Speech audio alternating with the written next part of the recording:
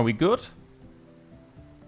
Good day and good evening and welcome to Savage Mount Farm with me, Chaiji, when you can just call me Kai.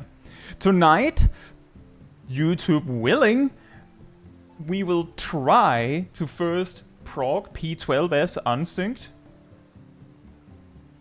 And then we will farm P12S Unsynced. I'm not joking. What happened is I had everything tested and ready to go. And when it hit, 2 minutes left, that's when I clicked go live on YouTube. It loaded and then it said, failed to go live. Would you like to try again? And in the background, it was basically saying that it was now live and everything was fine, but it had this like block in front of it saying that it didn't work. So it's like, I'm just gonna go back to the menu and see if it actually went live. And it was just stuck in this limbo where everywhere on YouTube it was still not started yet, but in the actual window where I choose to go live, it was confident I was live, so my only option was to end the stream. I even tried to say something in the chat and it didn't work. So it just completely balked itself, I guess.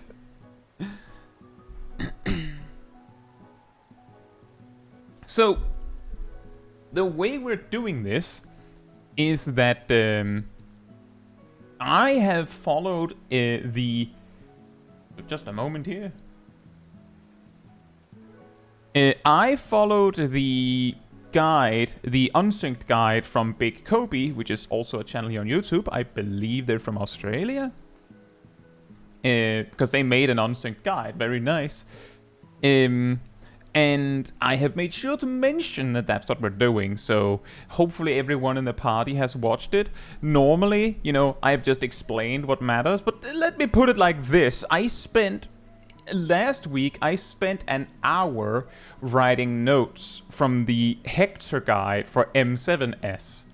Today, I spent an hour on P12S notes for a fight that is arguably, I would say, shorter with less individual things. So let's just say, if you haven't watched the guide, then this is going to be extremely hard. But what's going to happen is we're going to try our best and make the most of it. I've been told that the markers that we will need for phase 2 are technically quote-unquote M4S AutoCAD precise. So just placing them as we try is going to not be perfect, and we'll just have to hope it's good enough. But we'll see how bad it is when we get there. But that's the game plan.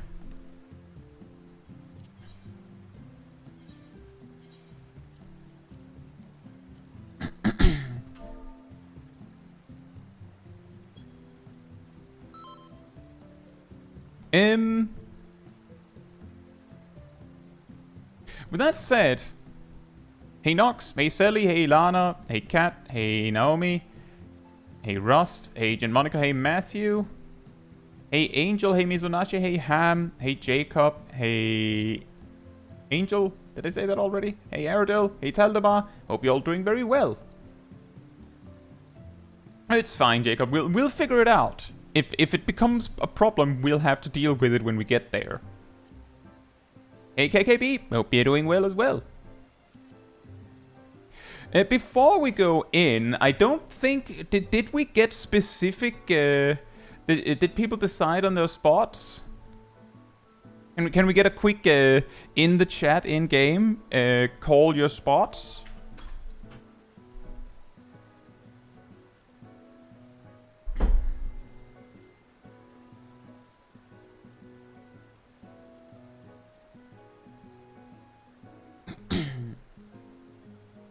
And you have to say something. Meaning, even if you know there's only one possibility because the other spot is taken, you have to say your spot so that I know that you know.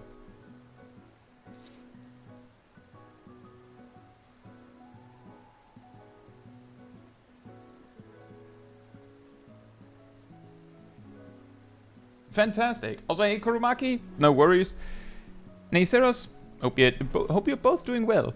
No worries, Kurumaki. If it's really that bad, I could hop over to OC and you could come over to OC and we could share them that way. But we'll see how bad it is. If it's really that bad that we just can't do it, then that'll be that. There is the chance that we might be able to skip caloric theory, and if we can do that, then the markers being slightly off might not matter. Say, Copper Sulfate, hope you're doing well.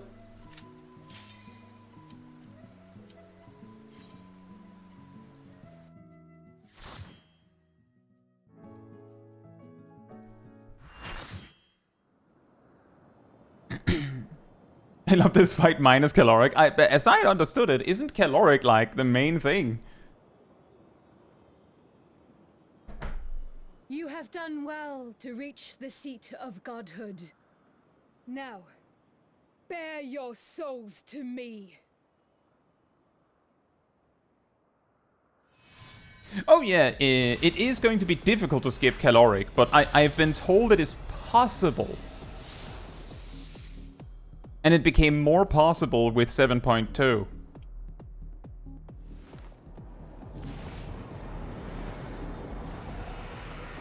But it is a little strict, because if she as much as starts caloric theory, then she will refuse to stop before it's over.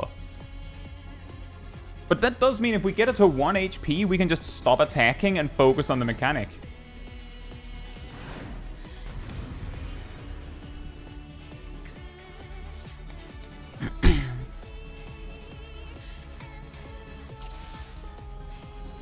Let's see.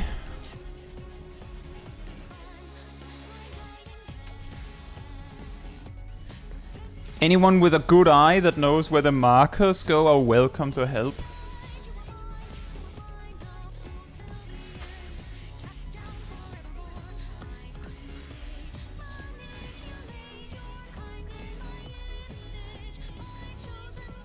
Because I'm just eyeing it.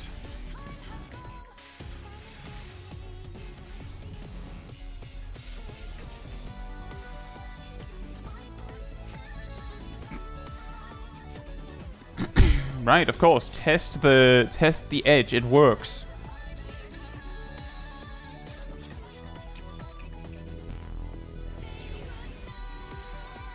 Thank you so much for the super chat, Mizanashi. A reminder that you cannot fix her no matter how hard you try.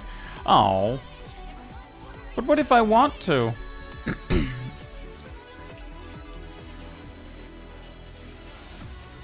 Guys, I'm running out of marker slots.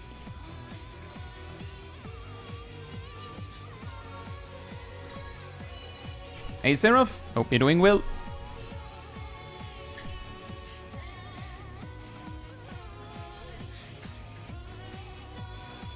Whee! She'll just make you worse instead. Isn't that actually what happened in the story?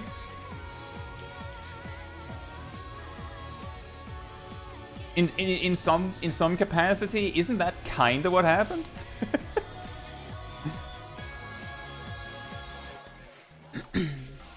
Hey Rajin, hope you're doing well.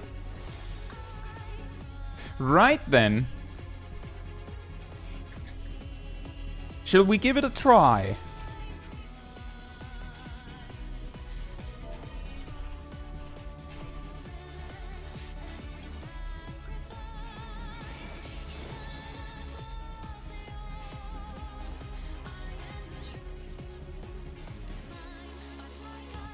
We might, that's a rep. Yeah. One try.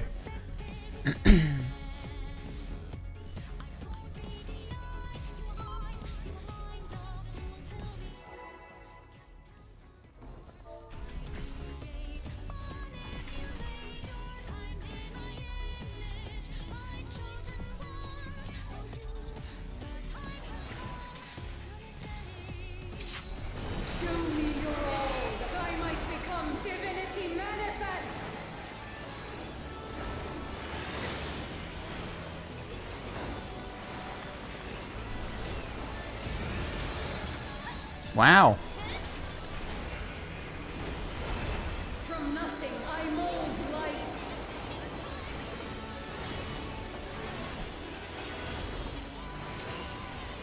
cannot escape my eternal gaze.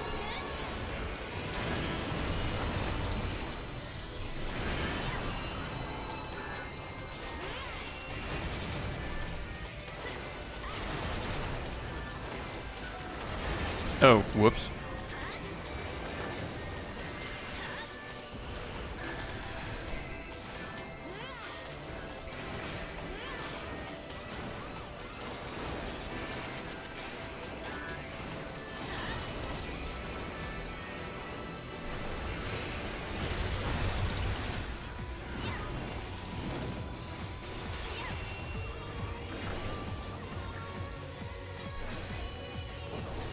Does Kai remember where to go? He didn't make it, apparently. That's my bad?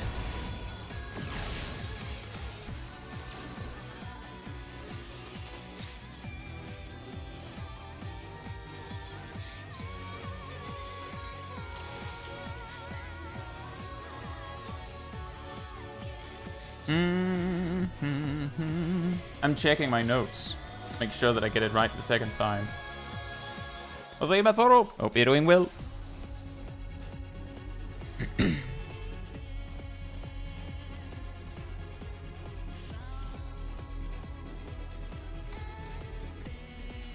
I mean, I will add that looking at the notes, it feels a little bit like I was pretty far. I had a pretty far distance, but it doesn't really matter as long as you get a spot. So I should have just moved sooner and it would have been fine.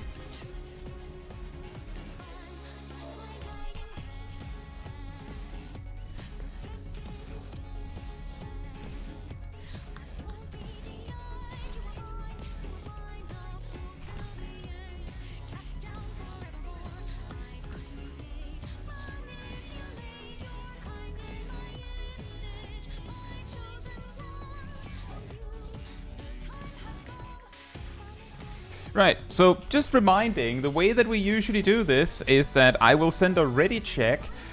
If you need something addressed in the party, you just click no. And then, you know, you just continue your conversation. But I'll start sending ready checks if I have a feeling that we might be done talking about things, so that I don't know if the conversation is still ongoing. If it is still ongoing and you still need to address something, you just click no. But if you're ready to go, you just click yes. It's basically a way for me to go, well, are we still discussing things, or are we just going for it? Also, me pulling without a food buff. Thank you, Nazea. Hope you're doing well.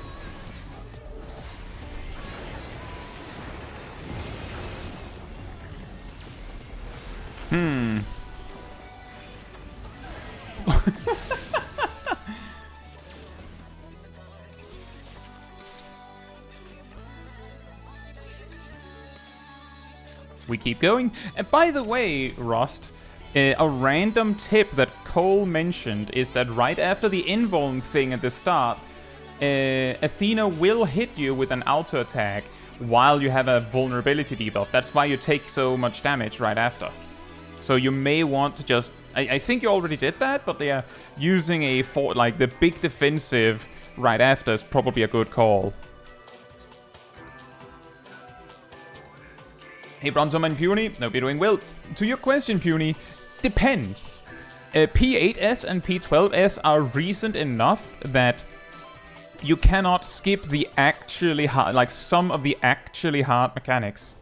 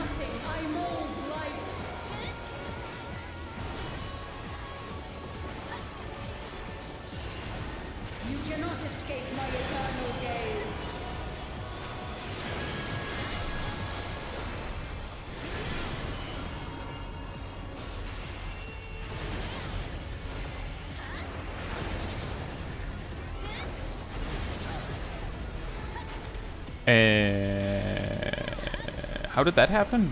We survived, but how did that happen? Were we too far forward?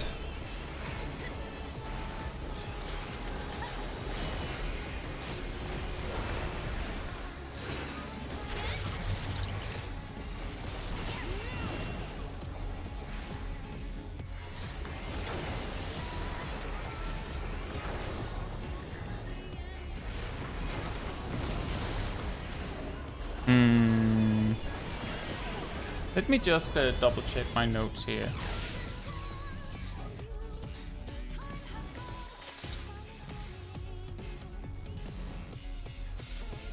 Right, I need to check my debuff. That's what I forgot to do.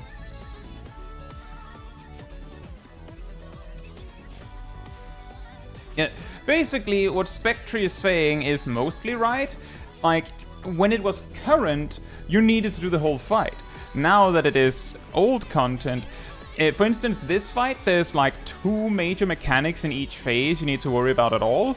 The thing is, some of these fights are rather front-loaded with some of the difficult stuff, so it might actually be hard. Also, if Mikalov is in the chat, thank you so much for the support on Ko-fi. Thank you so much.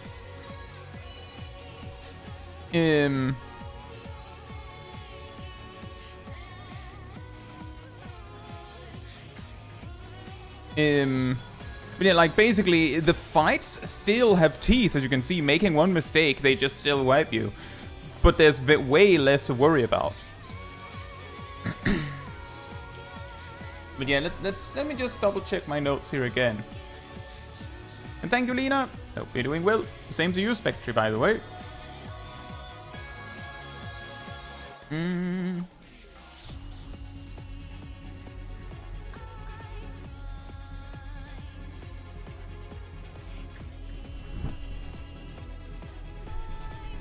Let's keep KKP. Oh, thank you so much.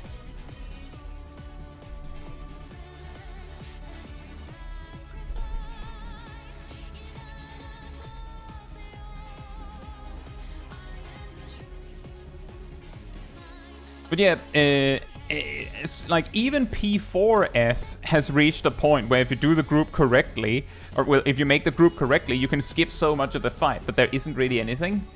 But P8S and P12S has enough that it can be a problem.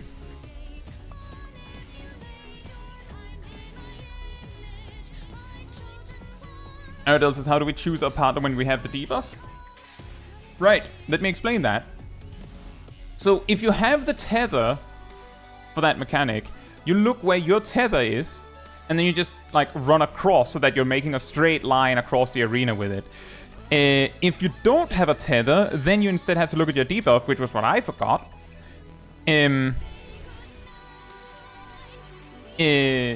you're a DPS, then you look for the first like match, like the first opposing line. So if you have the light debuff, You look for a dark tether. If you have the dark debuff, you look for a light tether. And you look for the first one counterclockwise around the arena. So 4, 3, 2, 1. You usually should see it on the left, I think, if you're a DPS, but you might not. And if you're a support, you start from 1 and go clockwise.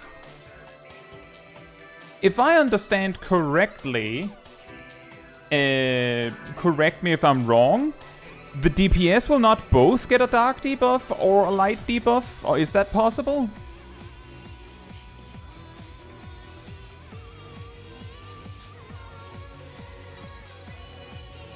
No. So what I mean is, can the 2 DPS get both of the dark towers? Or both of the light towers? Or is it 1 DPS and 1 support gets a light tower, and 1 DPS and 1 support gets a dark tower?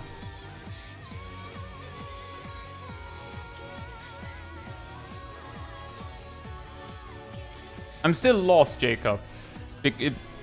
So the DPS are 1 light, 1 dark. The supports are 1 light, 1 dark. Yes?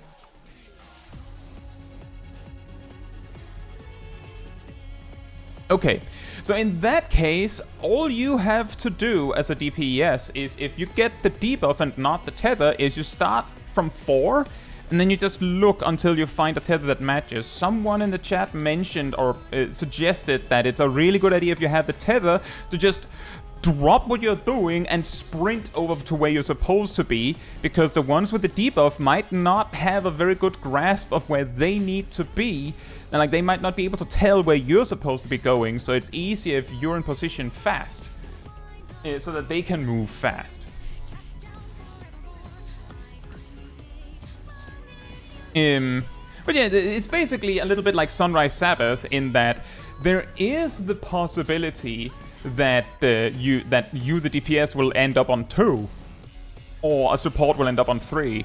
But you shouldn't actually need to check, like, DPS shouldn't need to check 1 and support shouldn't need to check 4, because at the worst, there will be the opposite role there.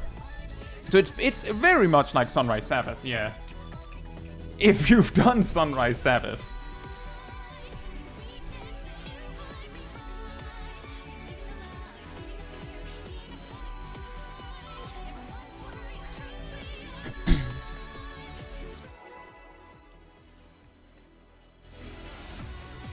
Yeah, we keep trying.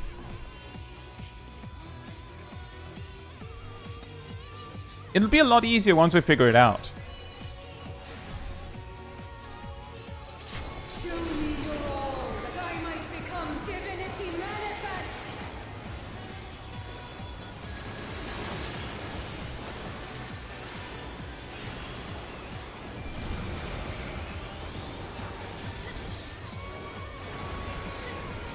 From nothing I mold life.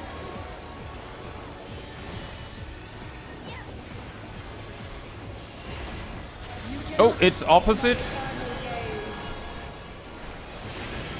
Hey Naomi, move.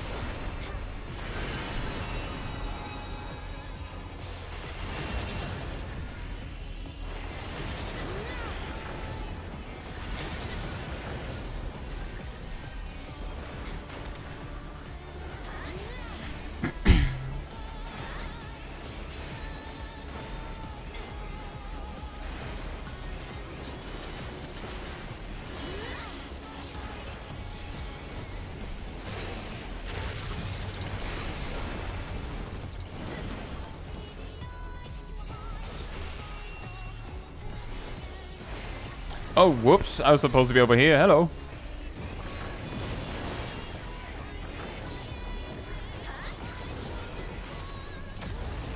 Almost.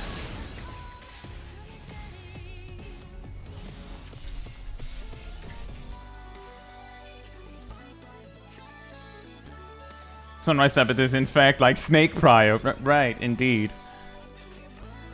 Yeah, Kat, you were not the only one. I also had that. Oh, right. I'm not supposed to take it. I don't know, Rost. Should we all move back into our previous positions? I feel like it's fine if you have to swap when the first mechanic happens. I think it's fine if you just stay like that and then you just move into position for the next mechanic when the next mechanic happens. Because it is like few seconds later. If you spend time swapping back and forth, you're not getting that much value.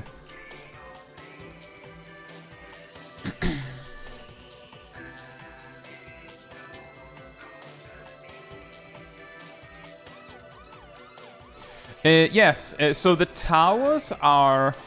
Just reiterating, if you have the light debuff, then in your priority, you look for the first dark tether. If you have the dark debuff, you look for the first light tether. The thing you're doing is you're placing down a tower for someone else to soak, and if you know the birds of E7,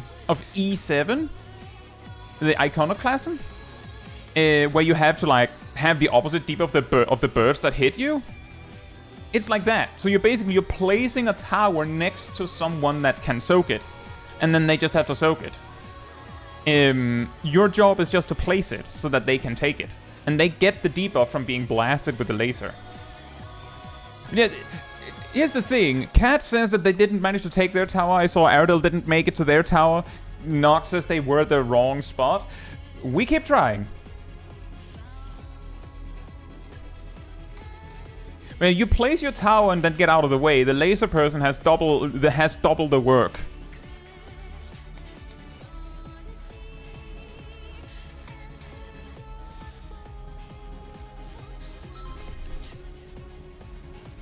You also saw that I managed to go to the wrong spot, get all the way back, and somehow still make it. So apparently we have more time than we'd expect if you sprint.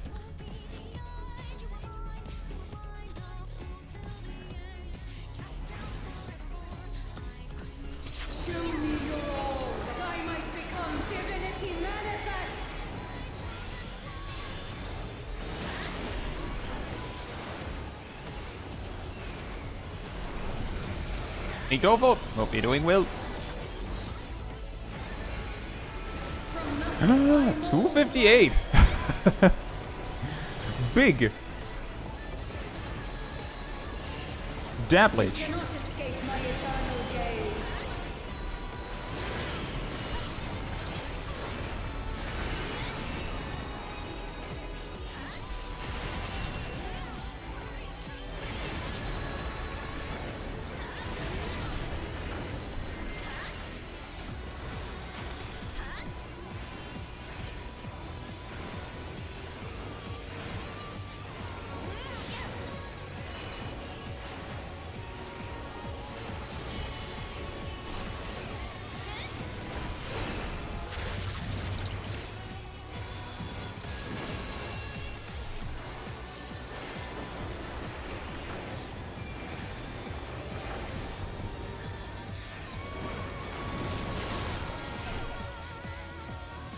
What?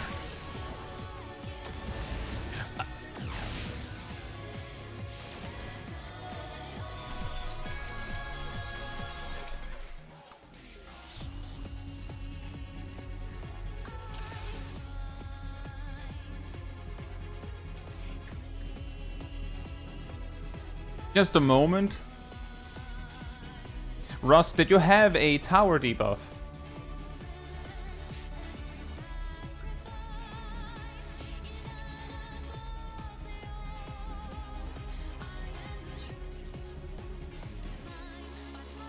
Alternatively, Rust, did you not have a tether? Just a quick yes/no is fine. I'm trying to figure something out. Dark Tower and 2 Dark Lines. I don't think you had 2 Dark Lines. What I could see is you died and then I got killed because the Dark Tower jumped to me. You had the Dark Tower. Let's take that one more time. When the mechanic starts, 4 players get a tether each. 2 players get a light tether, 2 players get a dark tether. There will be 4 angels, they'll be at each their corner.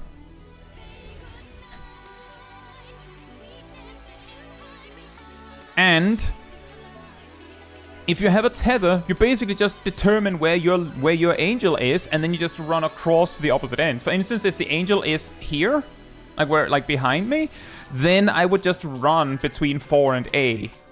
Like just stand right between 4 and A. Let's say it's a light tether. then it means that a person with a dark tower has to stand on 4. Next, if you don't have a tether, then where you have to stand is slightly more complicated. Because what you have to do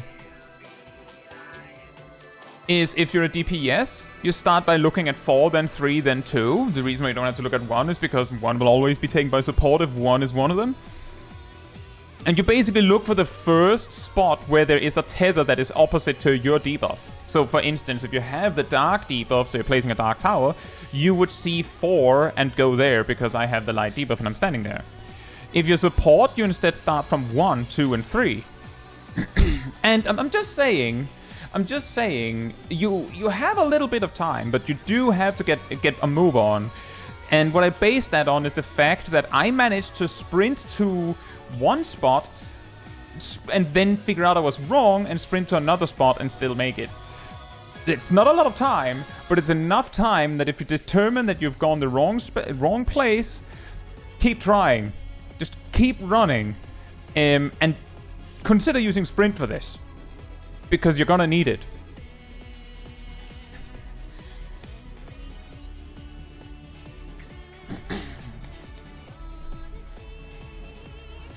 It's fine, Ross. I'm explaining it so that you have a better chance of getting it the next time.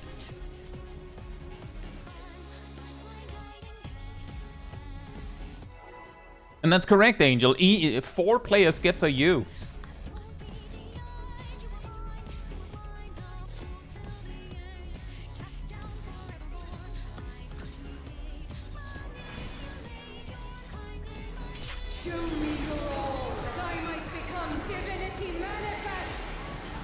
Hey, cat. Hope you're doing well. A different kind of cat.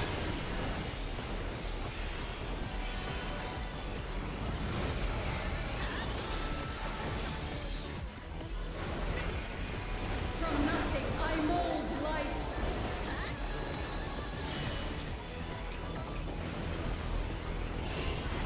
You cannot escape my eternal gaze.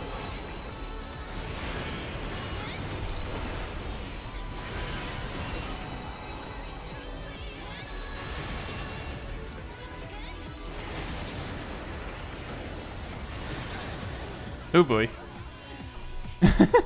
Hey, Damaril. Hope you're doing well.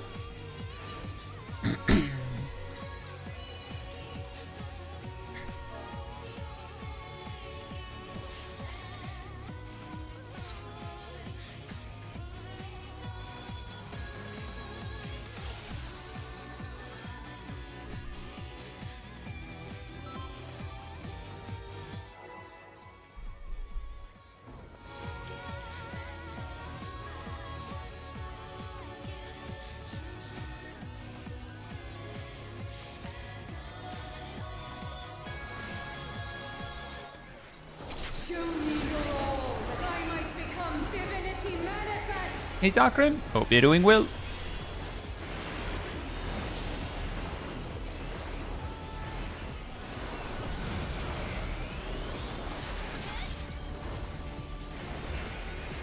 From nothing, I mold life.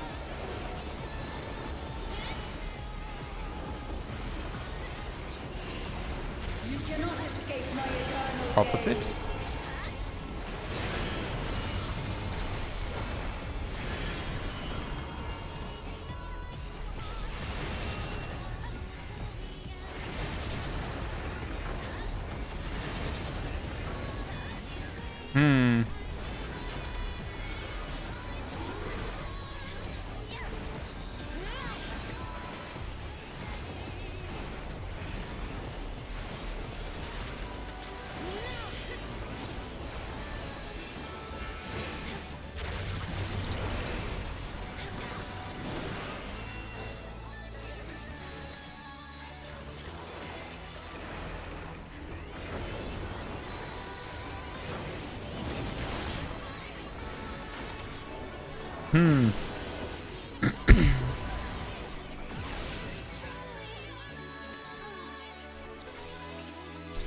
Right. Next thing. Quick reminder. I'm saying that because the person who had the laser beam next to my tower didn't do anything. I don't know if it was like, oh, we're wiping anyway. After you've gotten shot by a laser, you have to take the tower that was placed next to you.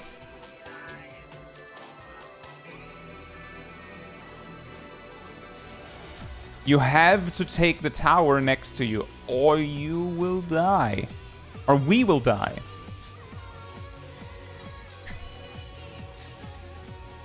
Hey, Rillian, hope you're doing well.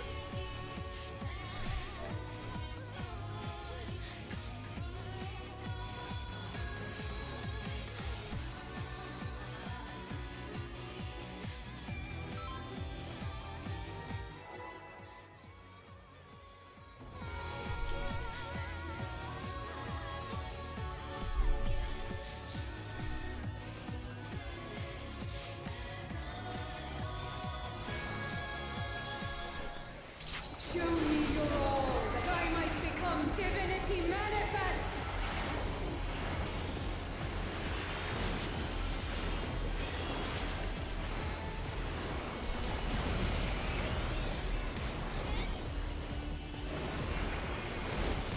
From nothing I mold life.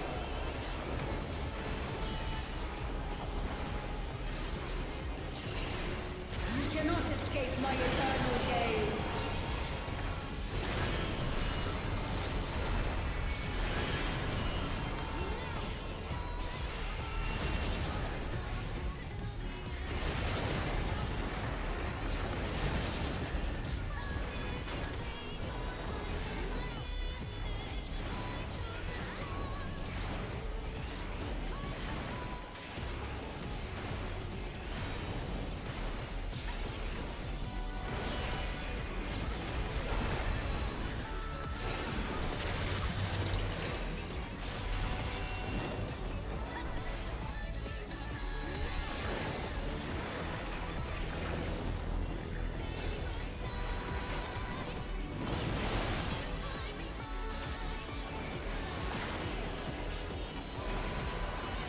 Almost.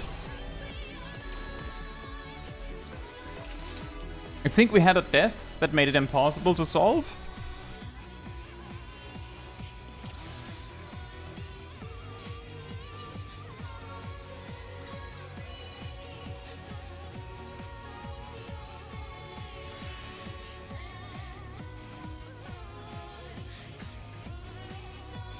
Two towers on the same spot.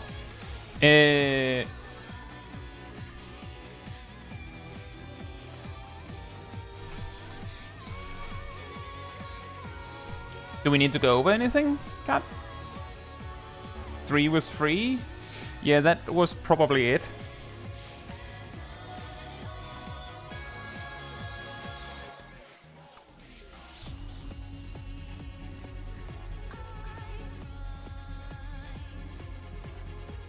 Yes, just because the tanks go south for the angels doesn't mean that the counterclockwise and clockwise tower looking thing is changed. You still start at north and go counterclockwise as DPS, and you go clockwise as support.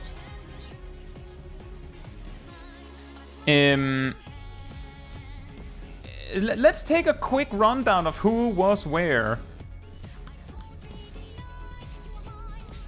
Where did Nox go? Where did Cat go? Where did you end up?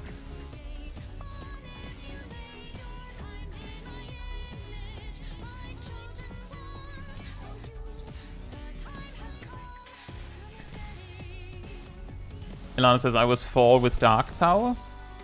Right. Hey,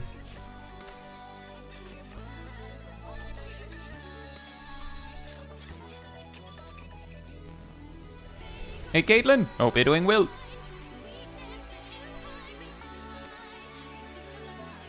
Zip put it at 1.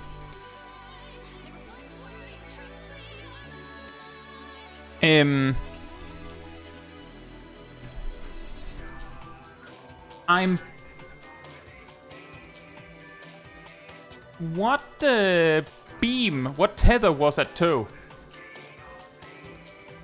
What tether was at 2? Dark. Was your tether dark, Aradil?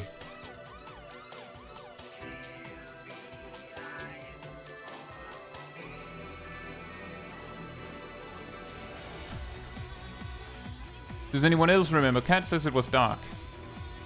Does that sound right?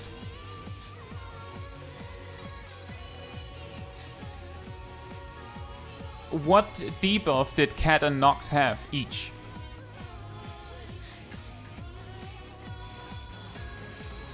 Erdal had dark. What debuff did Cat and Nox have? What debuff did Cat and Nox have?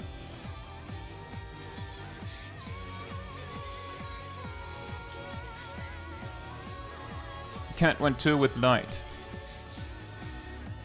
What? Sip, was yours dark?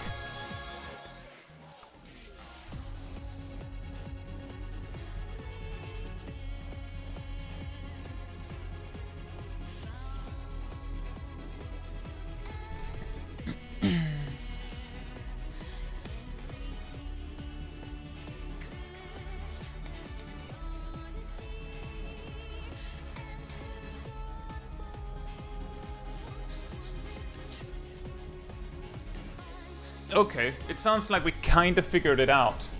Whew. Such chaos.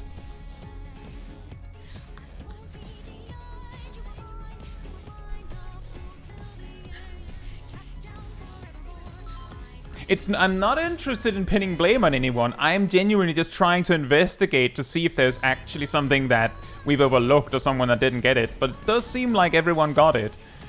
And there was just a mistake. Which is... like, that happens.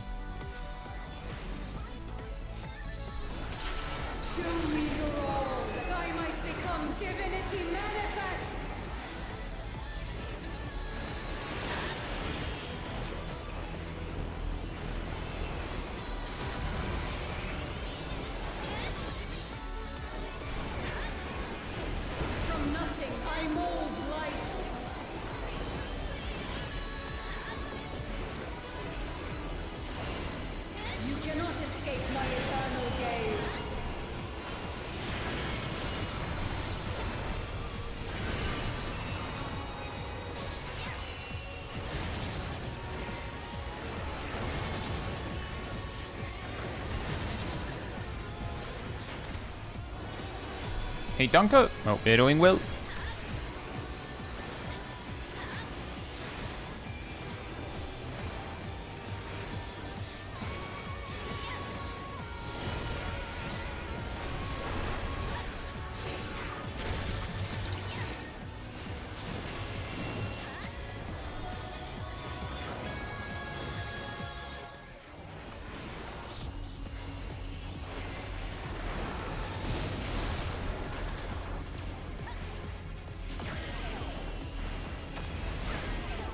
That's a weird place for a light tower.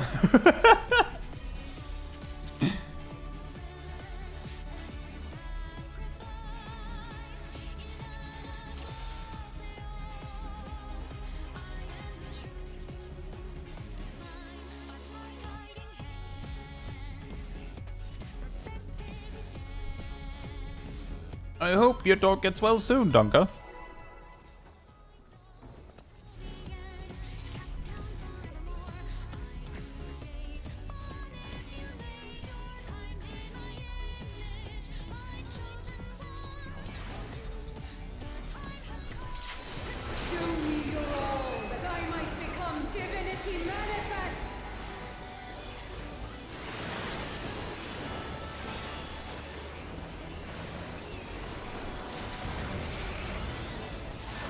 This will be great as soon as we get it. From nothing, I mold life.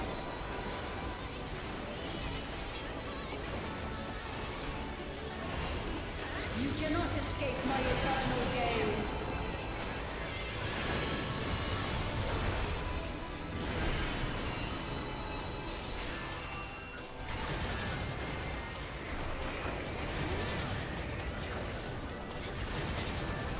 Ow.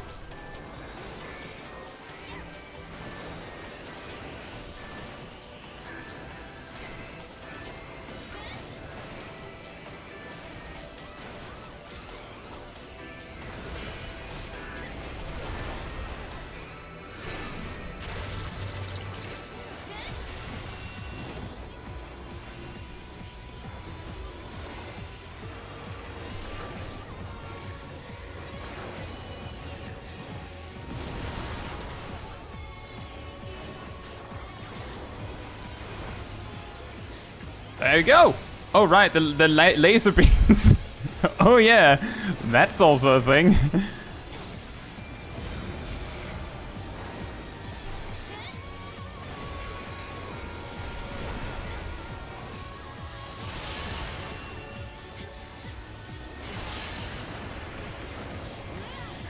We'll cover that on the run back. These chains are forged from the fabric of creation.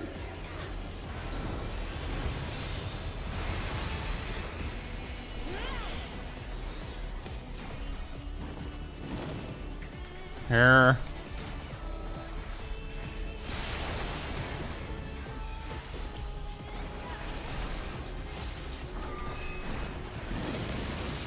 I think I did it wrong.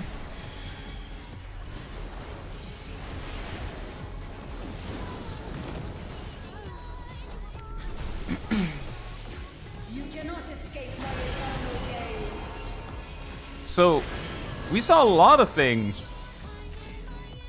We saw a lot of things there. So the first thing that went wrong is the tank buster, which is the brings out notes. The Glaucopis is just like in P8S. You off tank have to provoke during the cast time, otherwise Rost will die.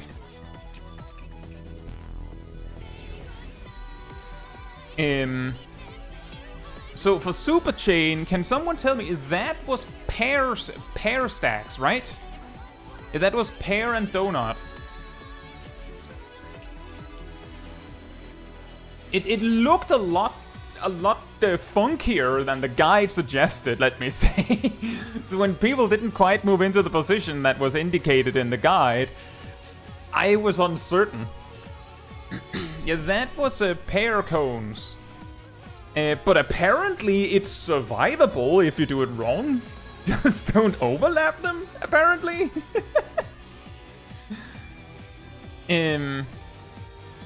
So the pairs, I do write down what the guide said in the pairs for that specific position.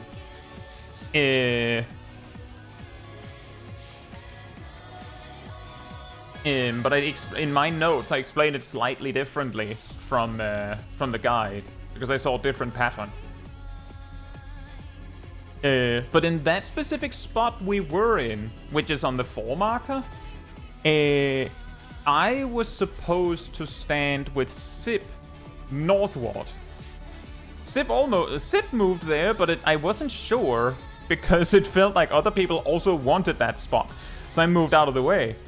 To the west, we should have Aradil and Nox. To the east, we should have had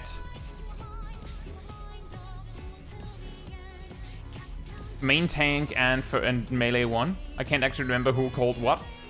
And south, we should have melee 2 and off tank. A trick to it to ignore, so you don't have to worry about north, south, east, and west on this, is if it is pairs, run over to the intercardinal, look at the boss, and if you're light party 1, you go left.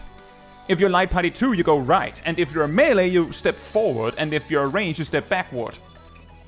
You will find yourself in the cardinal position you need to stand in. Go to the marker, look at the boss, and then left or right, and then forward or back. So you don't need all this north, south, east, and west. The same thing happens if it spreads, is that you go to your marker, you look at the boss, and then the order is melee up in the front, then tank, healer, ranged, and like it'll make like this curved line on your side, and it should make the spreads correctly. And again, light party 1 left, light party 2 right. It's a lot, but that should work regardless of where it positions. Then there's the second thing with the lasers where we died. Everyone died suddenly. And that's where things become a little bit complicated. Players get a light or a dark debuff. Your Slam's desk, it's just clock spots again.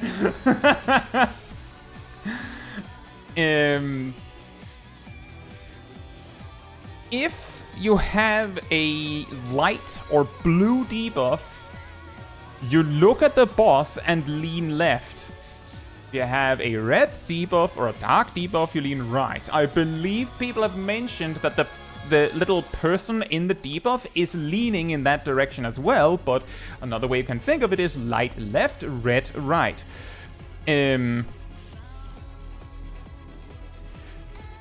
But if you have the laser debuff, you do the opposite. Which is why I'm saying I think I got it wrong. Because I am pretty sure I was right with the red laser.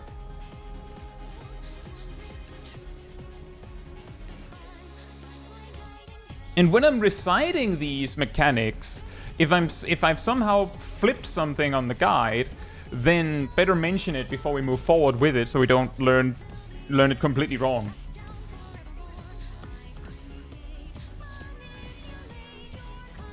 The laser debuff even points in the opposite direction to show you where you should aim. Oh, fantastic!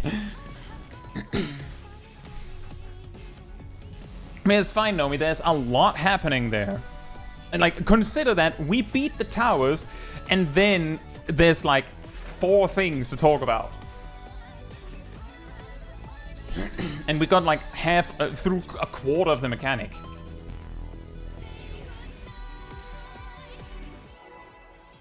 Also true, North Slate. By the way, I hope you're doing well. That's why we're just going at it, is every time we sort of know what we need to do, we just try. We just try to learn it. The only reason we need to talk about it is so that people know what they're practicing. But as soon as we know what we're practicing, we just go. Just go, go, go, go, go.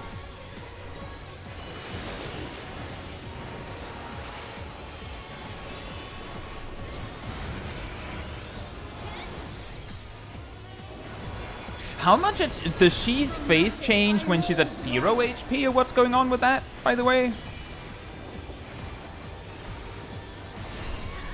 You cannot escape my eternal gaze.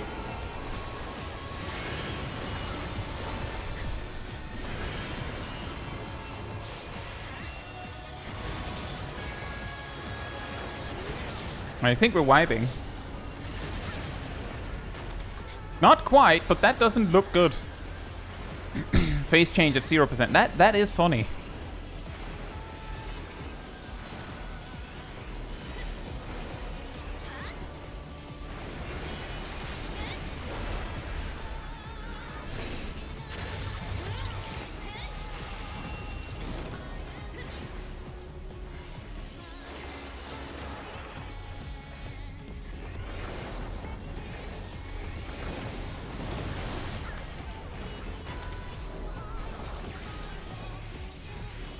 Nice.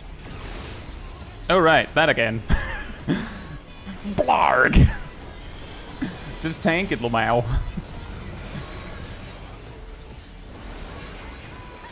Here comes a tank buster.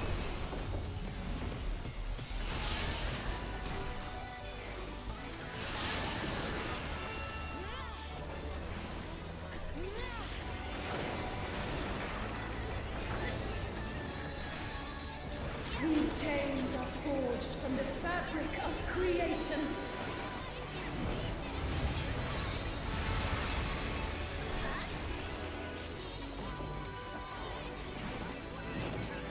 Zip. Nope. That's not quite right.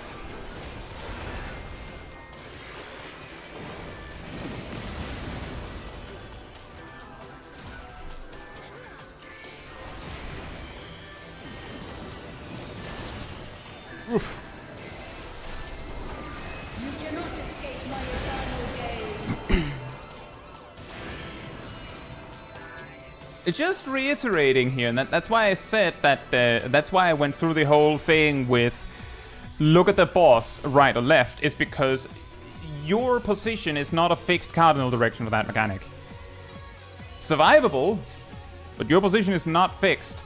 The reason why is because if it was, then about half of the configurations, all the melees would be out of melee range. We don't want that.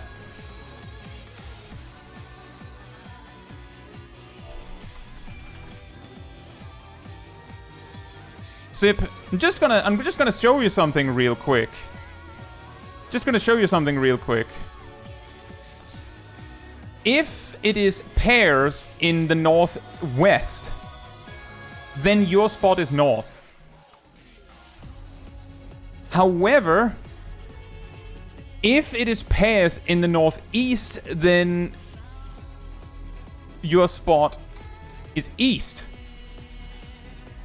Because it's boss relative. Which means that your spot, if it's southeast, is south.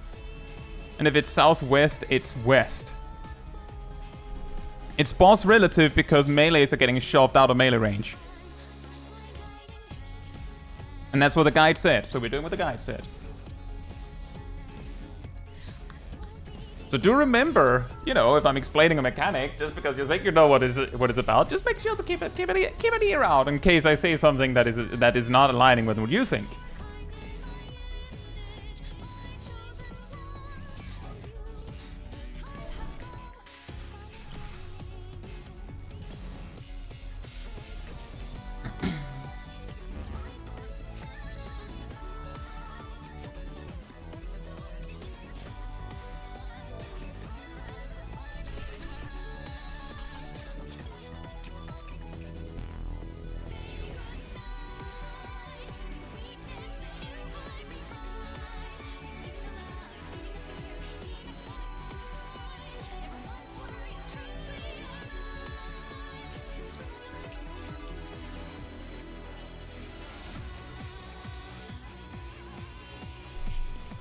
It's not an easy mechanic. There's quite a lot going on. It's very nice. It's very nice that it's very forgiving. Like, no one died despite it being completely wrong.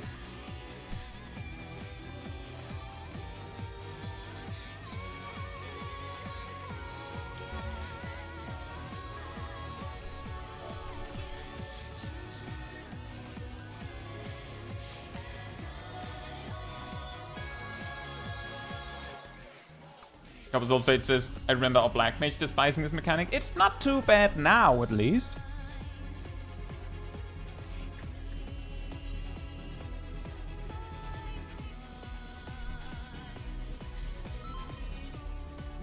But I could definitely imagine an Endwalker Black Mage going, oh no. Oh no, my uptime.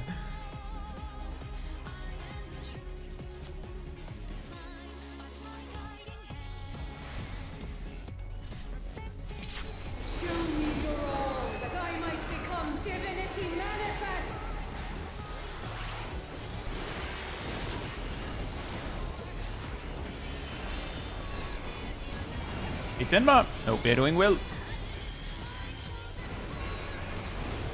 From nothing, I mold life.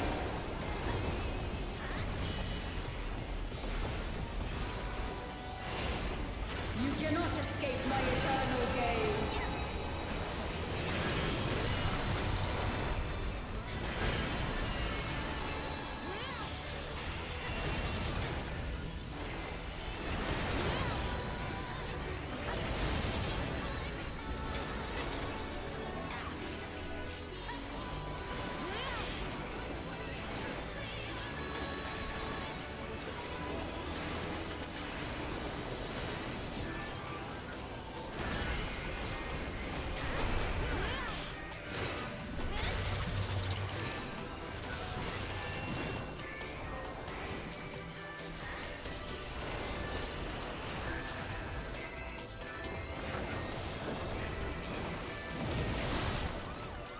Did I do the wrong thing? I might have done the wrong thing.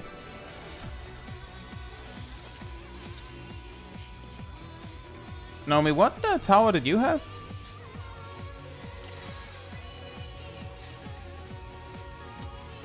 I'm pretty sure that was the cursed configuration. I'm pretty sure that was the cursed configuration.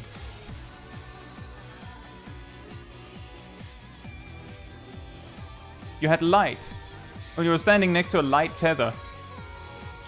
So So yeah, you didn't want that.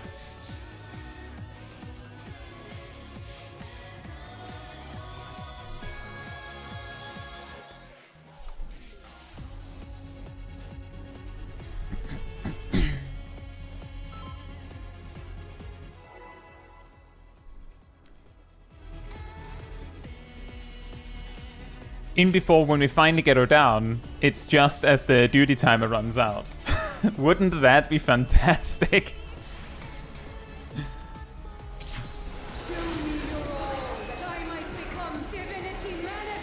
And we enter phase 2 and then it just goes duty failed before we even get to do anything.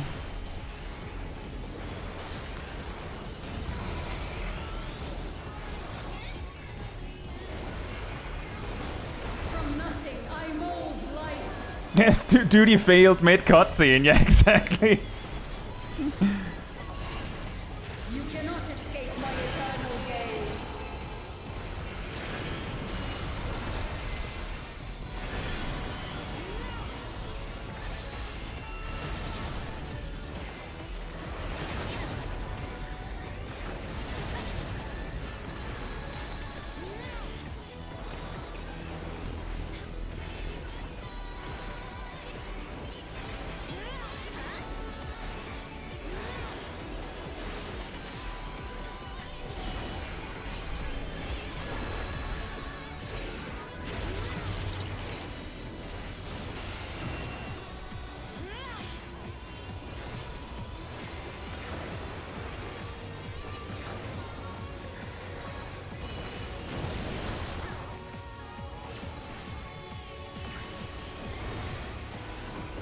Nailed it! Ow. Right. That. Nailed it!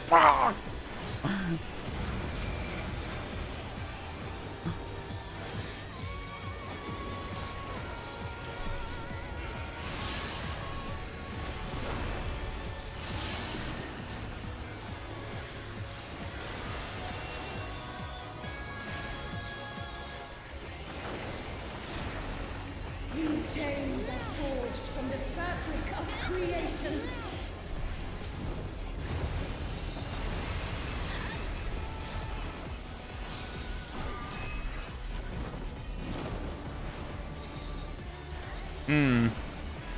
Oh, right, it was a circle.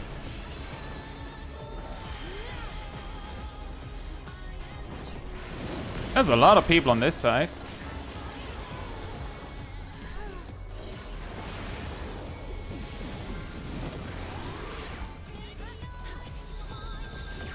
You cannot escape my eternal gaze.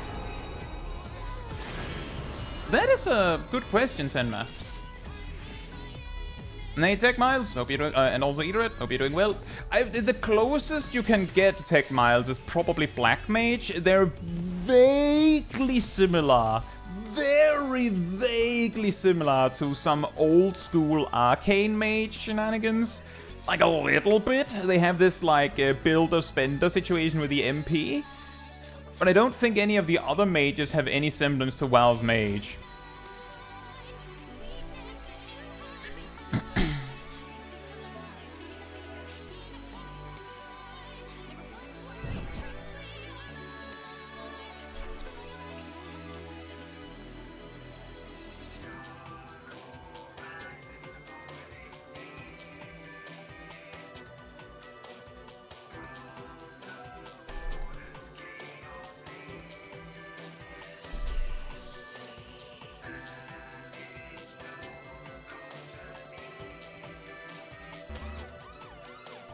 If it's circle on the first one, it's the same thing.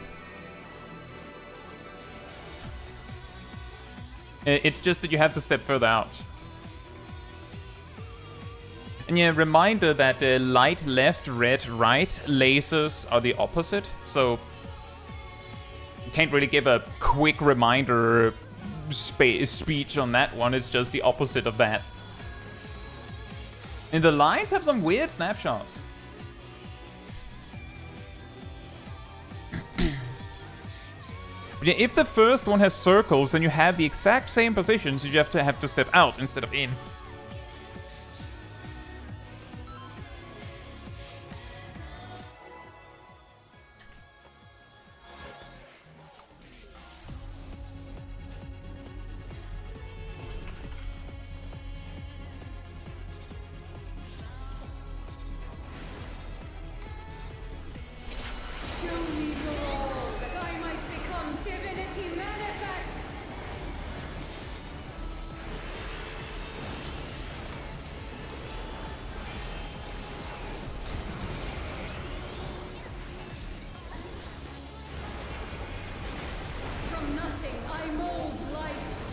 when your Flare 4 does more damage for a D-crit than your Flare Star that just hits normally.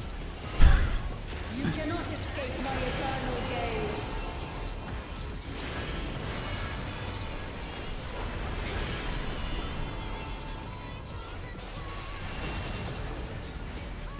Uh-oh. Probably just wipe, guys.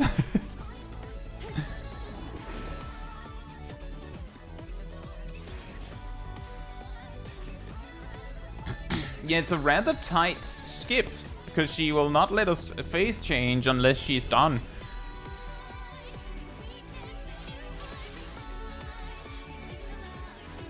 Hey, cool. Hope you're doing well. We're kind of we're starting to figure out super chains.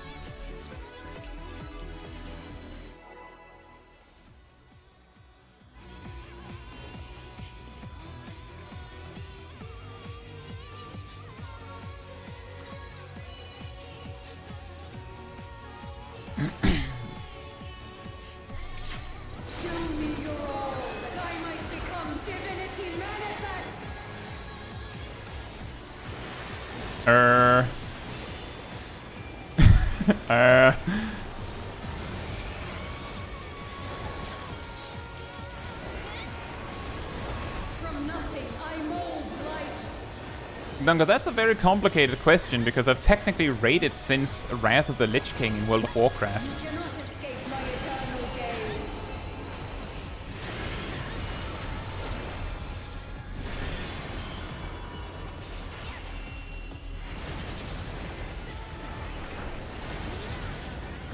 This game, I did some Eden's Verse Savage back in Shadowbringers. And I became the raid leader because I had the most experience in the group, I believe.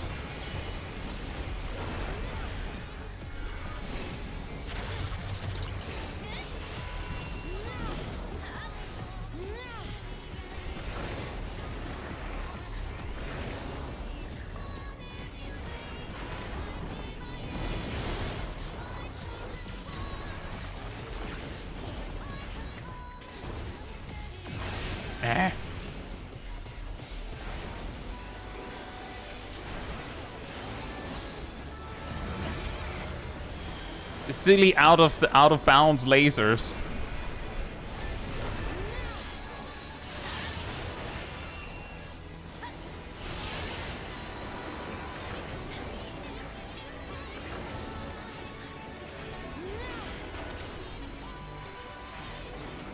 These chains are forged from the fabric of creation.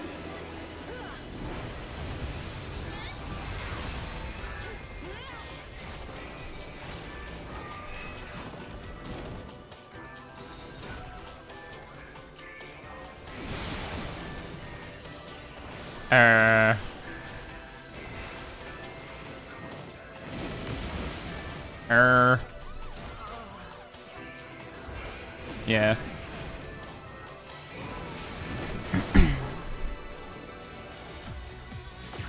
You cannot escape my eternal gaze. I think our right side melee and tank were a little too close to the boss for that first wave. I do like while I said it's like in a line, you do have to remember that you're baiting cones from the center spot. So you do have to like make it a little bit like. Is my audio louder than usual? Cat asks. I don't think it is.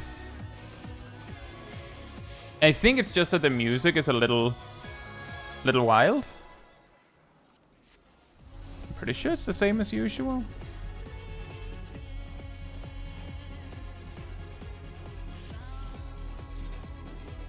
I think it's just the music that hit, and maybe some of the mechanics that hits through a little hard. Show me your all, that I might become divinity manifest.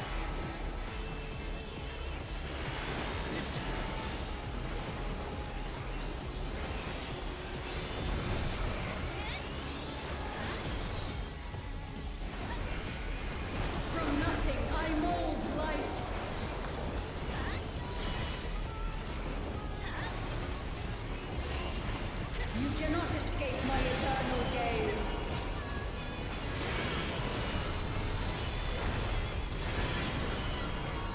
Oh, how nice.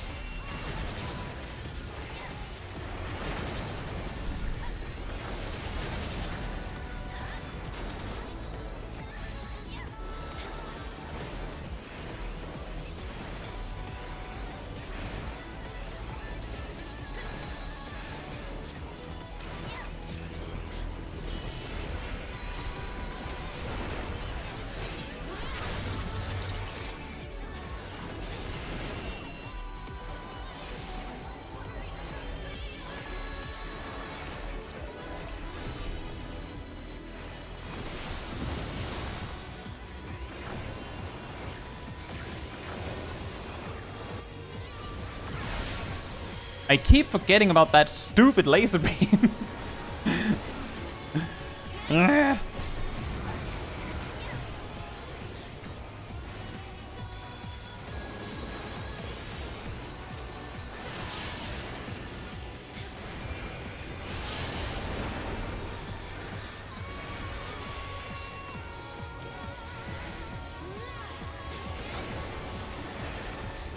These chains are forged from the fabric of creation.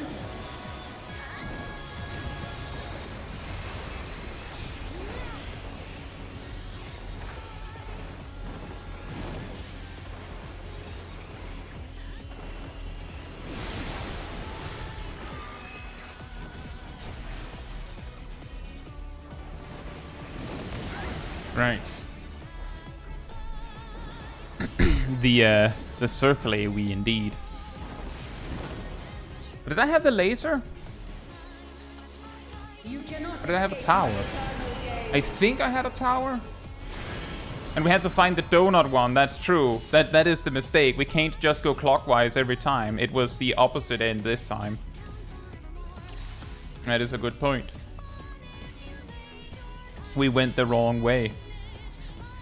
Rust has a question.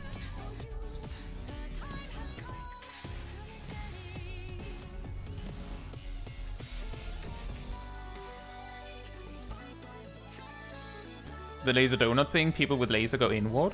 I'm pretty sure it doesn't matter. The laser debuff just tells you that she's going to point a laser at you.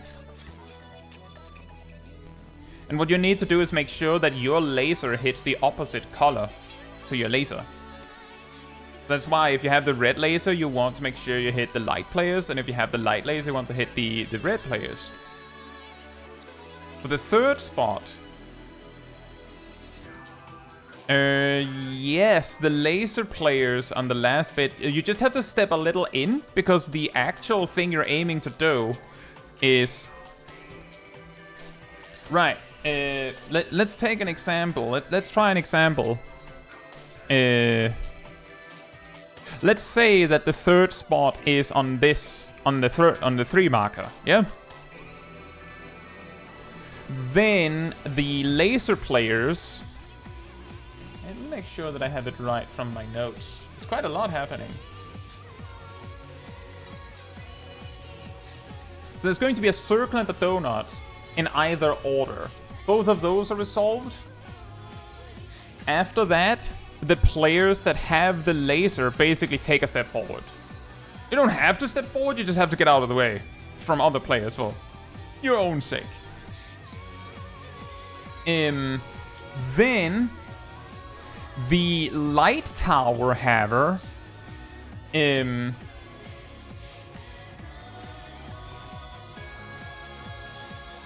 let's see.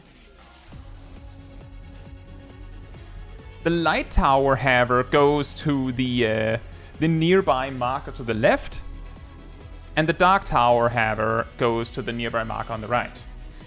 And the laser players just want to be far enough away that they are not going to be hit by the placement of said towers. If you're a melee or a ranged or a tank or a healer, if you don't have anything left to do, if you are not the laser player and you are not the tower player, then you just want to get out of there. Which means that if you're a melee or a tank, you basically just run over to B, like just straight through her to get out of the way. You still want to hit her. And if you're a ranged player, you just lean back to get out of the way. Like, you just want to not be... You don't want any of this business. You just don't want to get hit. But the laser players, all you have to do is be like in the neighborhood of where the towers are being placed. And not get hit. Because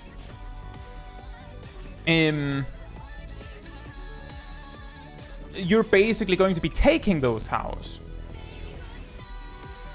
According to the guide plan, if you had the left laser, then you also have the left tower. And if you had the right laser, you have the right tower. There's quite a lot. There's a lot happening all at once. I was Dark Tower there, right. That's why everything just went explodey when I died, I think. Because it looked like a tower explosion appeared from me. I don't know if that's how it works. I don't think that's how it works, but it looked like more than just my death was what happened when I died.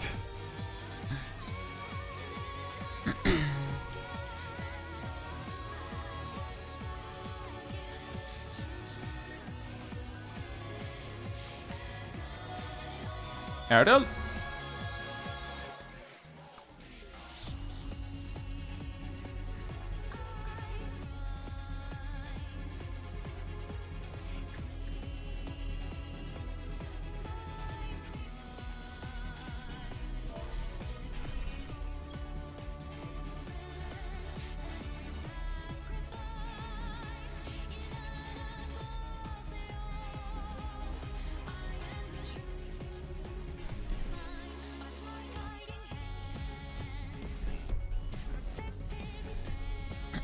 Okay, so I'll try and go over it from the top. It's a lot again. Hey Oats, thank you so much, and I hope you're doing well. So the first tower, the first super chain thing explodes, and you get a debuff. In fact, you might get two. You go to the second thing, which will be the super chain blob with a donut fast approaching.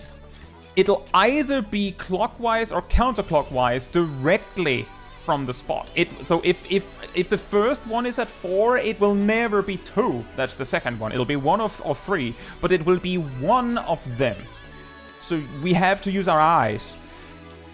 You run over there, and if you have the light person debuff, then you lean left. There's a possibility the debuff itself looks like it's leaning left. If you have the dark red debuff that looks like a person, then you lean right. And the way you know where you're leaning is you go to the spot. So you go to the super chain thingy, look at the boss, and lean. And you also have to take note of whether the super chain thingy is being... well, it's going to be a donut. It's going to be a donut, so never mind that. If you instead have a laser, then you do the exact opposite. So if you have a white laser, you lean right. If you have a red laser, you lean left. Then you run over to the third super chain thingy. That super chain thingy will be a sequence of either donut circle or circle donut. And you just have to dodge. You just have to dodge. That's it.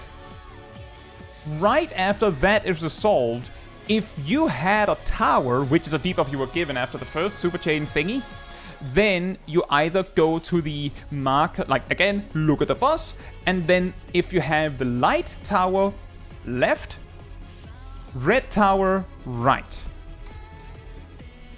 Isn't it fantastic that my camera is mirrored so that when I point left, like this, it's still left for you? And if you were the laser players instead, then you just take a step forward. Like you just step away from where the action is happening. You want to get out of the way from the explosions and all that, but you want to be near the towers. If you were not the laser player and you're not the tower player, then you just don't want to have any part. You're basically like when this first set has resolved things in natural alignment? Question mark? Wait, that's not what it's called, is it? The first set in... I'm mixing up the mechanic names. You make your first set of creatures on P8S, and then you just get out of the way. That's basically what you're doing. Yeah, exactly, the alchemy. If you're a melee, you just like run straight through the boss to get out of there. If you're a range, you just lean... Yeah, exactly, high concept. You just lean way back to get out of the way. You don't have to be anywhere specific. You can go anywhere. You just can't be where the tower's being assaulted. That's it.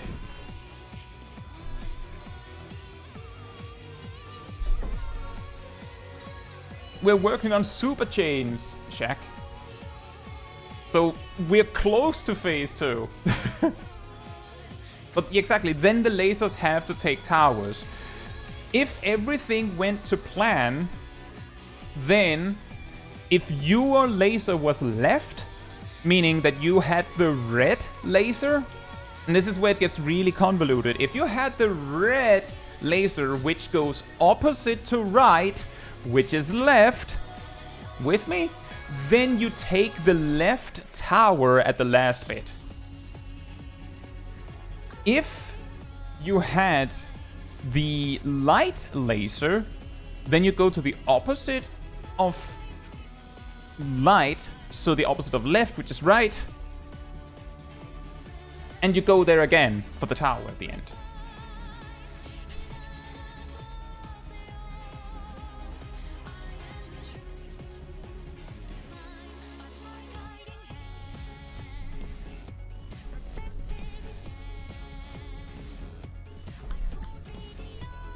I guess I should change the stream title.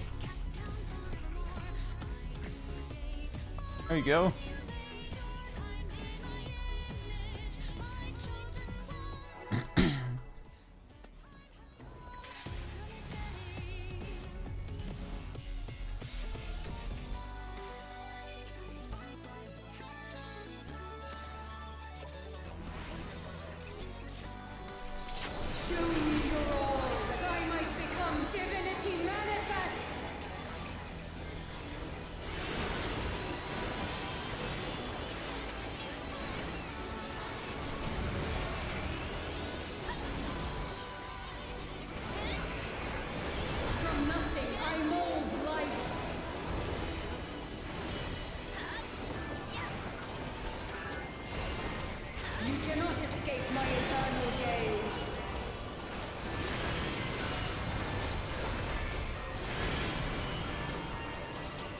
Oh, that's neat.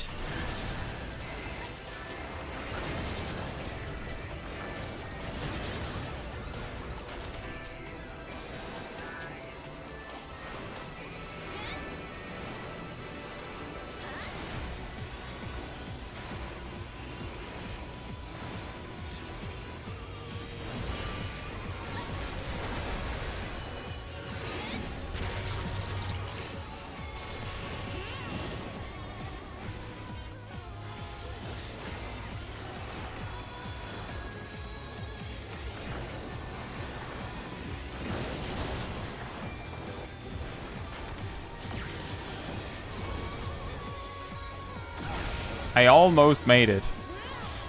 I almost made it.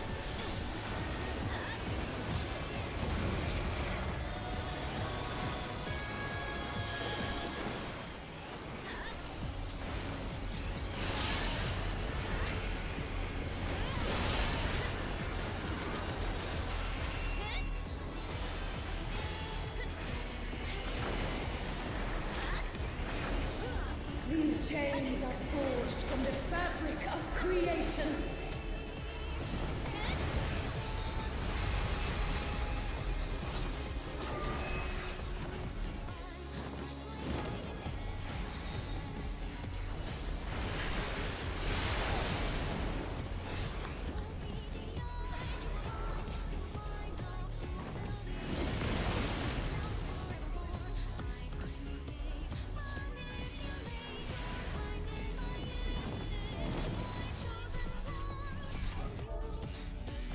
You cannot escape my eternal gaze.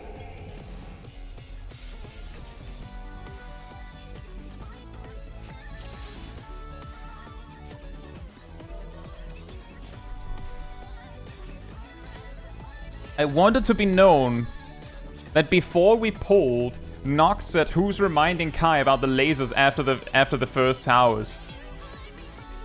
And I spent that whole bit thinking, what does Nox mean by that? And when I got hit by the laser, that's when it hit me.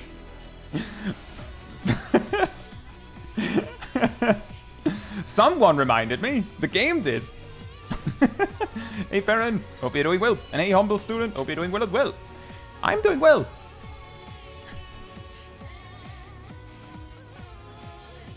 Yeah, thanks, Athena.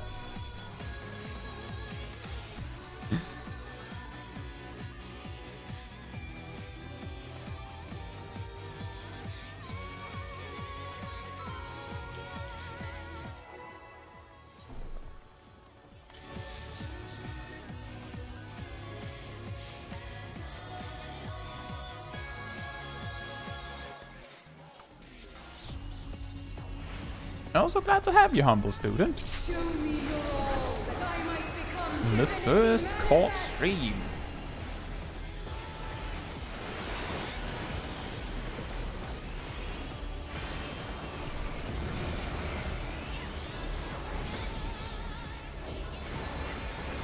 From nothing I mold life. No decrits. Sad as devilment. You cannot escape my eternal gaze.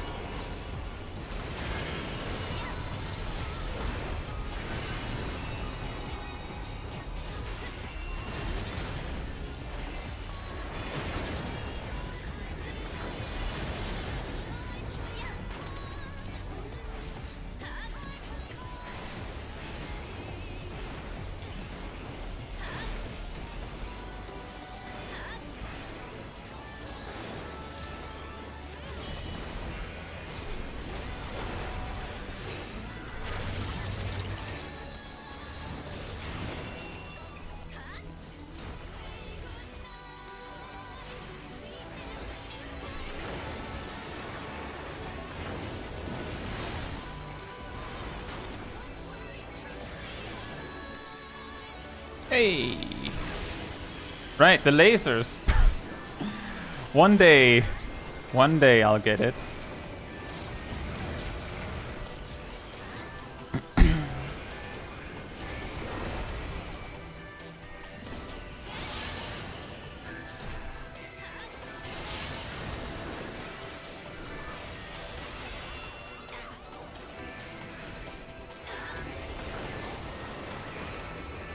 These chains are forged from the fabric of creation.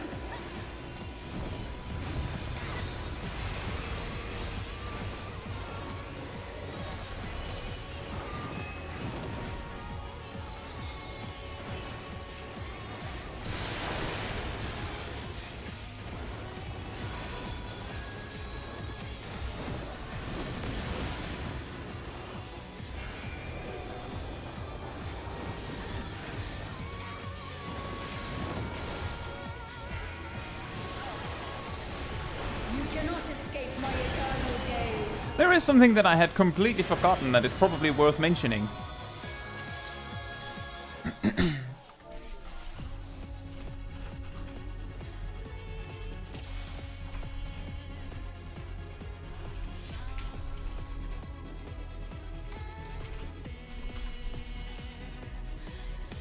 The one thing that I had forgotten is if you don't have a laser and you don't have a tower, then you have a spread marker. So when you are getting out of the way, make sure you're not getting out of the way to the exact same place that the other people are getting out of the way to.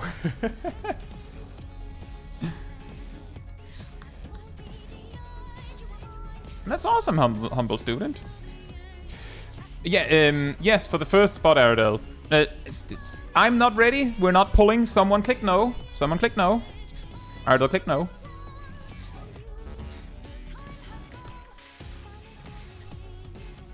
For the first super chain thingy, let's say it's this one.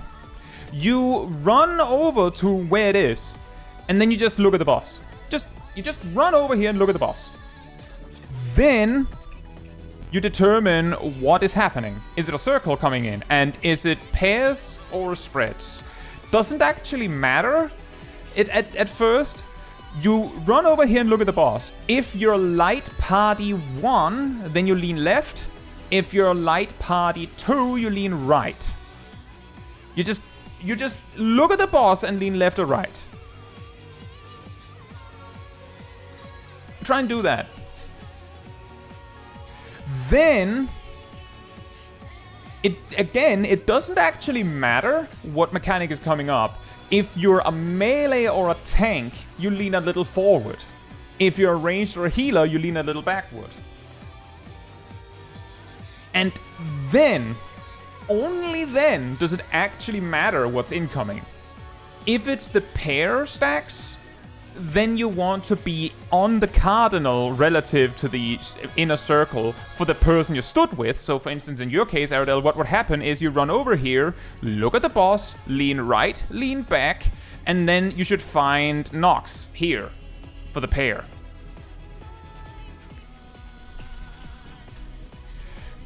If it is spread markers instead, then you run over here, look at the boss, lean right, lean back, and then you realize that it spreads, so you lean even further back. Like, you have to, like, curve it a little bit if it's a donut, and you have to go further out if it, like, you have to just go even further and still curve it a bit if it's circle. It's true, they don't do a lot of damage. You could technically just always spread.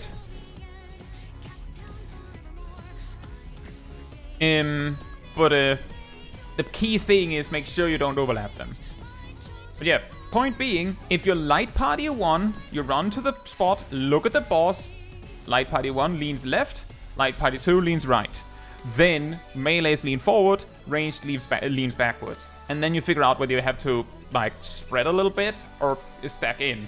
If you're not sure, then it's technically survivable to just spread every time. So if you're not sure if you should pair with the person that's next to you, then don't.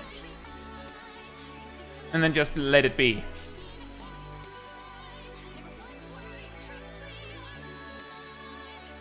Hey, Drone. Hope you're doing well. I think it's been a bit, but thank you.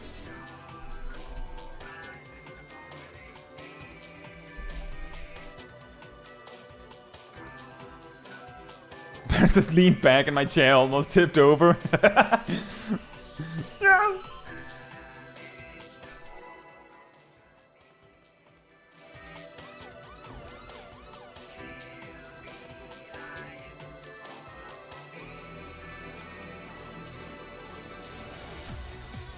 Mayhemscape. Hope you're doing well. Show me your all, that I might become divinity manifest.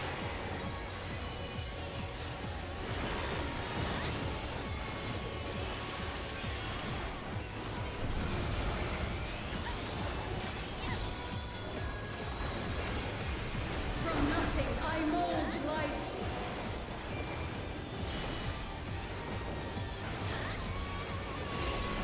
You cannot escape my eternal gaze.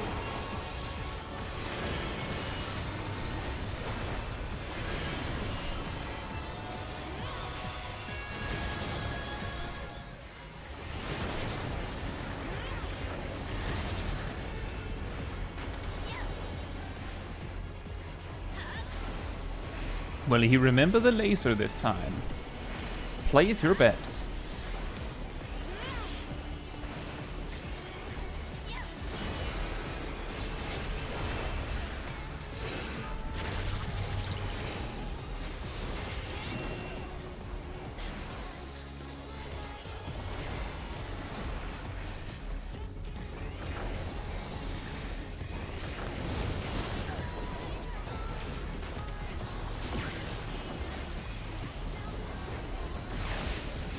Victory fanfare plays.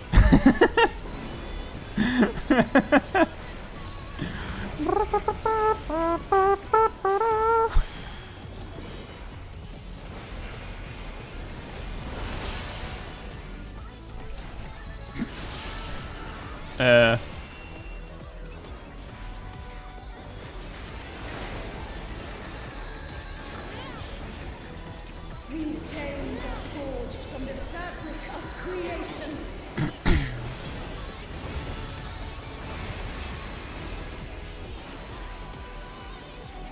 Oh, that's a circle.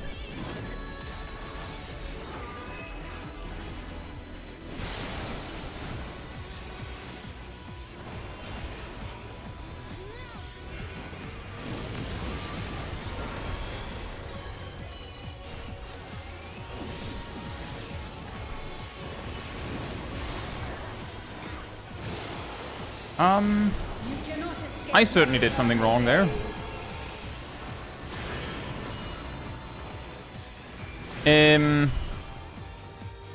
What debuffs did I have? Help?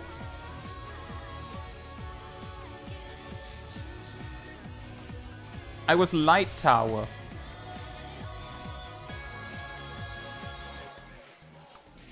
I think that was what was confusing me, because I was confused as to how I had both a light and a dark debuff at the same time. Which is weird, because I'm pretty sure I've had that many times before. Yeah, that was my bad then. Exactly, Hamske. It's basically to the point that we just need to nail that and then phase transition. Turns out it's very hard. We are using Big Kobe's Unsynced guide.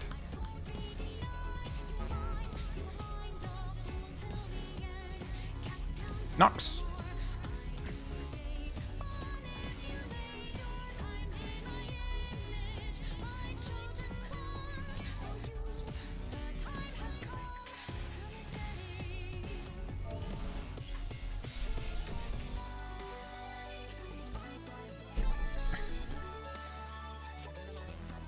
Nox.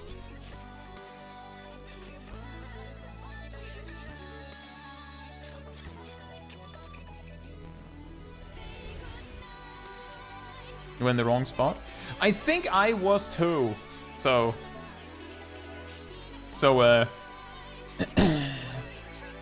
egg on both our faces, I guess. Were you also a tower?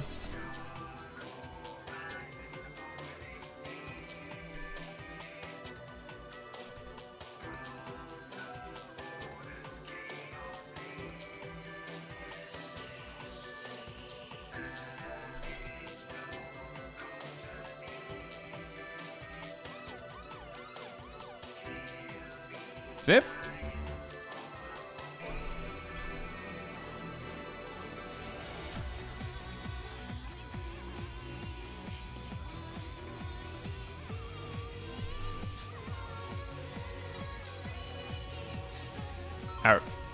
For a second I thought we were just going to go through every single person in the party being not ready one at a time.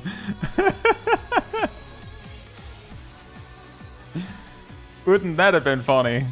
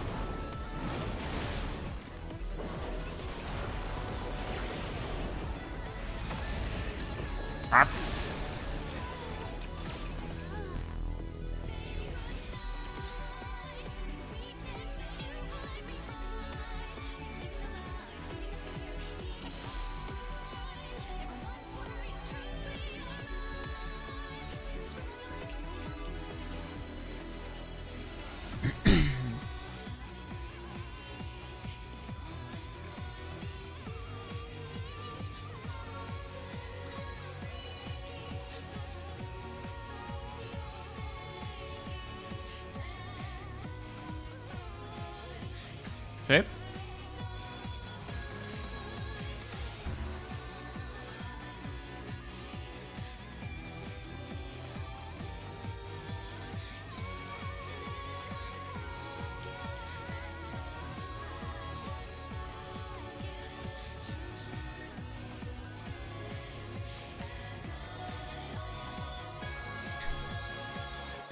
Guys? Nox?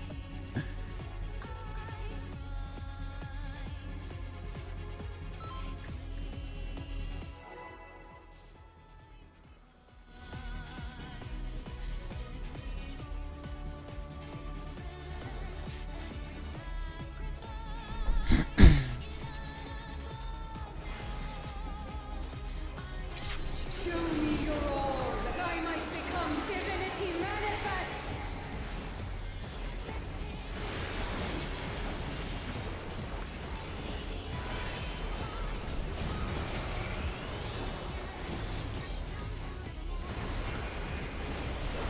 Oh, nice. It's like 400k damage over 2 GCDs. You cannot escape my eternal gaze.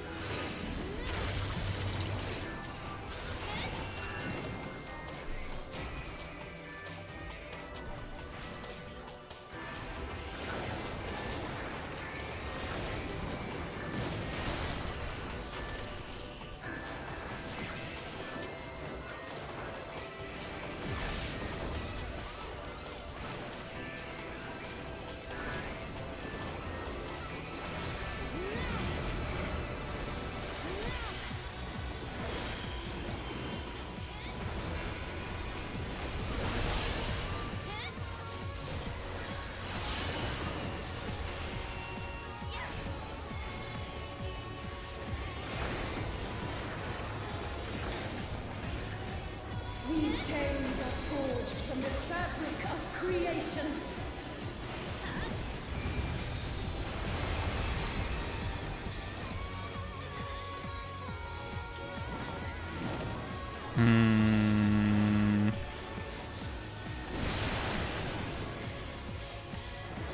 I have questions.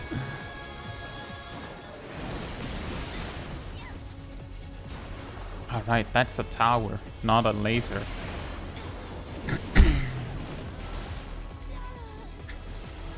Enjoy, set them up! You cannot escape my eternal gaze.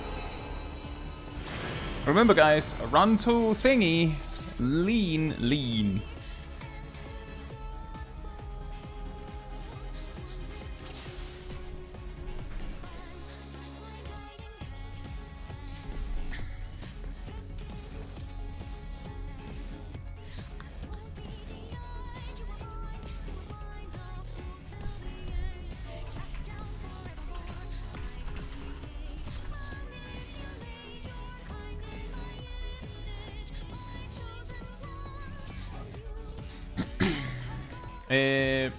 Rust, do you mean the lasers during the super chain theory?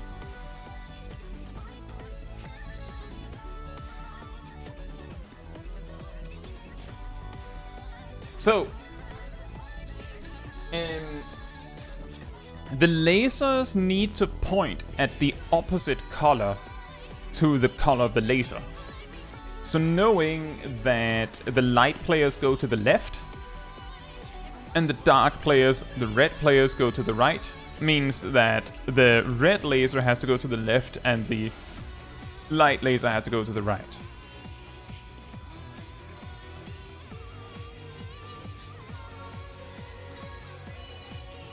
Whereas second spot, it's either to the left or to the right of the first spot. It's random. If the first spot is 4, the second spot is 1 or 3. It's the one with the donut coming at it. The other one will have a circle coming at it. Yeah, whichever one is a donut. And it's true, the debuff icons kind of give you indication of where to stand. Like, the debuff icons kind of look like that.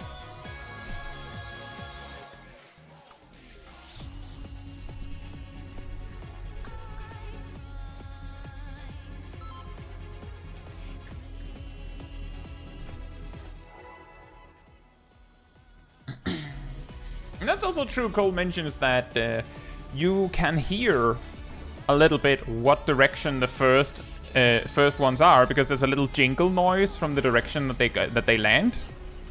Show me your all, that I might become divinity manifest.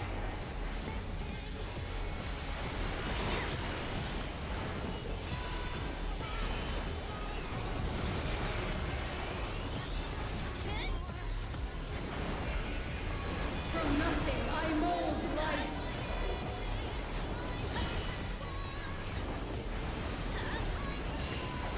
You cannot escape my eternal gaze.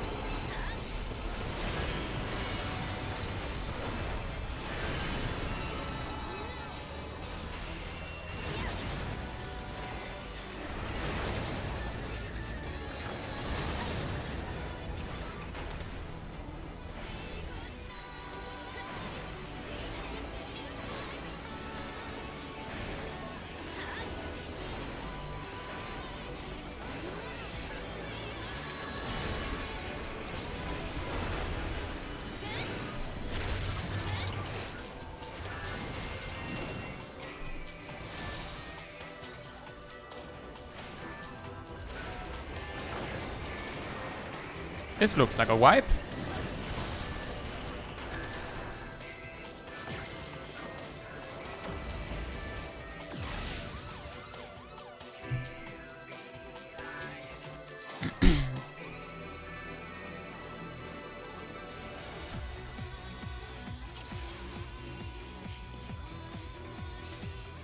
Yeah, there's quite a lot in it, Donko.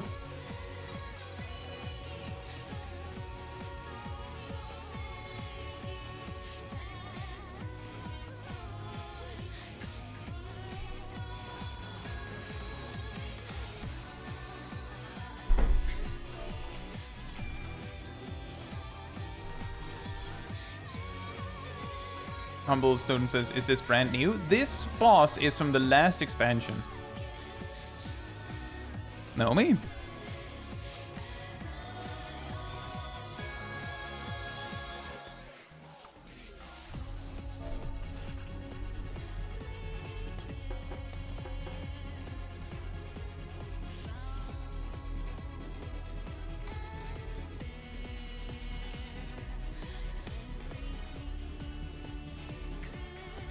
Savage tier. Again, last expansion.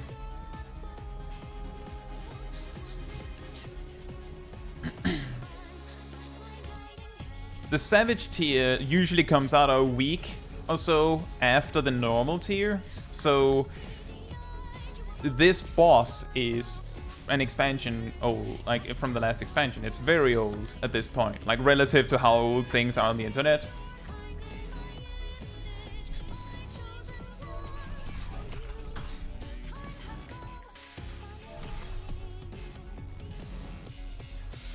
You know, guys, if you have to take a second to look at something, you can just like write 1 second in the party chat and then say that you're back, so I don't have to send a ready check for someone who isn't ready.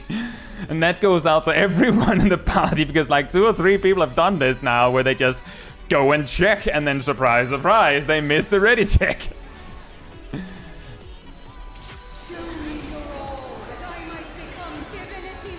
Like, you can't just say if you already know you won't be ready for the ready check.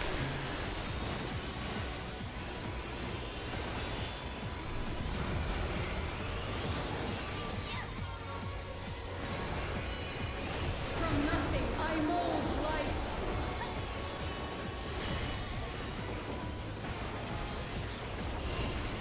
You cannot escape my eternal gaze.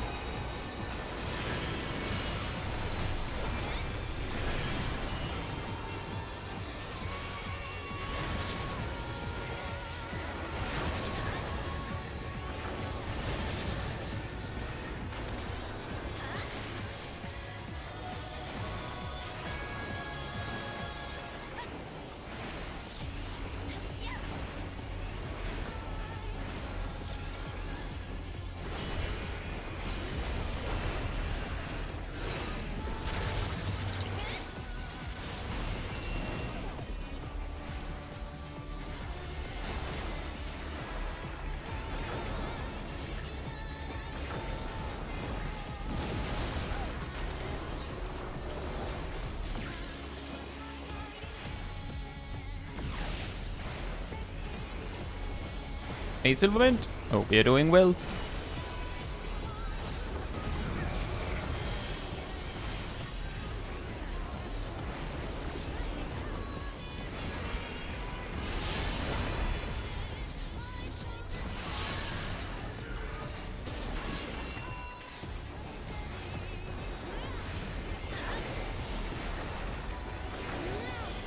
These chains are forged from the fabric of creation.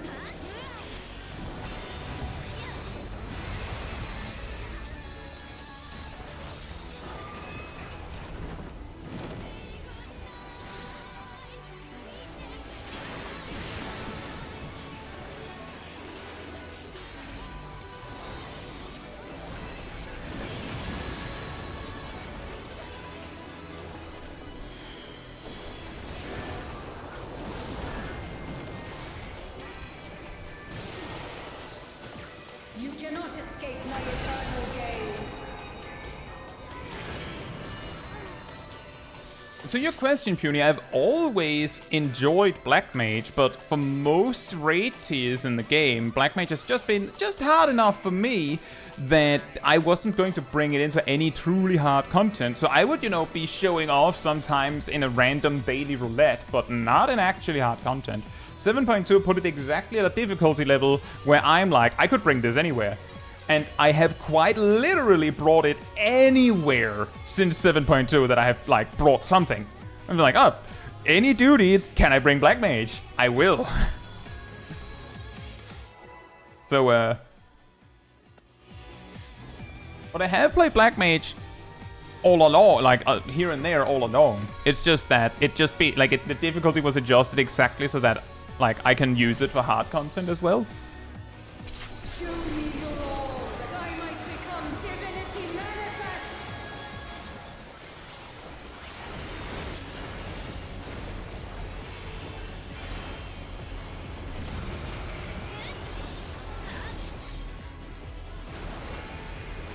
From nothing I mold life.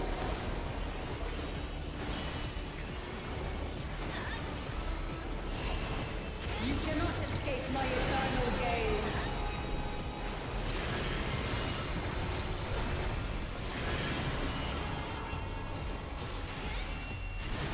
Neat.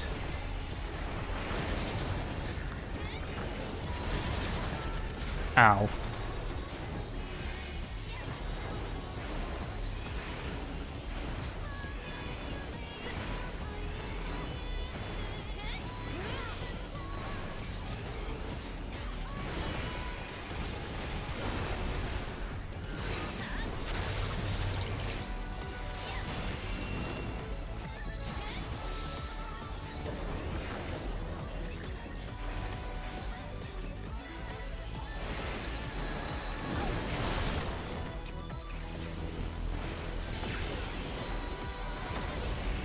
Ah.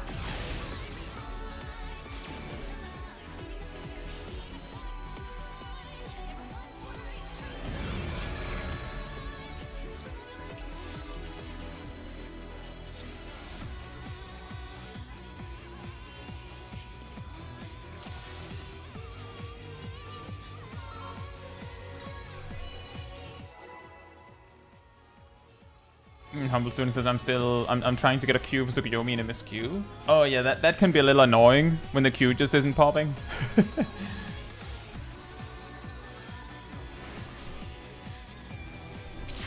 me your all, that I might become divinity manifest.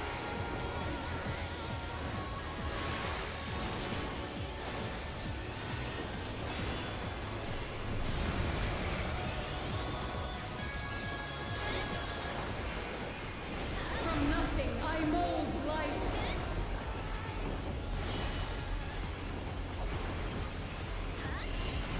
You cannot escape my eternal gaze.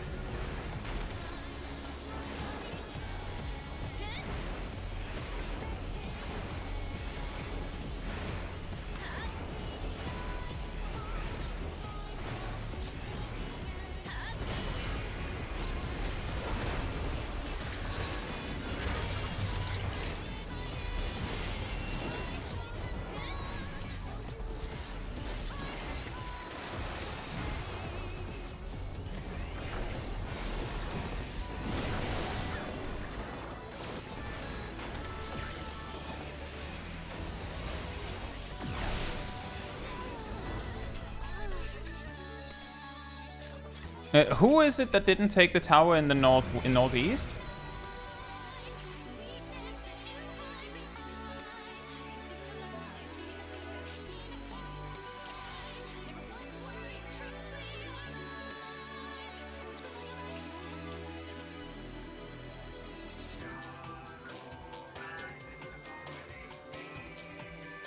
Oh yeah, that would help, humble student.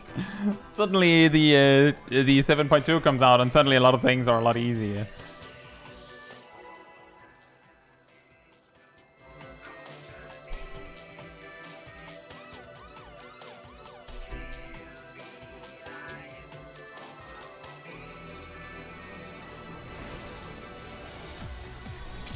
Show me your all, that I might become divinity manifest!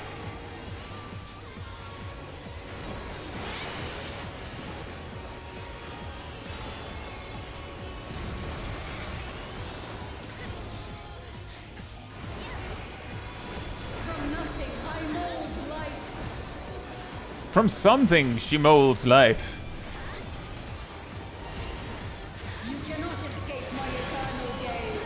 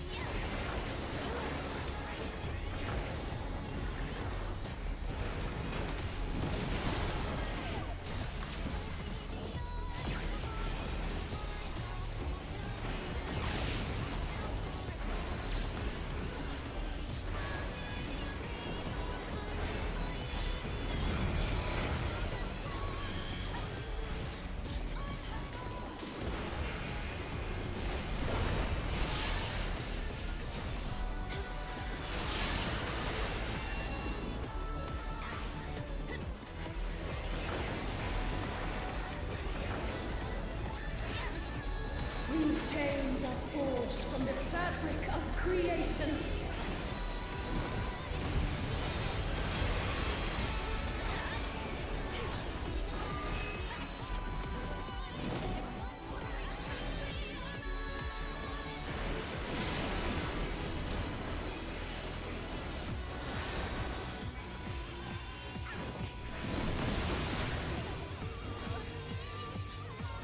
And to your question, Dunker, the Endwalker version of Black Mage, the final edition, was one of the strongest damage dealers, like had the highest potential, but you could argue that it was like a fenced-in garden.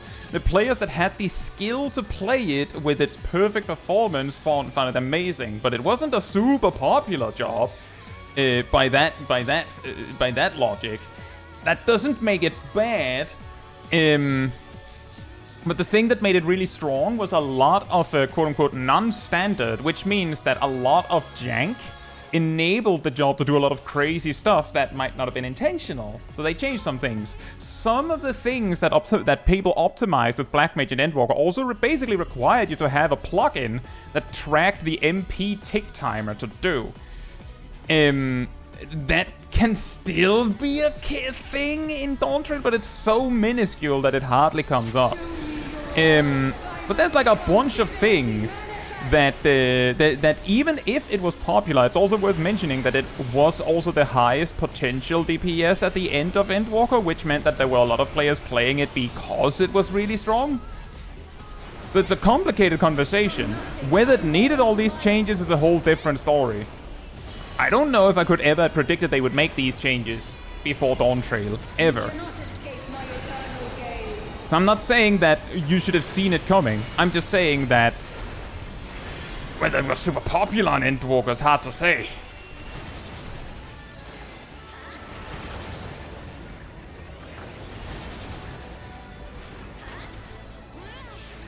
Hey, it's Hayori. Hope you're doing well. And thank you so much.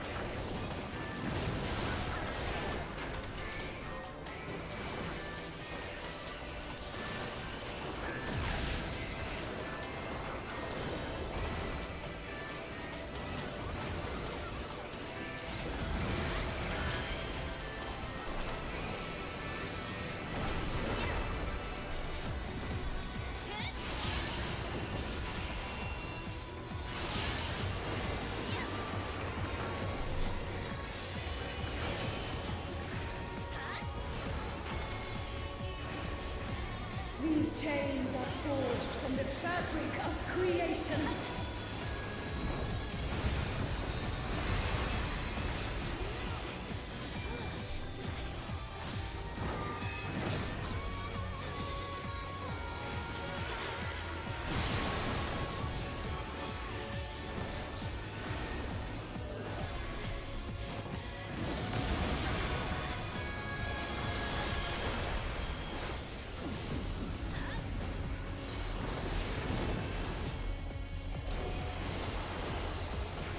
You cannot escape my eternal gaze. Hey Jackmat, hope you're doing well. To your question, Darkrin, I would probably be playing Viper. By the way, just a quick reminder for the party. If you don't have a laser, and you don't have a tower, then you have a spread marker.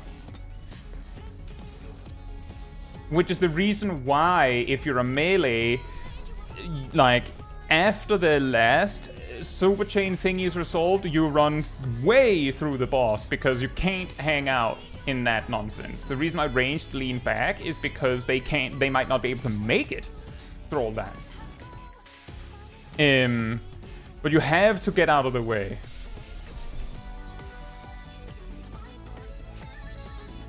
Yeah, we should probably reset. I'll say not coffee. Hope you're doing well.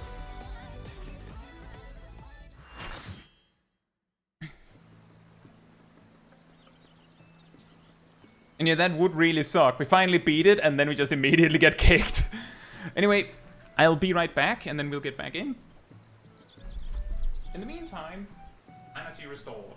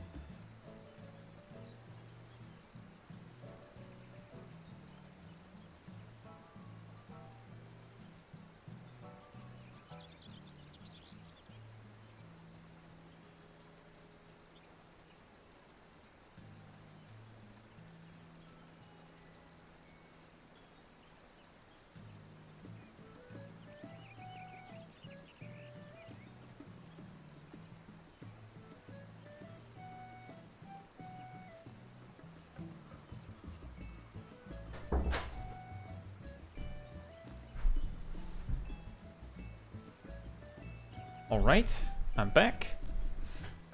Yeah, thank you, Ardell. Yeah, I'm not sure how it works with the whole algorithm stuff and such, but as far as I know, you know, liking a stream while it is live sort of tells the algorithm that, oh, this is a good stream, you should watch. So, you know, I appreciate it. Thank you so much.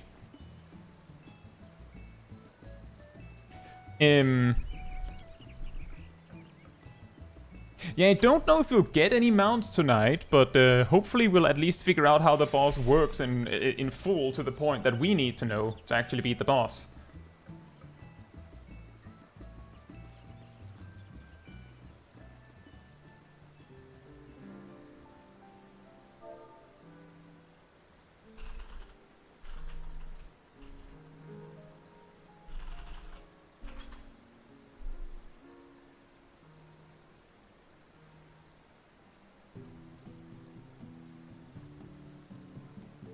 Through pure determination, we'll get to phase 2 wipes.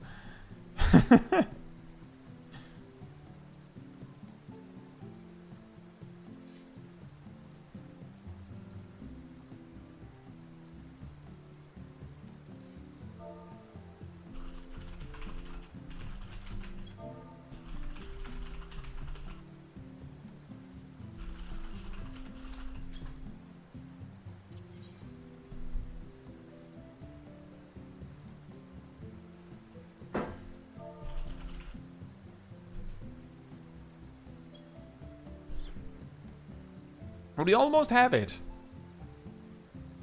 Also, I think one thing that is tripping up a lot of people is that the whole super chain theory mechanic can cause a lot of problems for players that are used to doing the mechanic at the marker. Because the whole mechanic basically forces you to say, okay, then we go to this marker and do a thing, and then we go to this marker and do a thing, and go to this marker and do a thing. The first time we got to the third set and had to place the towers, for some reason in my mind, I was like, well, I have to make it over to the marker over Narnia, because that's where it is in my brain. And it was only afterwards I was like, why did I go there? That's a ridiculous idea. I would never make it. It's like a lot of the mechanics can confuse because you're like, well, normally it's the marker over there. So if you're not used to dealing with that, it's a little bit like how I get the impression that some players have trouble with I'm not going to get too specific with it, especially because some people might be like, oh, no spoilers, please. M6S, the sticky moose right at the end of the fight, where the tank basically just has to yank the boss close to the middle just to have a chance of resolving it right. And some players may feel compelled to go, oh, sticky moose, that means I go to my marker. And then you're like 30 miles away.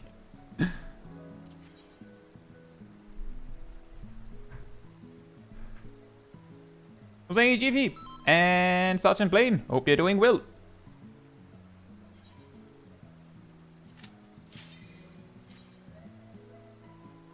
But stuff like that is why I think it will suddenly be surprisingly hard.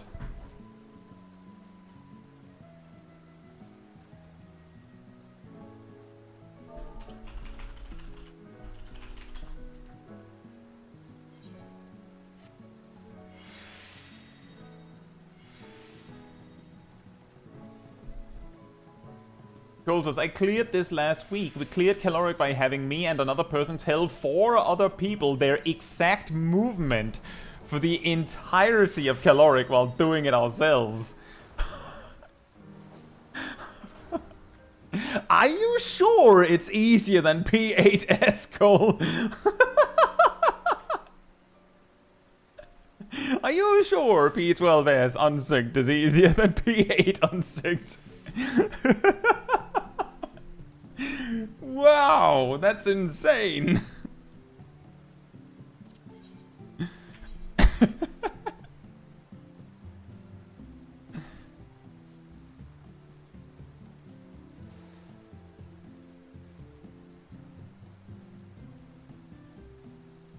Sip and Nox?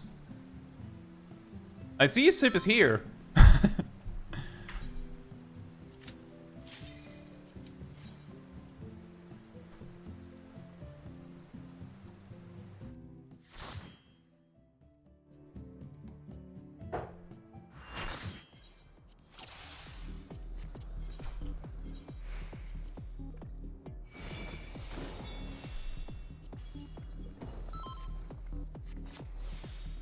Here we go again. We're really close. I'm pretty sure on at least one poll we were so close that if we had not failed the very last thing, we would have been there.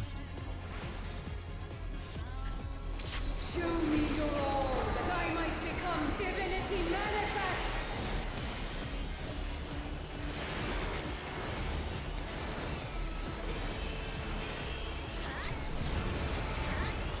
Oh wow. 247 Xenoglossy. From nothing I mold life.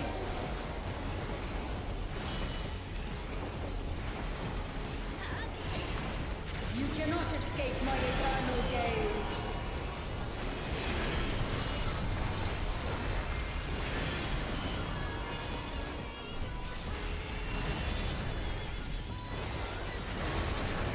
Uh-oh.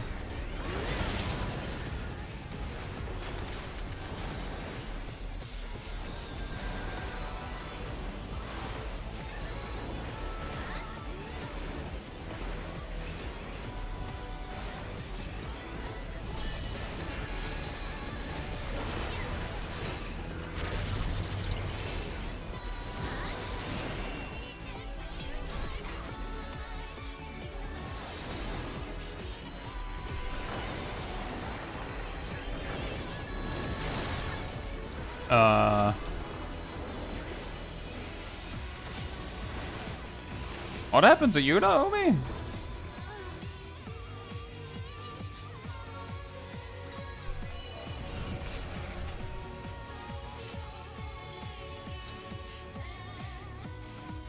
Said they're not long enough. Yeah, you may need to exit melee range to get it.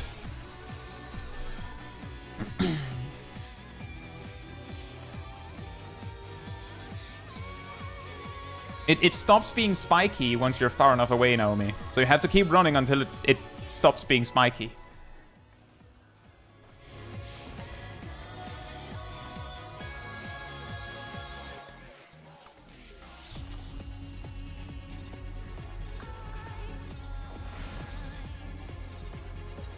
Show me your all, that I might become divinity manifest. She become divinity manifest. Manifest. Manifests were had. From nothing I mold life.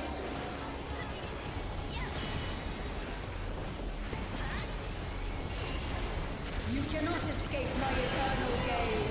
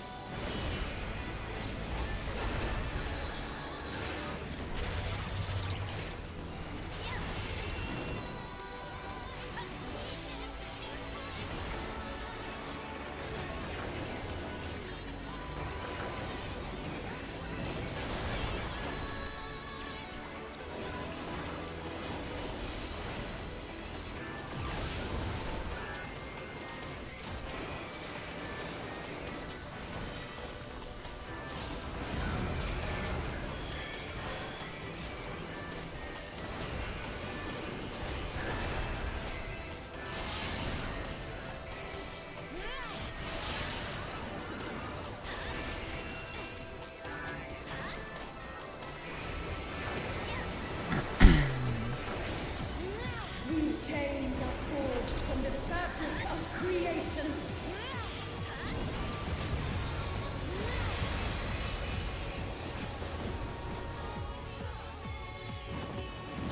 Oh, that's a donut.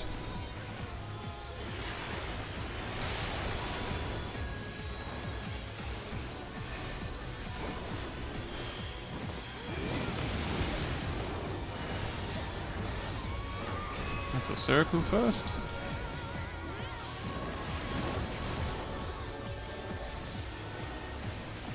You cannot escape. I was supposed to be in the laser spot. That was me. That was me. That was me. Yep, that was a beam. I should have gone there. The funny thing is that I was looking at that thinking, why do I not have a spread marker? Why do I not have a spread marker? Then I saw a spread marker explode next to me and I was like, oh yeah, that's right. I was the one with the beam. Boom. Sorry about that. I was a Penguin Hunter. Hope you're doing well.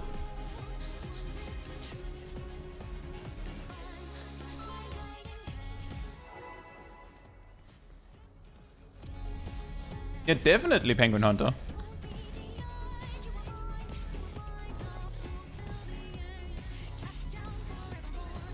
Laser beam. Not be confused with the laser beam.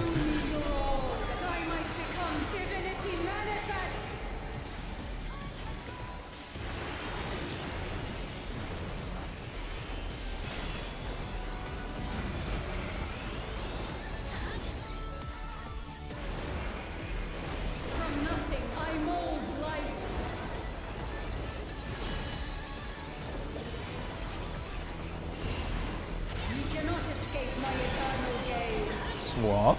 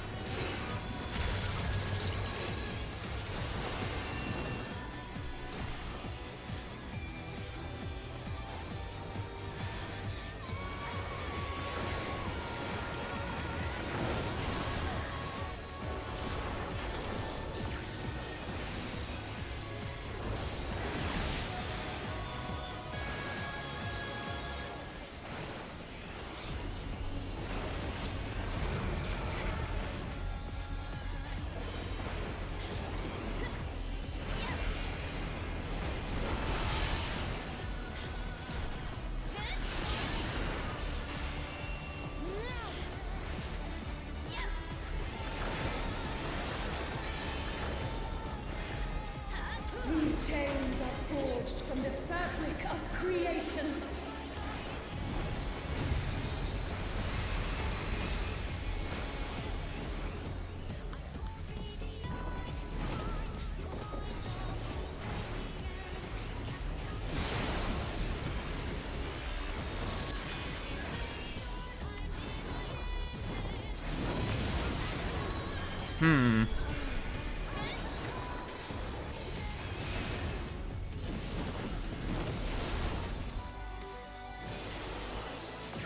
You cannot escape my eternal gaze.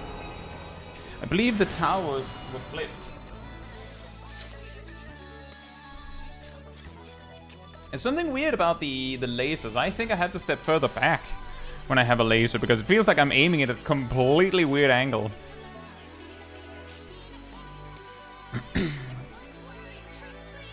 But yeah, Black Mage was made a little bit easier, so there's a little bit less mega concentration in playing it, to say the least.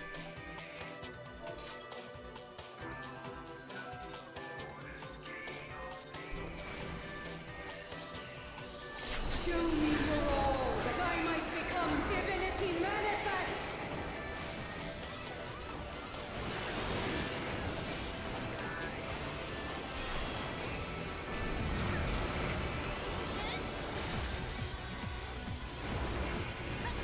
From nothing I mold life. Nice.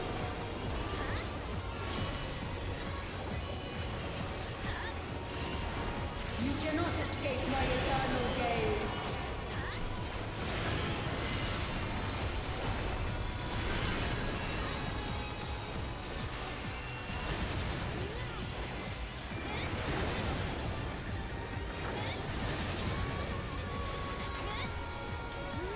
A Raking Bolt. Hope you're doing well. We're still dealing with phase 1, but we're almost there.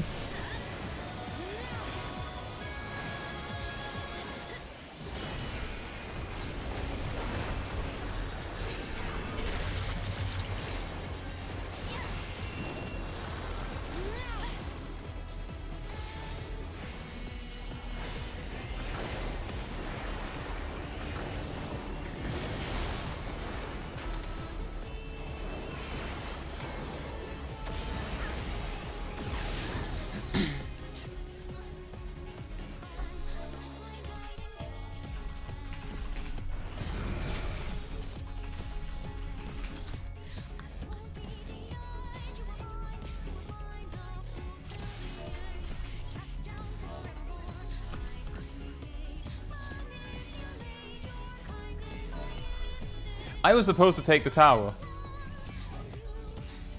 I haven't gotten the beam in that specific configuration so many times that that for some reason it all like a double, triple, quadruple flipped, so that not only was I confident that it was Naomi that made it wrong, I didn't realize it was me until I had already mentioned that. So I'm sorry about that, Naomi. That was me. Exactly. Someone should have stood in that. So that says that someone. I'm very, very, very sorry, Naomi. I am so sorry. I might become divinity manifest.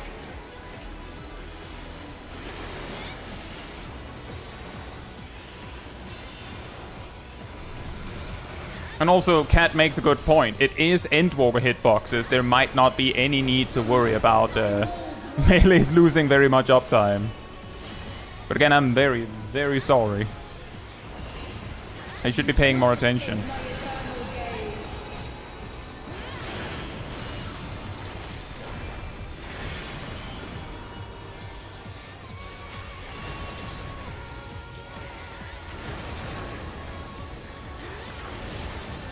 Ow.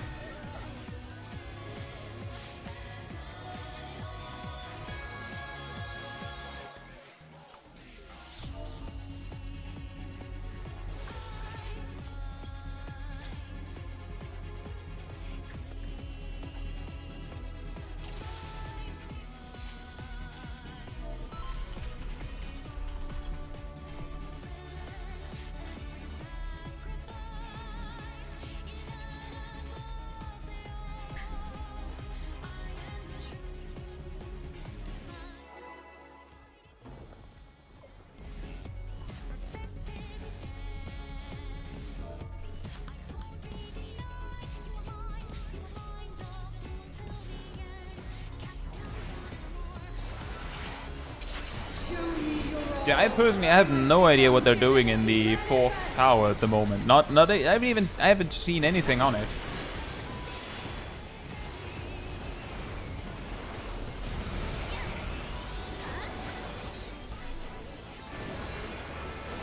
From nothing I mold life.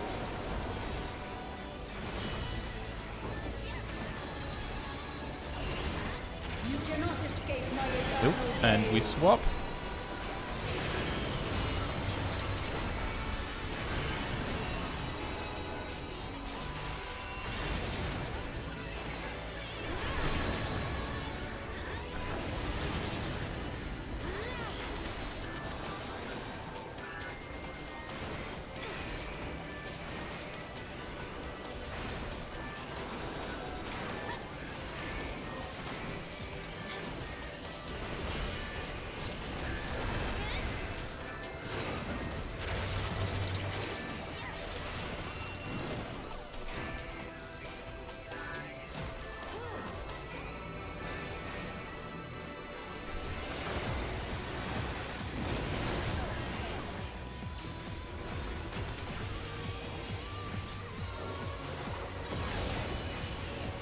I almost did it again.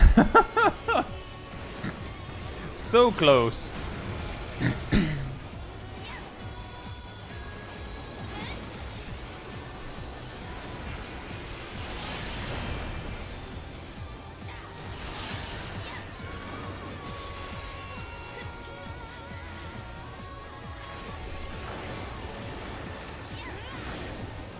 These chains are forged from the fabric of creation.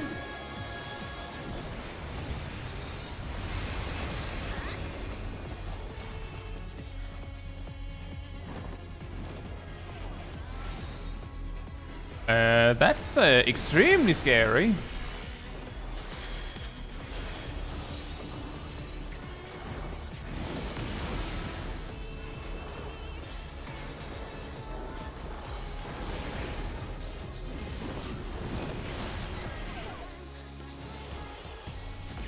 You cannot escape my eternal gaze. Wait, it worked? Wait, what? Well, she's at a weird angle, so get ready.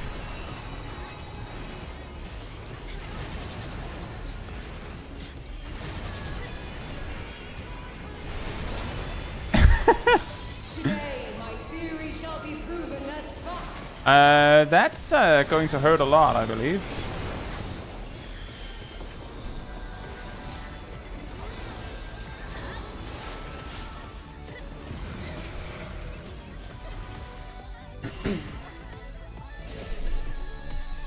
Could my theories have been flawed?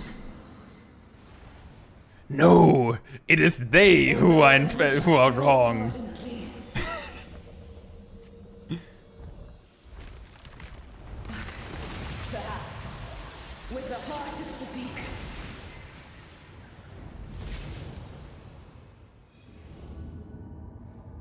yes, the flaws are not mine. This misbegotten world is to blame. Ah, yes. My theories are not wrong. The world is just made incorrectly.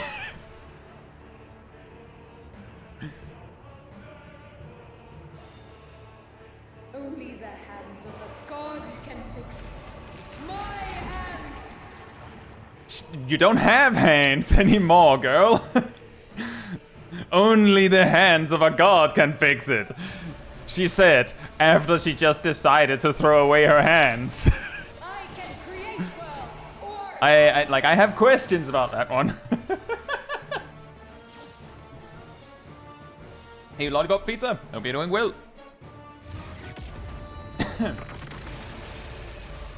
Right then. Let's see if Kai can put down the markers good.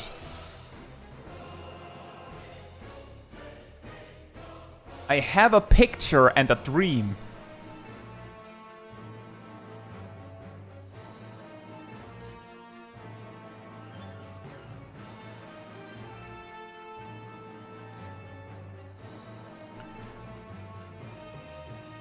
Ooh. That seems weirdly too close. IMO.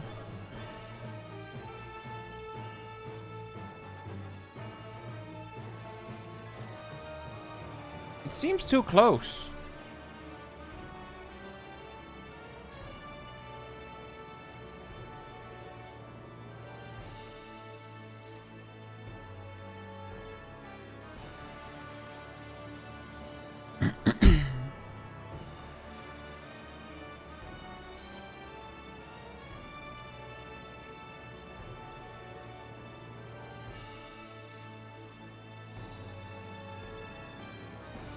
Seamug is a little too far south. That might explain it.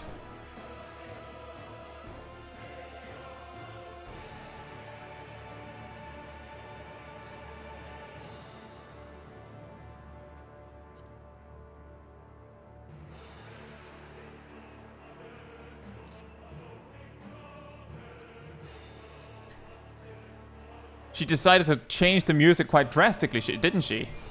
Something like this?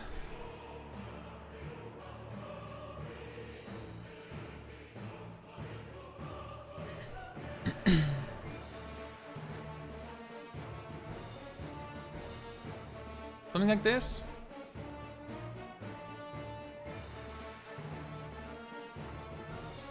It's close. Well, we'll probably figure out if it's not good enough. Exactly, Cole. We'll find out. We'll learn if it's not good enough.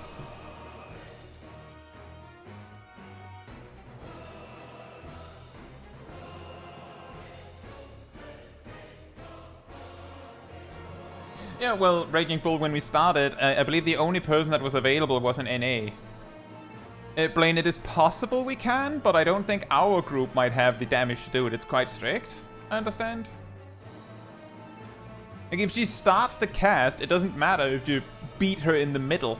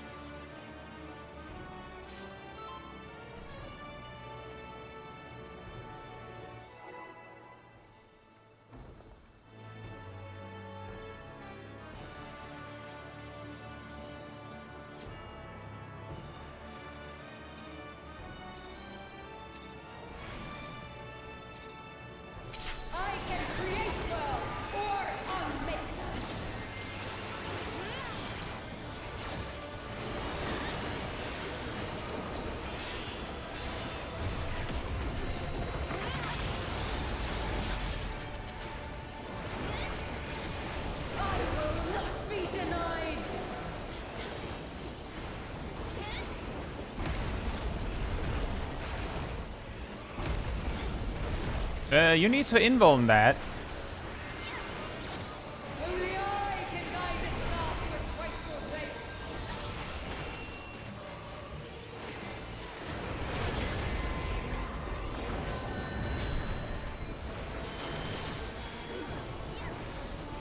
Denizens of the abyss, from ink of blackest night I summon you! Alright, I moved too soon. I wasn't the only one. And I didn't move to the safe spot either.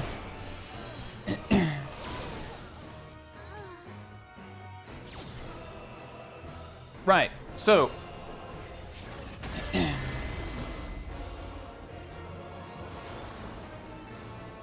yeah, in that spot, you have to figure out where the safe spot for your role is.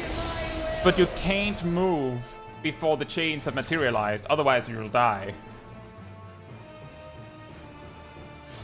You have to stay in the middle so that you can just break them. From base elements is greatness forged. When the chains materialize, you get a debuff? Yeah, I did notice that. So yeah, that's also the indicator.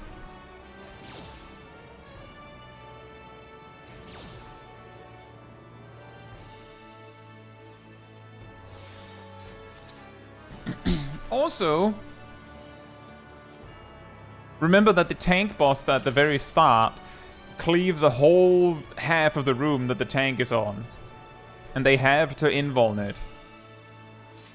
Or we'd have to, you know, do the mechanic very differently.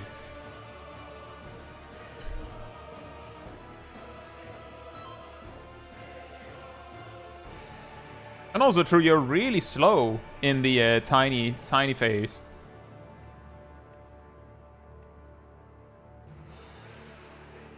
Yeah, have to invuln, be lazy. Yeah, you have to be lazy.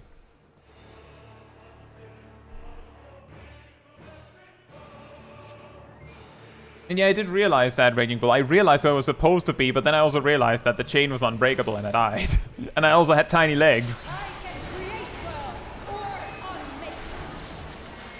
My tiny legs meant I had no way of making it. I realized it way too late.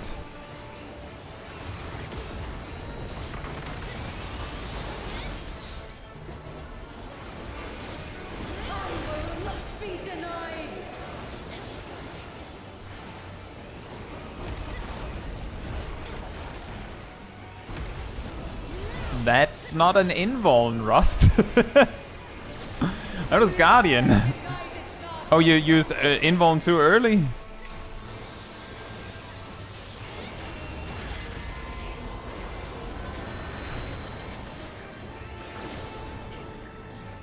Get to the center. Get to the center, get to the center, get to the center.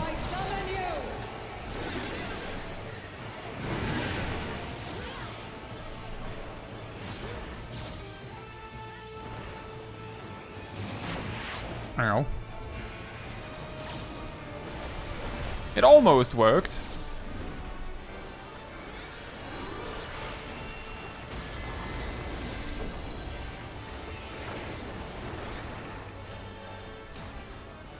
I can't see what the apparently it was vertical.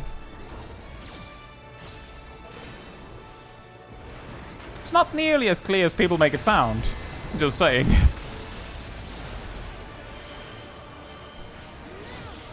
From base elements is greatness forged.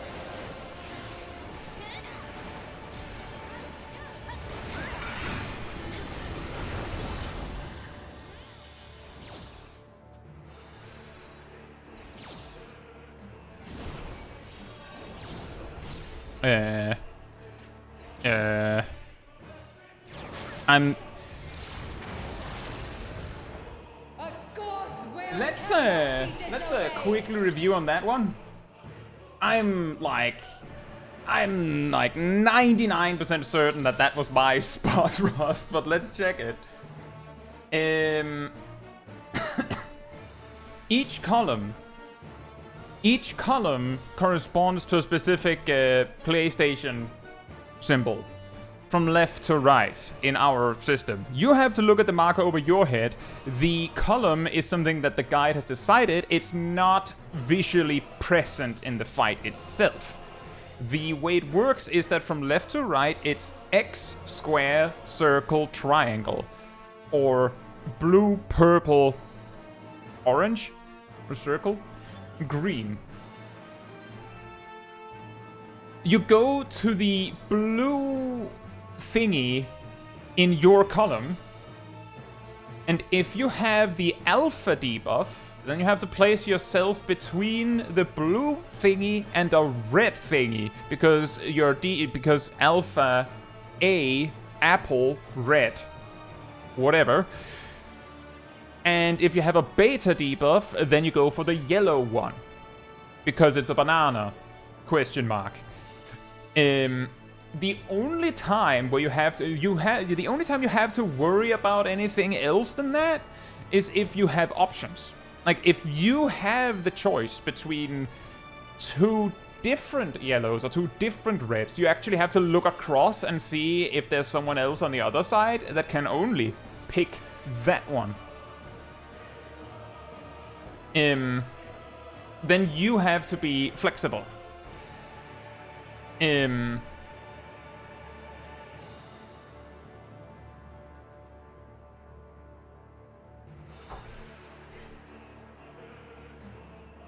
There's quite a lot. There's quite a lot.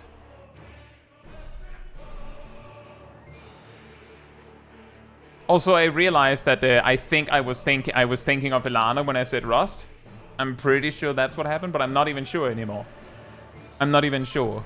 It doesn't even matter whose fault it was. What matters is that we're trying to learn it. So sorry about that.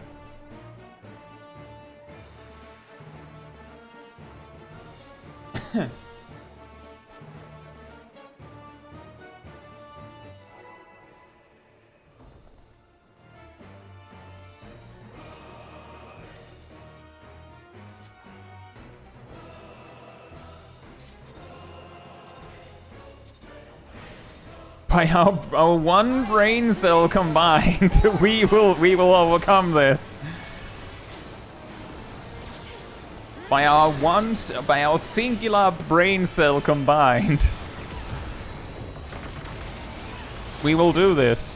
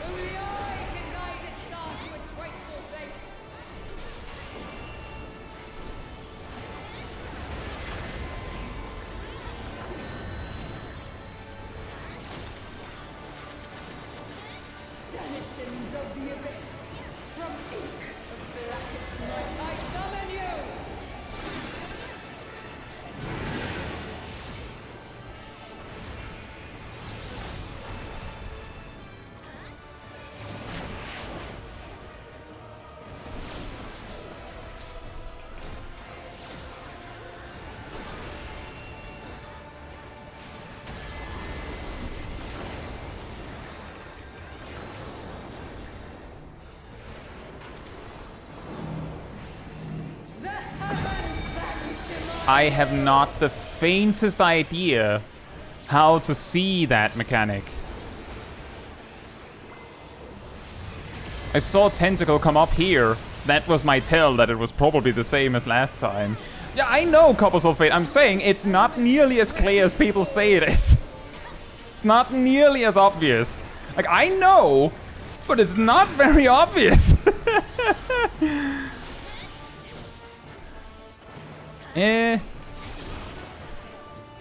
I don't think I...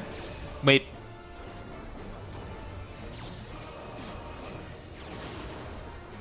I ran too far away from my partner, but were we not supposed to be at that blue one? Let's see. X, square, circle, triangle. I'm pretty sure I have square.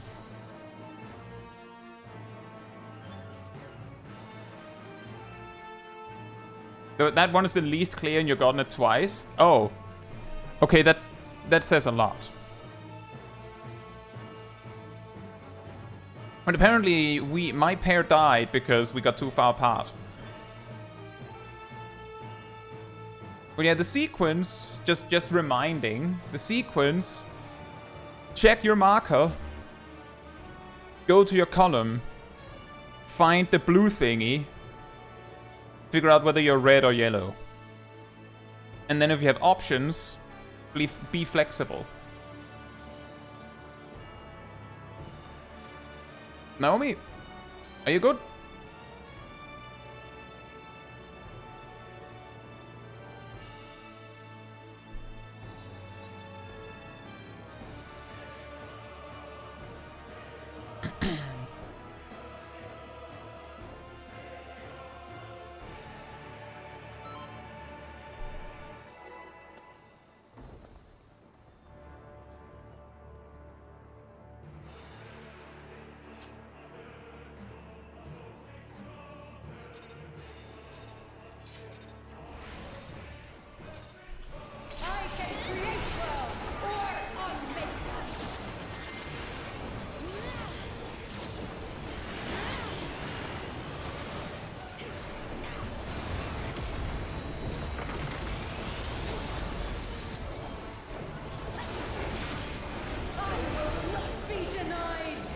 She will not be denied.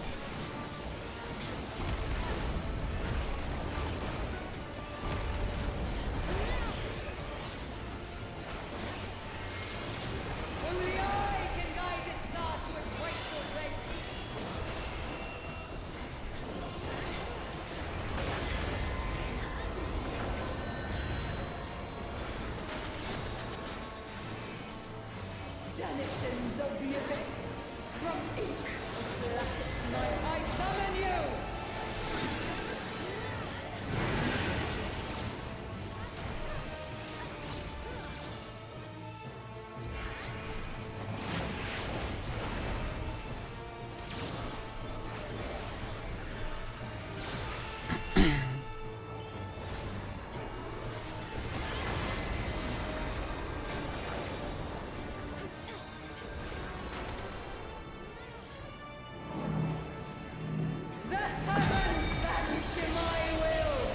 Oh, that was the horizontal lines.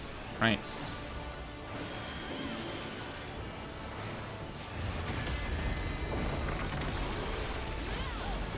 Ow.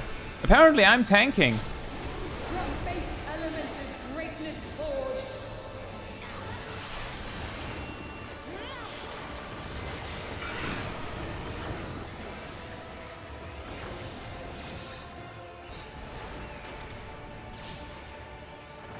Uh-oh. You think that's a wife?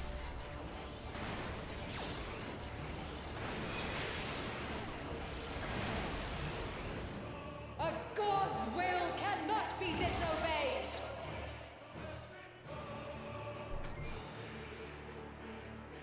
Yeah. Remember for the chains that you really have to wait with the chains. Turns out that you can survive one of the laser beams, but if you move too soon with the chains, then you're stuck with them, and then I think you die.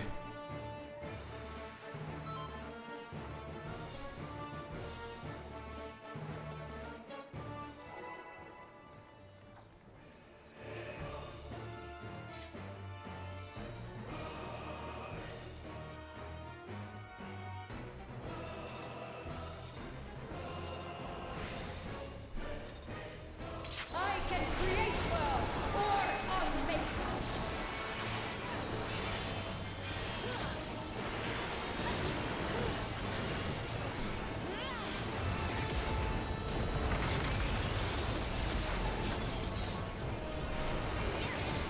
I will not be denied.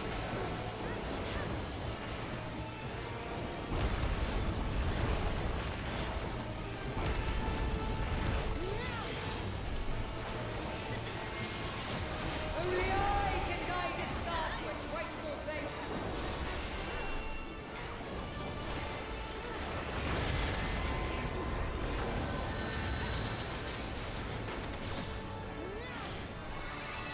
Denizens of the abyss, from ink of blackest night, I summon you!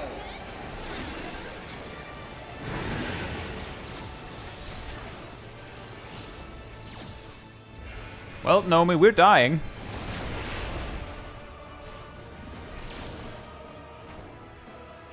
Or I am, apparently.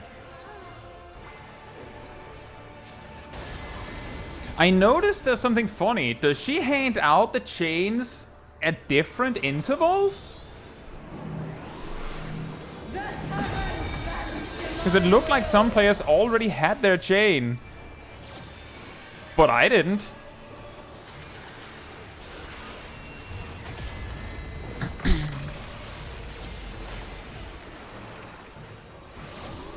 From base elements is greatness forged.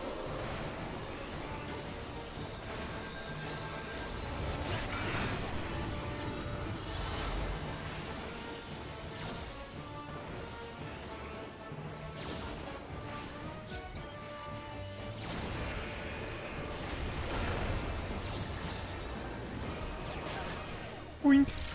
Boom. A god's will If jobs were candy flavors, what would they be? I think there's a whole discussion about what flavor each job crystal is.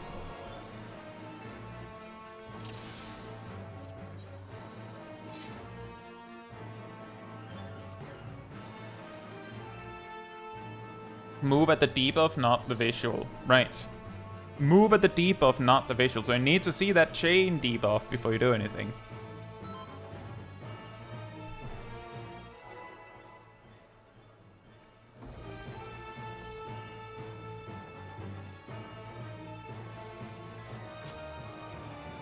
True Narnia chain strat. I mean, if if you determine that like both players are going to die if you don't do anything, then one of them jumping to save the other is technically an option.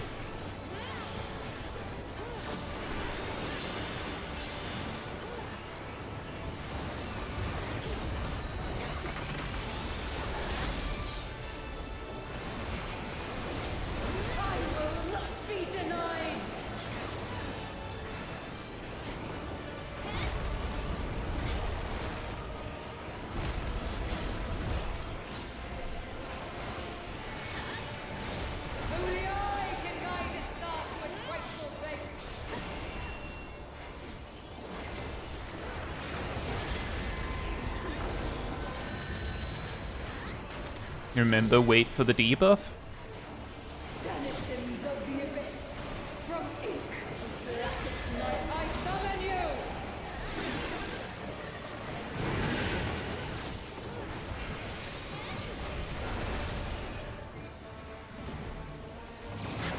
Ow.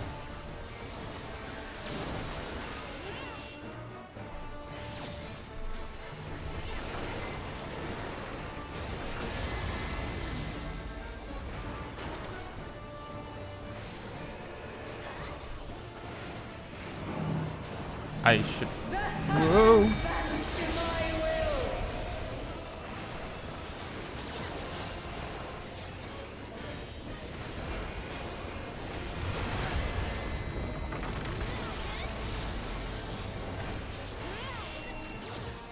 From base elements is greatness forged.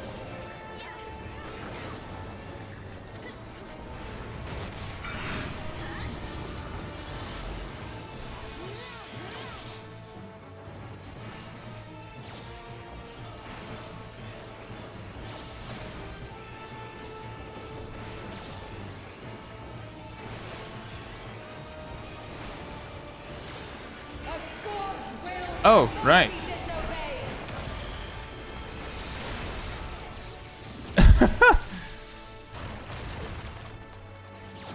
Bit of a shame that I don't have a rest, huh?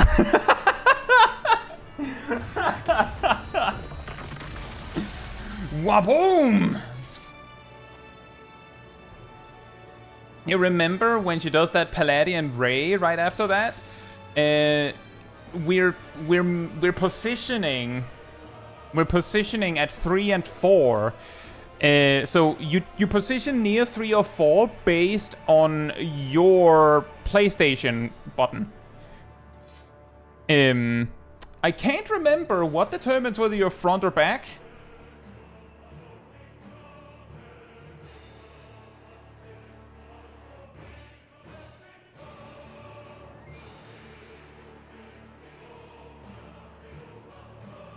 Right, alpha front, beta back.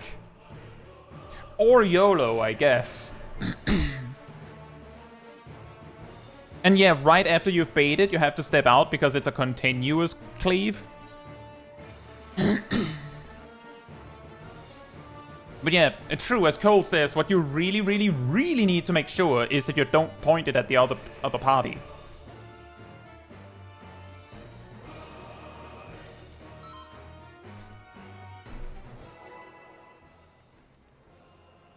But yeah, after you've dealt with your blue thingy, you have to go over to that marker as the next thing, essentially. But apparently there's also the explosions from all of the geometry shapes. Once you're tethered to your shape, you can move. Oh, okay. That's good to know.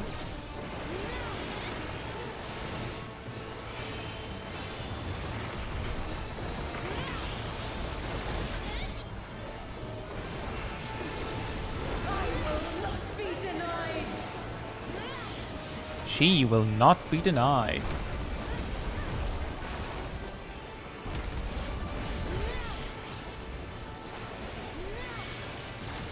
Only I can guide this star to its rightful place.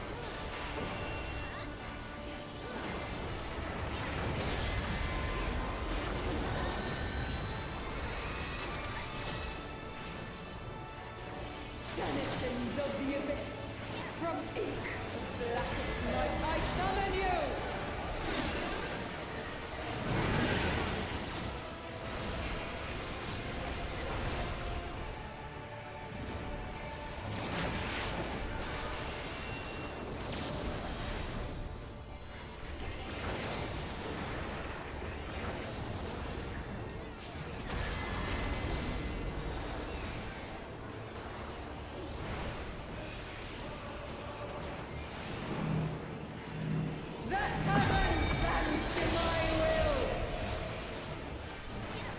I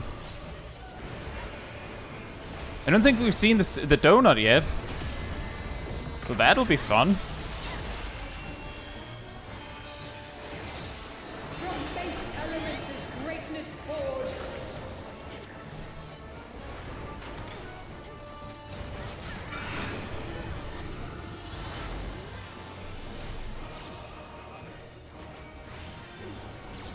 Sip, move. Other one, sip. Oh, well, that's it. Hey, Lone Wolf. Hope you're doing well. And hey, Luna. Hope you're doing well as well.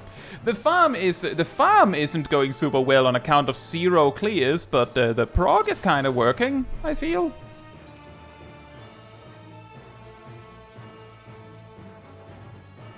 Remember, if you have the marker where if you have alpha or beta and you have 2 to choose from, you really have to look. You have to actually look across and see if any of them is like non-negotiable for someone else.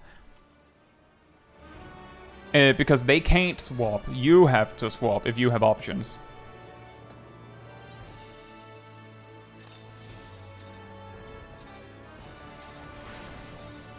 I can create well or unmake.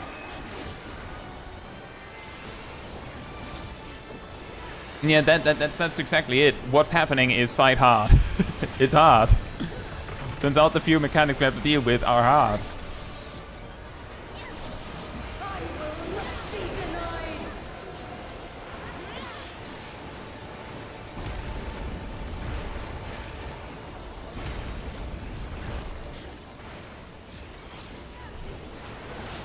Only I can guide its path with grateful thanks.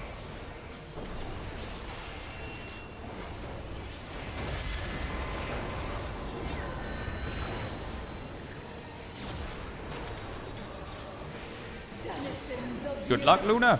From ink, blackest night, I summon you.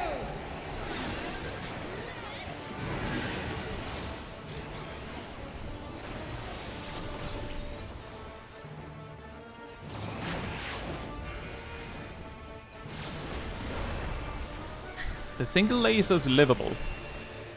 Sucks with the damage down, but it is livable.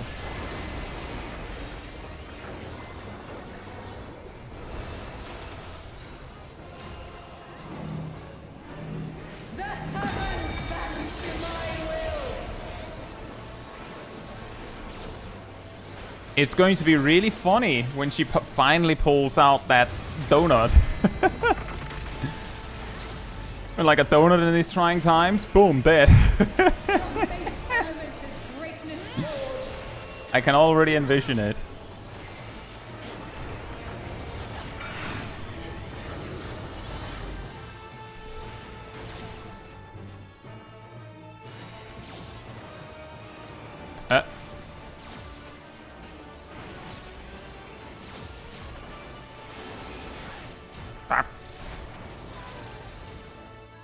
A quick tip, guys. Even if you know where you need to go, you do have to like carefully like move over. If your partner's too slow, you both die. Like just by splitting them. So like you have to kind of like imagine yourself dragging them by the collar or something. I don't know. Dragging them by a rope, binding it together. So if they're slow to move, you have to wait for them. And just saying real quick, it's okay to stop casting. To just do the mechanic. The moment these these mechanics we need to do to even see the next thing.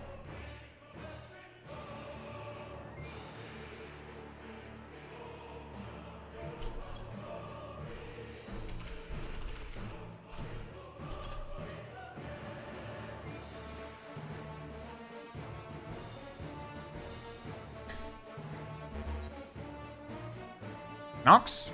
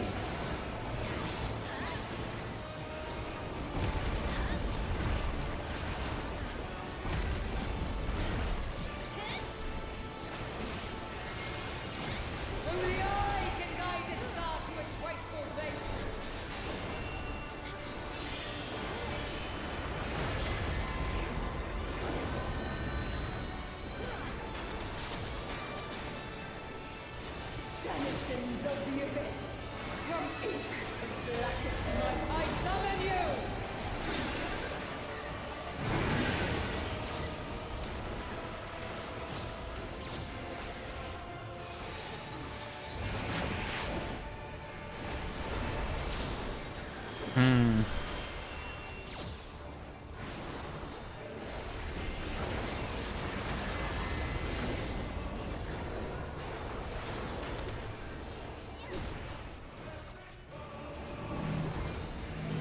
The heavens bend to my will! She's just setting us up for it, Raging Bull.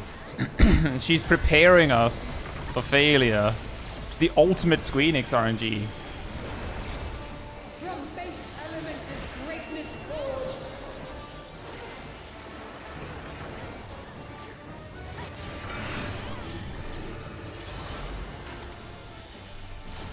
Whoa, Nox! Nope. No, no, no, no, no, no. That's not right. Where were you going?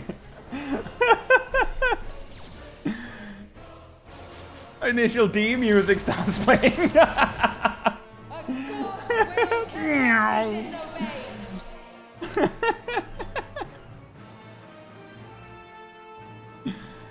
Dude, fair enough. I think we could have saved it if I had been a little slower. I just got too scared that we were too slow in the other direction.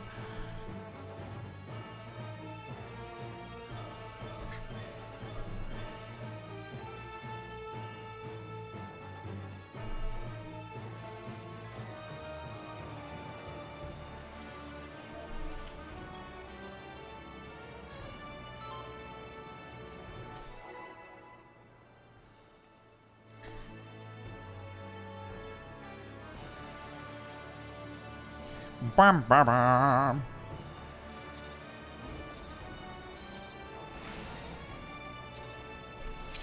I can create well or unmake.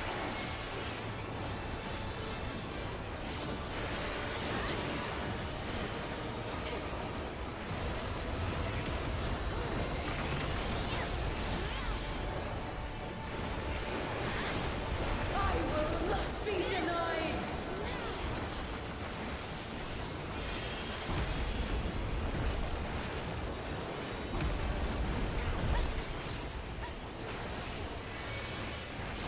Only I can guide this star to its rightful place.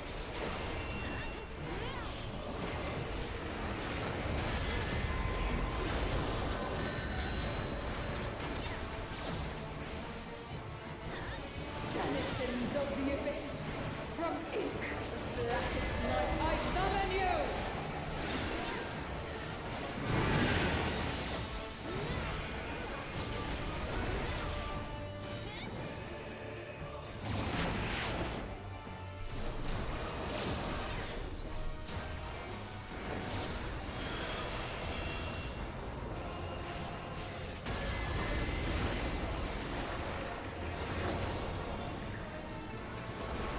That's, The heavens bend to my will! There it was. There it was. Yeah, now I can, like, from the position I need to take, it's actually really easy to see which is which. From base I'll say that. elements is greatness forged.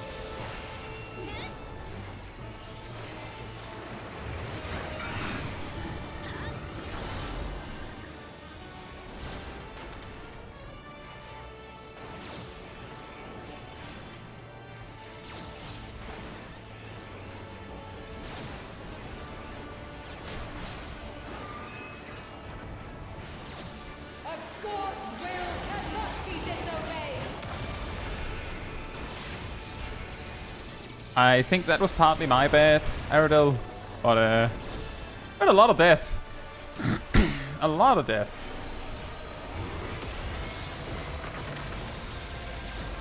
Misfortune hangs heavy on the prize. Guys, are you ready for Black Mage Tank? Ow. Ow. Ow. Ow. Ow.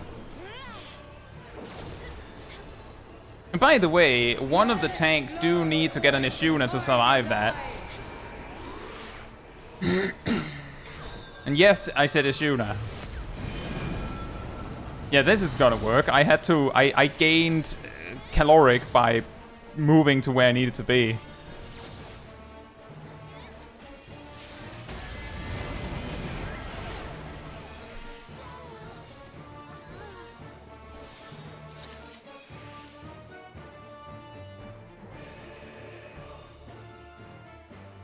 But yeah, the cones, you do have to sidestep them after you've baited.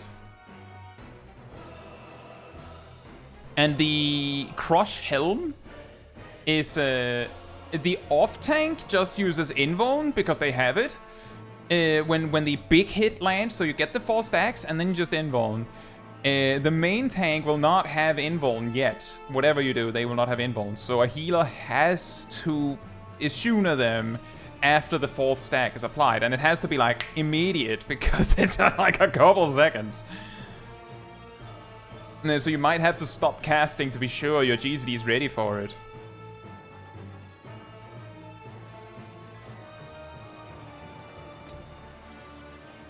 Rust, both tanks are being hit by Crush Helm. It's a double tank buster. That's why both me and the tank were taking it.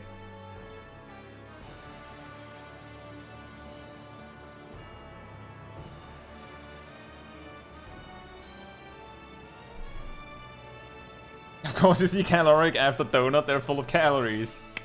There you go.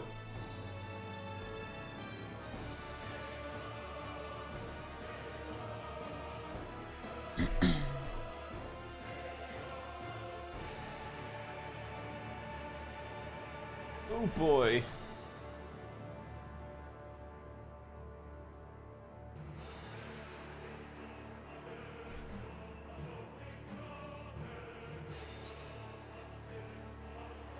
Only the main tank needs the Ishuna because the off tank invulns it.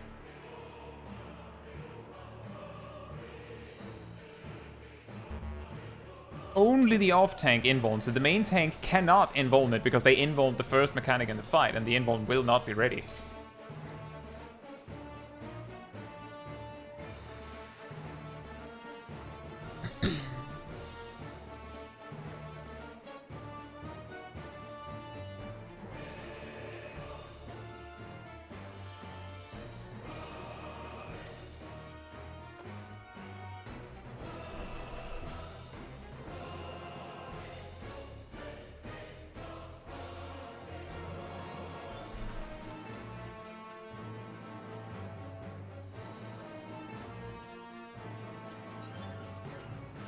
Should we go over caloric? Should we? We can, then you have to click no again. Because if you both say yes, then I don't trust Rust will not make a pull timer. So caloric has a lot of things going on. When she starts casting, Healer 1 goes to A, Healer 2 goes to B, Ranged 2 goes to C, and Ranged 1 goes to D. Everyone else basically goes to the middle. The guide itself showed like some leaning, but they didn't mention it, so I don't know if it matters. Then...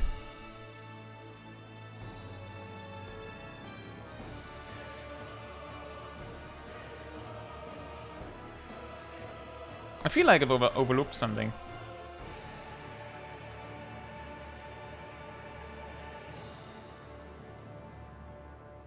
Is it... it's 4 players that get one, right?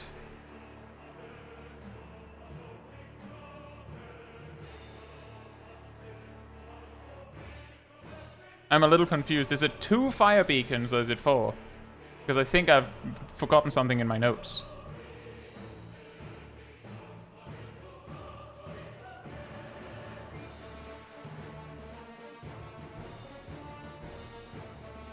Two beacons during cast.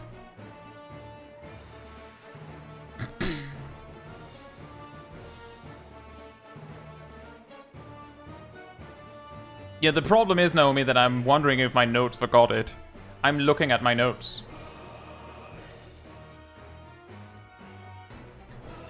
So your support and the DPS gets a fire beacon above their head. The DPS will swap onto the D mark. Assuming they're not already on it, the support will swap onto the B mark. And by swap, it means that the person who was already there will go to wherever the other person was. Hence, swap. It's likely that they'll swap with the middle.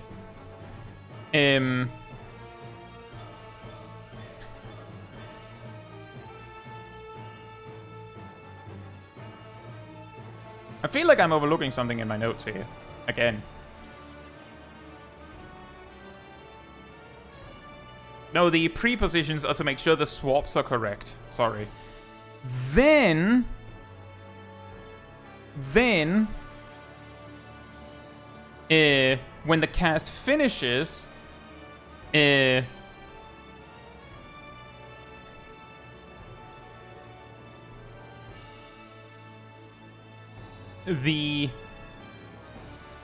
two beacons and two random other players get a green air debuff.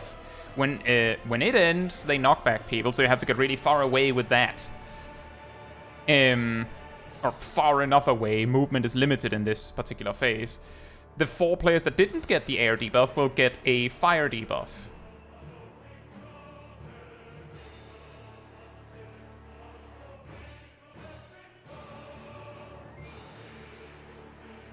I feel like I've overlooked something.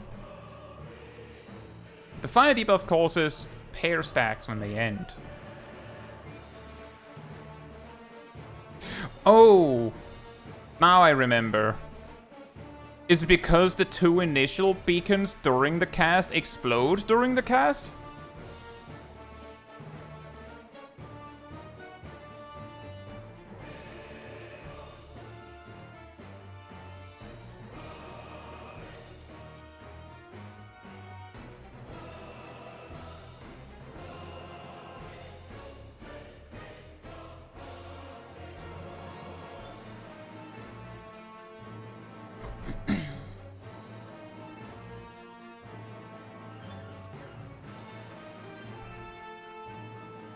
If no one knows, we'll just have to poll. Oh, Cole says they explode right when the cast bar ends.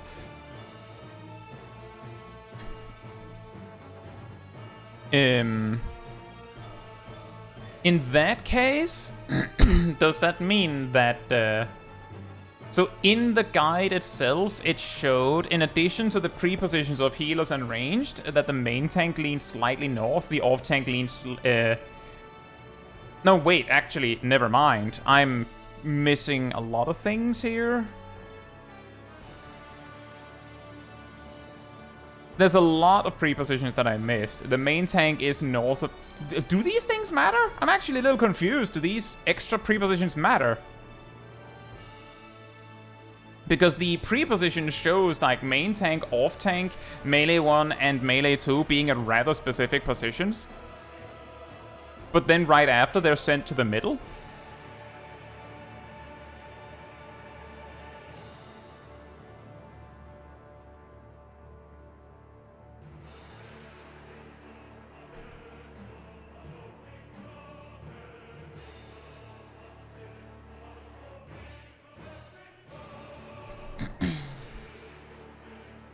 Part of the reason why I was going to just send a ready check to try again was exactly because I was expecting this to happen. If we had seen some of the mechanic resolved, we would know the answers to some of these things, I feel. Does the midcast explode marker give a debuff? It increases your caloric debuff. I'm pretty sure.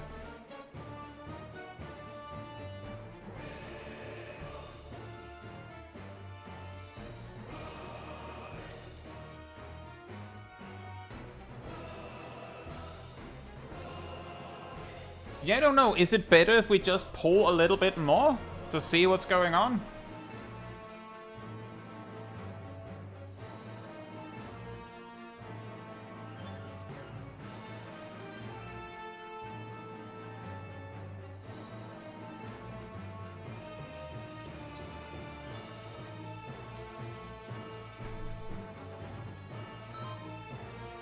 Also that, imagine we spent 20 minutes discussing this, and then for the rest of the stream we don't see the mechanic again because we didn't practice the PlayStation thing enough.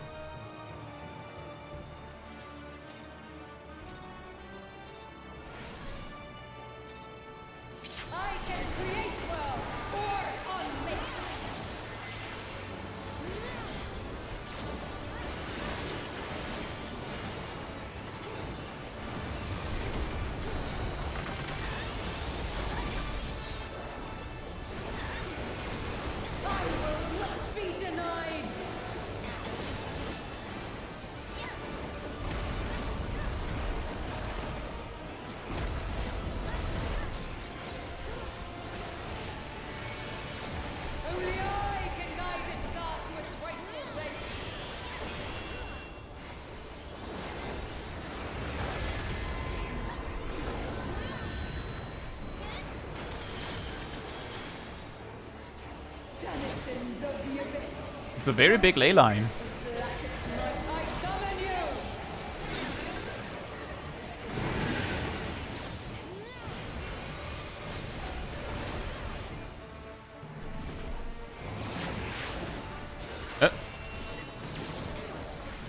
Goofy scream noises.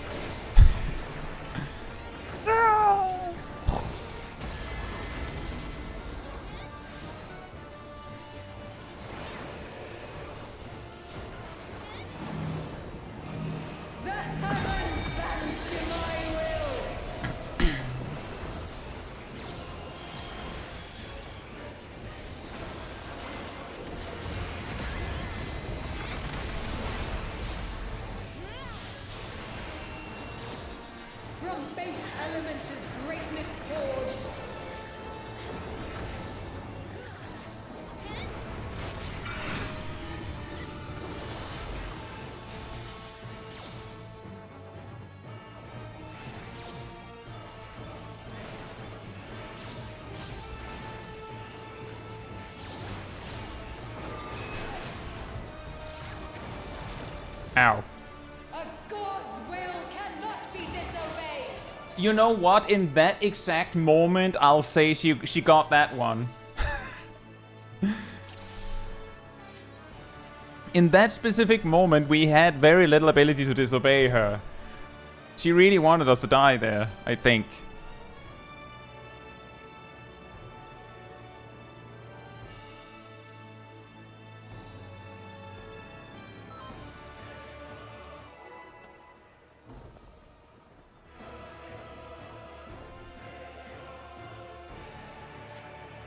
Noxing, this is going great! Me right before the wipe. That sounds about right. I was like, yeah, we're in exactly in position. This is working great! Boom. Oh, guess it wasn't going as great over in the other side of the arena.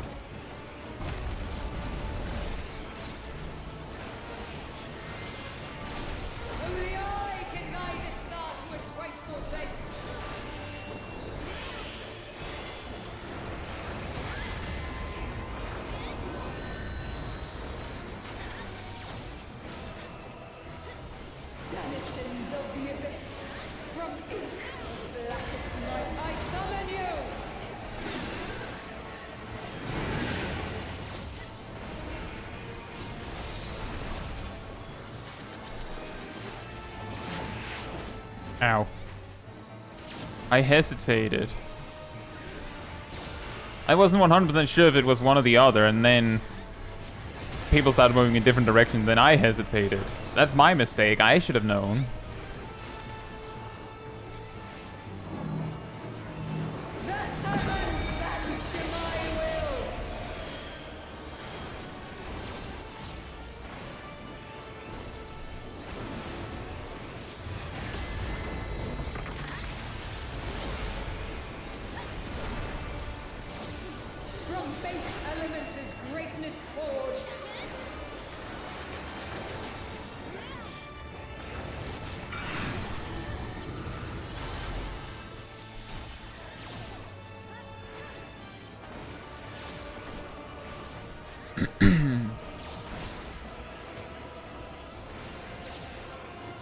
Yep, that's a wipe.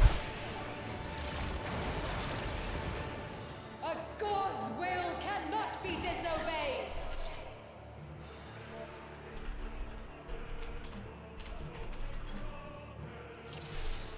We keep going.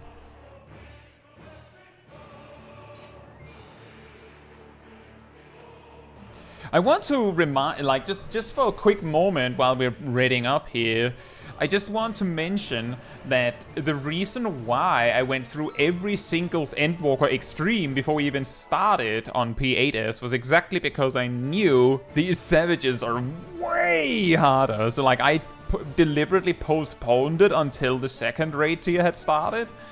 Exactly because I knew it was, even though it's so little, quote unquote, so little, it's really hard. We keep trying.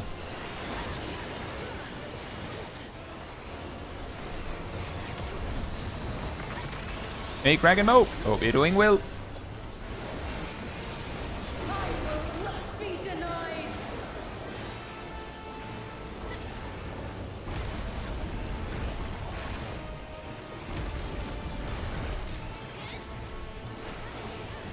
So in fairness, Luna, a lot of people say it's the hardest Savage boss ever. But nowadays, I feel like people might be giving it less credit. Hey, Zan's up. Hope you're doing well. Denizens of the abyss, from ink of blackest night I summon you.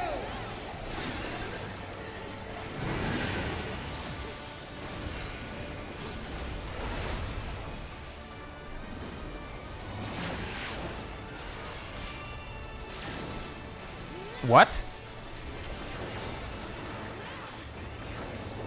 What happened? Did you not break your chain?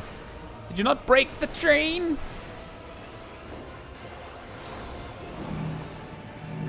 The heavens bend to my will. Uh-oh.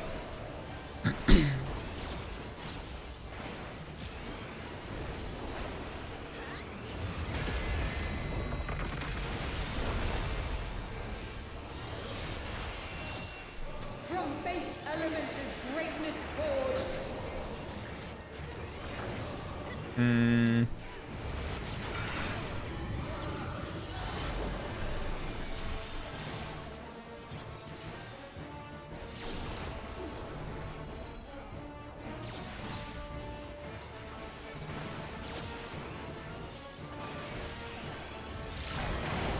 I mean, also that's it, but I think we're also supposed to take the other color. We both took the wrong one, but you didn't adjust. Also, hey Freelon, and I'm not sure how to read your name, but I hope you're doing well as well.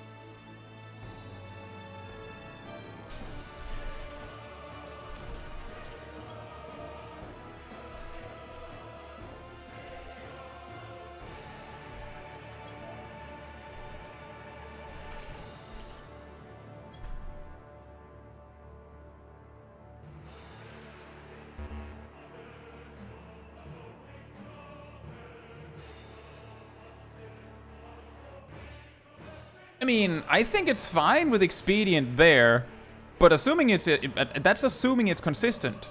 As in, you don't ever not expedient there. So everyone just assumes that they get a sprint.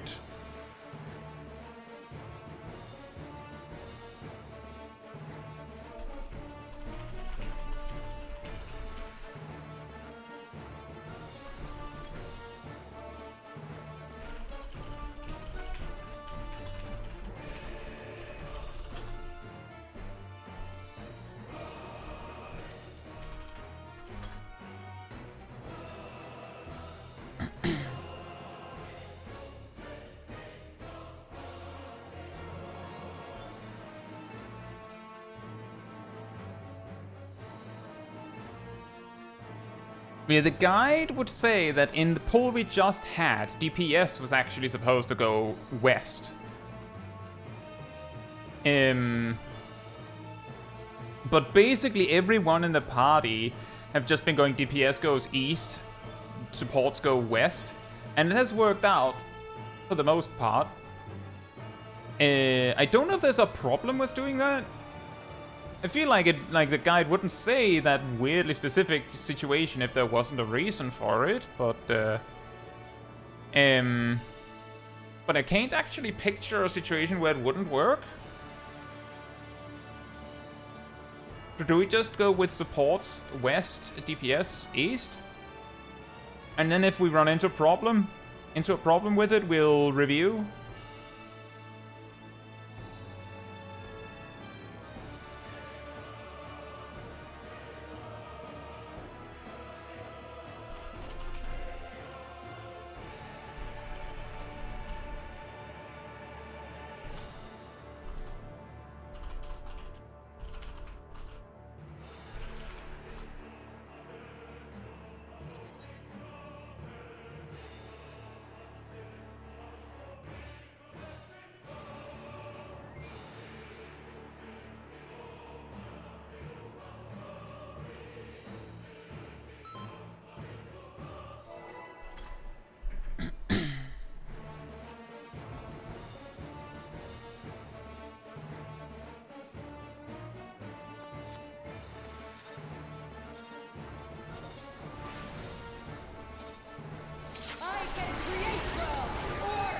Yeah, as I understand, the way the guide set it up was like almost like a half circle and a slight angle, because it both covers the east-west situation on top of the specific case of where the safe spots are north and south.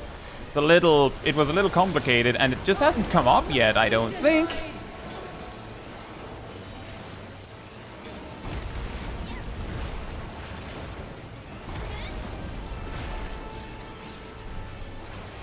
But I might again be misunderstanding what you meant, Cole.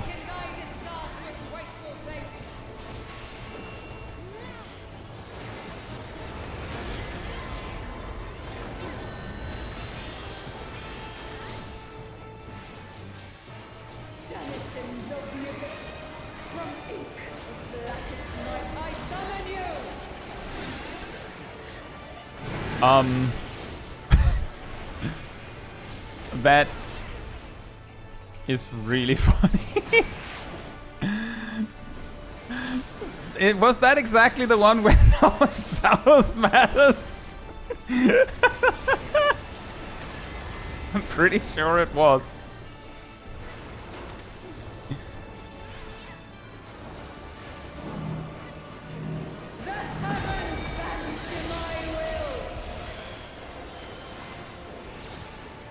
Like, that hasn't happened yet. Game goes, you rang.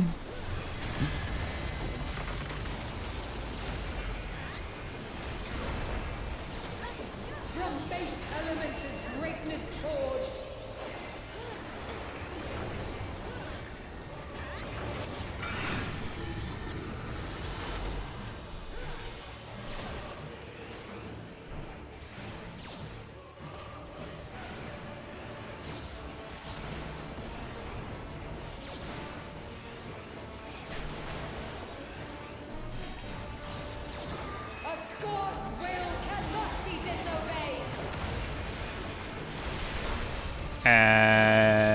Yep, there was one from the left side pointed at the right side at the very least.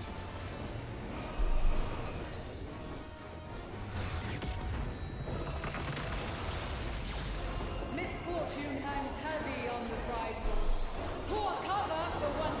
Is there a phase 3? Wouldn't that be amazing, guys? Imagine if in the last raid tier of Dawntrail, this is as the true mega mix-up for the final boss, after the first 2 raid tiers didn't have an extra phase like that, the final boss has 3 phases with 2 checkpoints. That would be absolutely amazing. I'm not making fun of you, humble student. I'm picturing how absolutely amazing it would be if they did that, because that has never happened, that there were 3 phases with 2 checkpoints, I don't think. So just the picture of like how surprised people would be if there's like not 1 but 2 checkpoints. That would be so funny. But no, there's not a phase 3.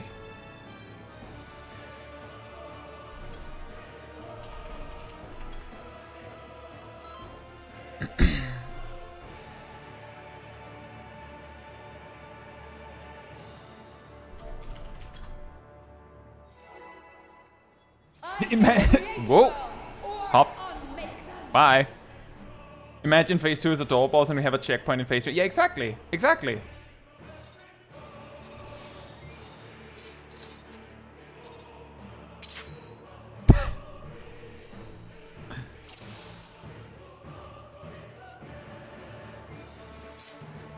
It would be incredibly fun. You would probably know that something was up if they like randomly gave you like 3 hours in the duty instead of 2.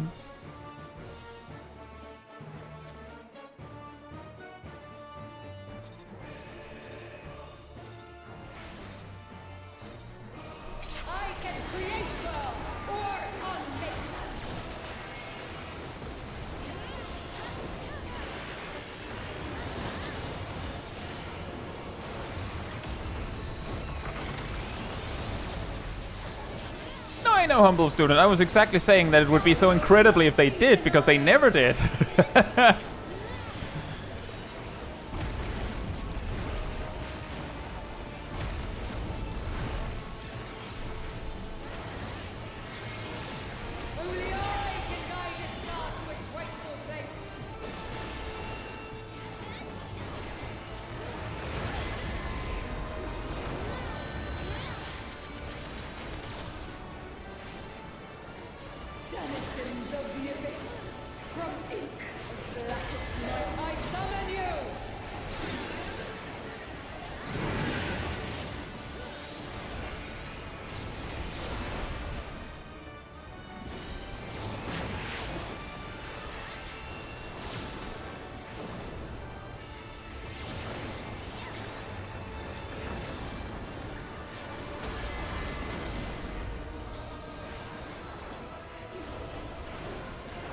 Donuts. Donuts.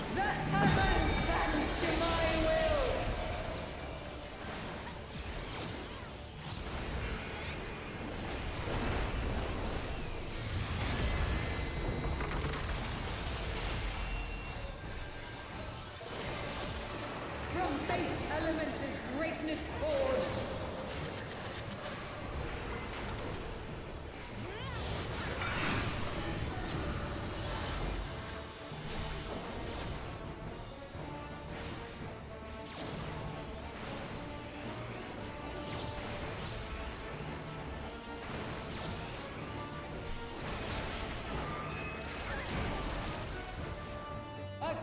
Ah, nailed it!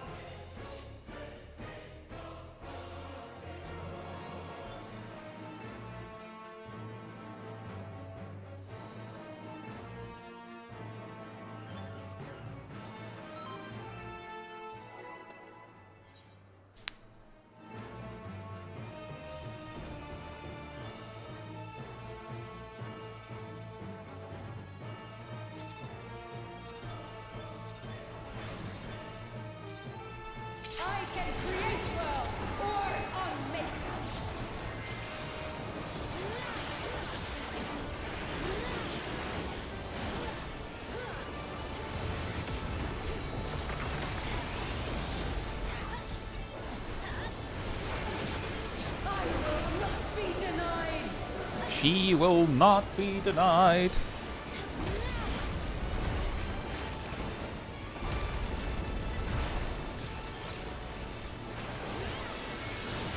Only I can guide this star to its rightful place.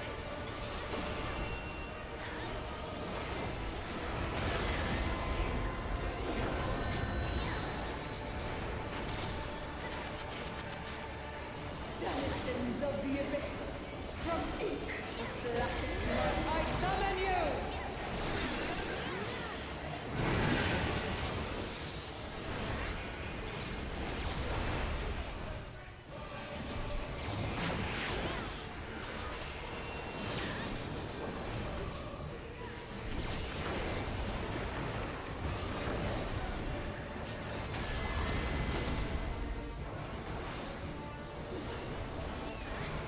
Donut? The heavens bend to my will! Hey, we all did it!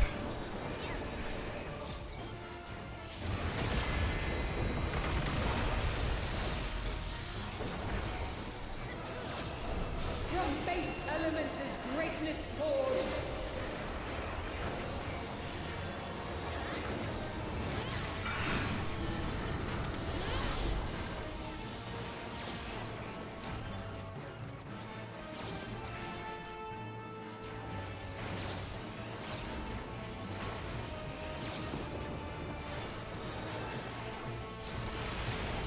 Ah.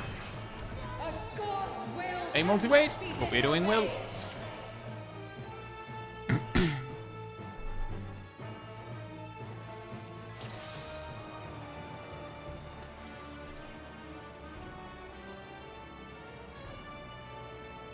I'm just reminding you that if you're having trouble... If you're having trouble with the PlayStation thing or whatever, you have to say something. I'm sometimes in Narnia, so I cannot see whether you're making it... If you mess it up because you don't get it, or if you're messing it up because life.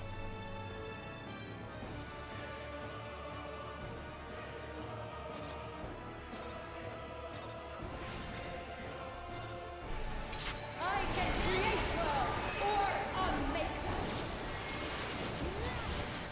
Ilana mentioned they have to go at around the start of the next hour, so that's pretty much the time we have left then. That's pretty reasonable. That is nearly 4 hours of doing this. I will not be denied.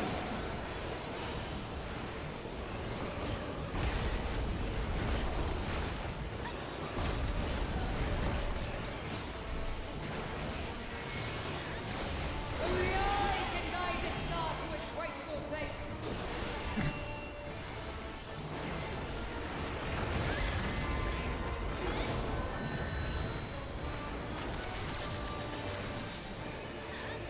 Denizens of the abyss, from ink of blackest night, I summon you!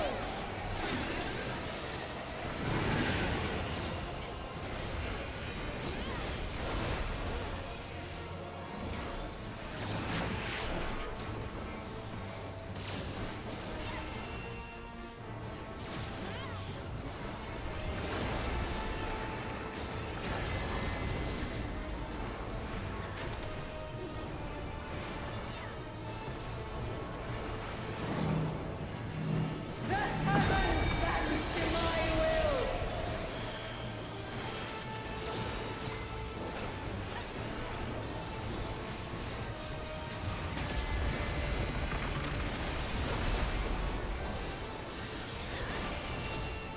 From base elements is greatness forged.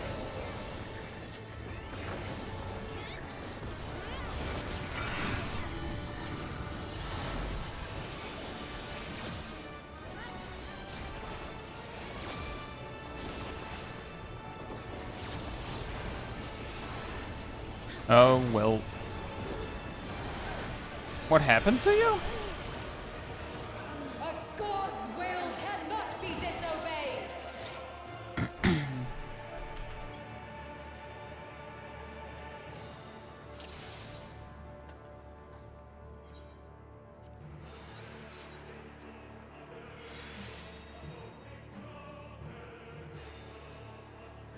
It's great. The smallest lizard in the land, multi-weight.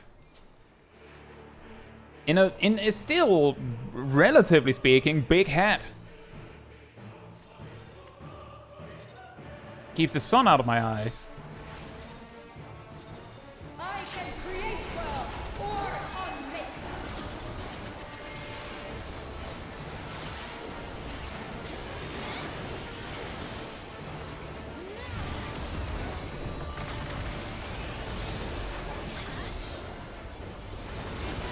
I will not be denied.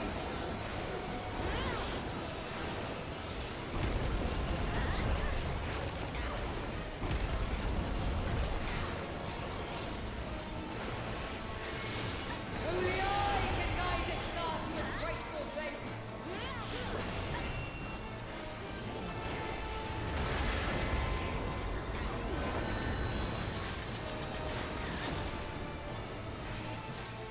Denizens of the abyss, from ink of blackest night, I summon you! Exactly, little lizard wizard.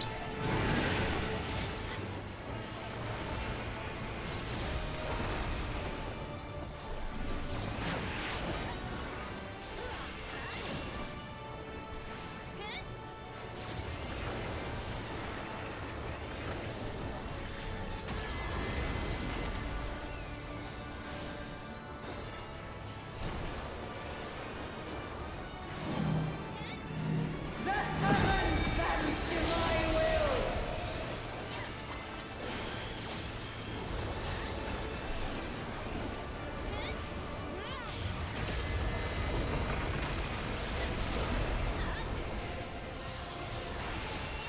From base elements greatness forged.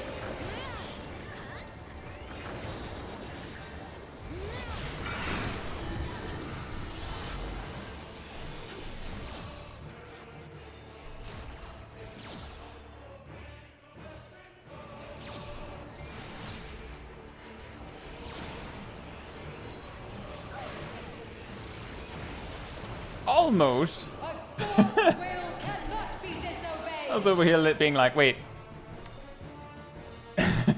How did that add up? And it didn't. Almost.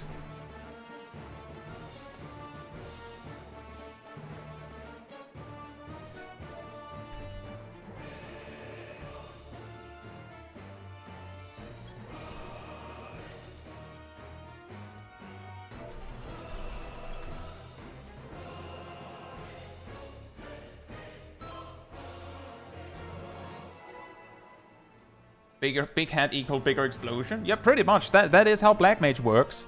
The bigger your hat, and sometimes the worse your vision is by having a huge eye patch. That sometimes also makes you do better damage.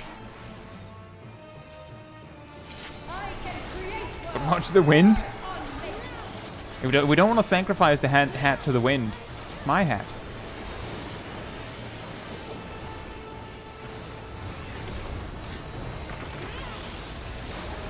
My hat! I will not be denied.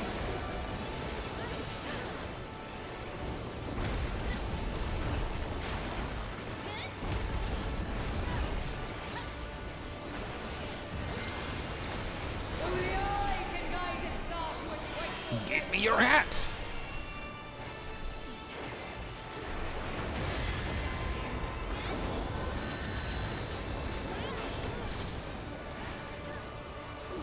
Denizens of the abyss, from ink of blackest night, I summon you!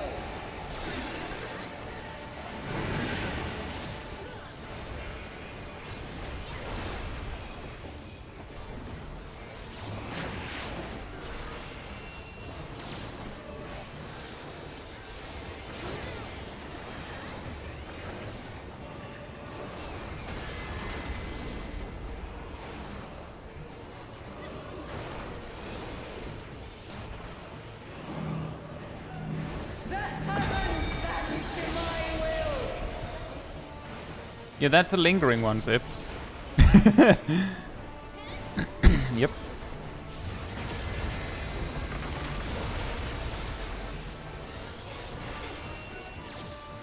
From base elements is greatness forged.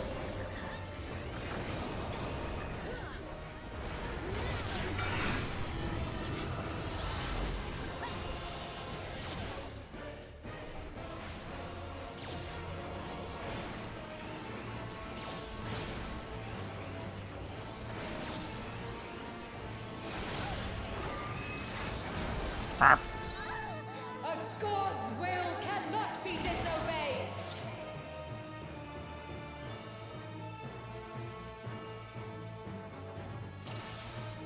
You remember, if you have two options, you really have to think. Because someone else does not. They have one of your options.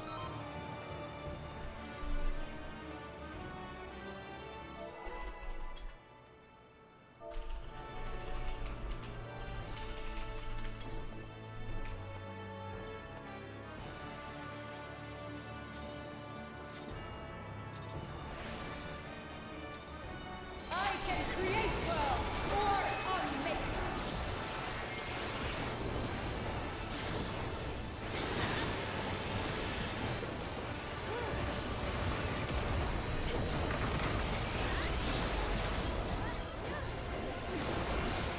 I will not be denied.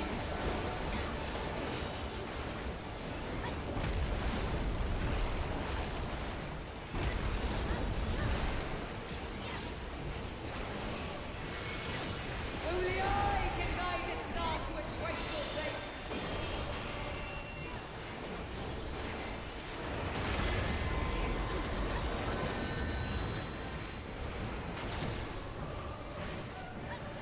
Denizens of the abyss, from ink. How's CJ? Hope you're doing well. Summon you!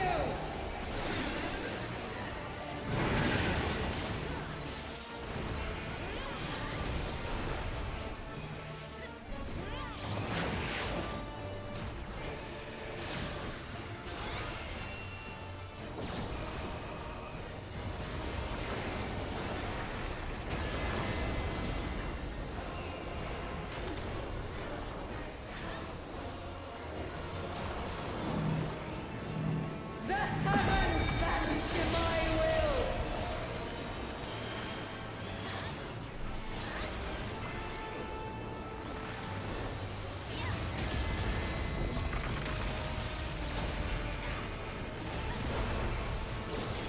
From base elements is greatness forged.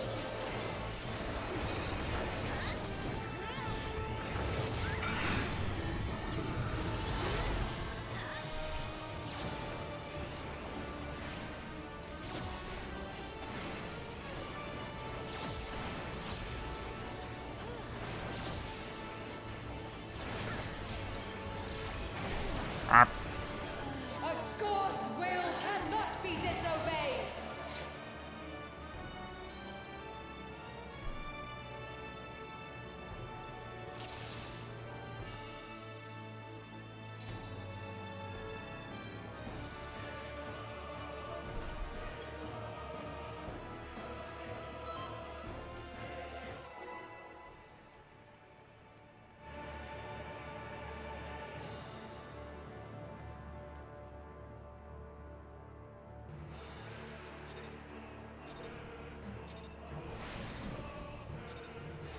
I can create world or unmake.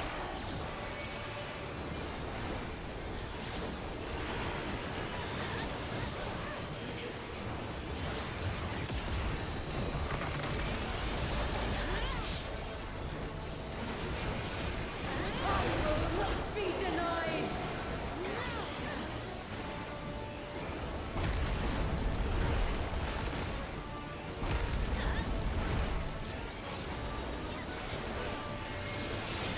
Only I can guide this star to its rightful place.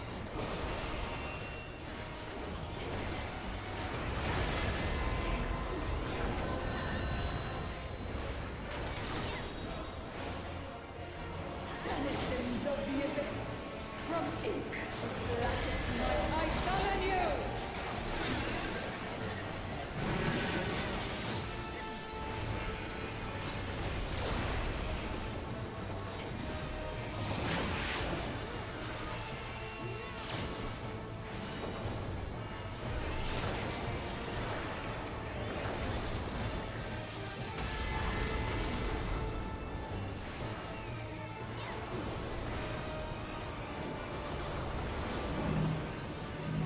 The heavens bend to my will. the heavens bend to... Did she bend the heavens to summon a banana peel? What was that? Whoop. Base element is greatness forged.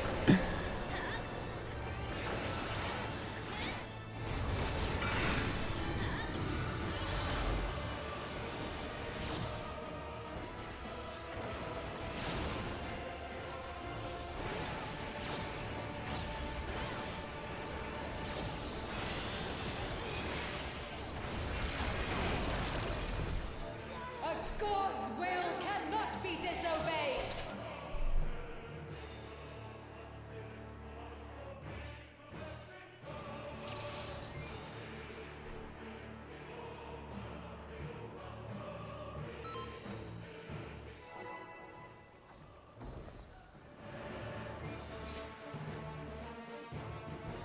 Thank you, Multi-Weight.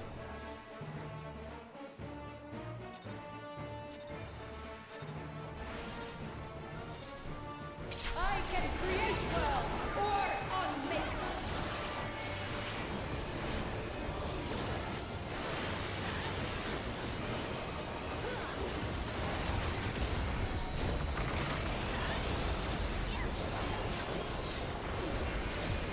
I will not be denied.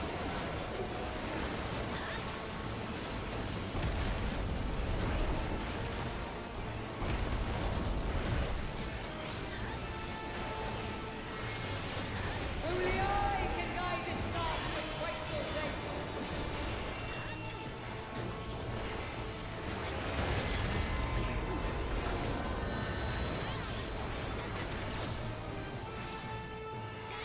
Denizens of the abyss, from ink of blackest night, I summon you!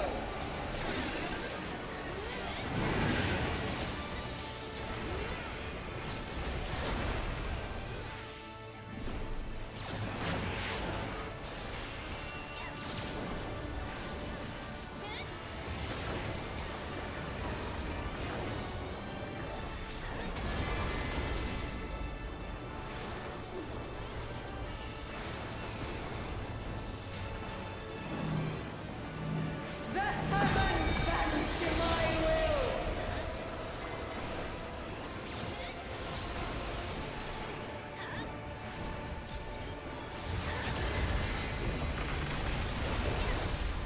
Remember, guys, the blue thingy. From base The blue thingy, and don't go too fast. Remember, you need your partner. The blue thingy. The blue thingy.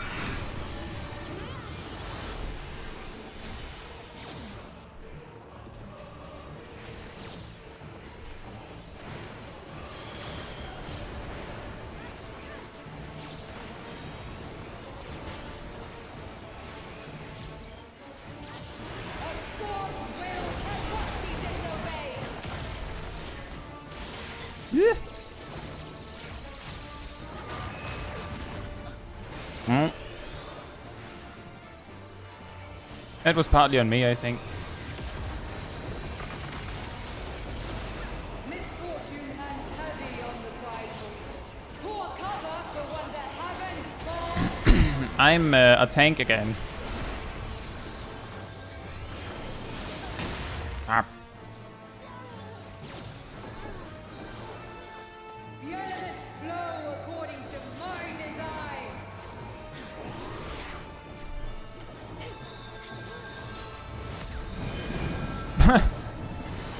If we spawned with 4, we can't move. But yeah, we have Ilana has to go now. We've been going at it for like 4 hours. We did make it back to caloric.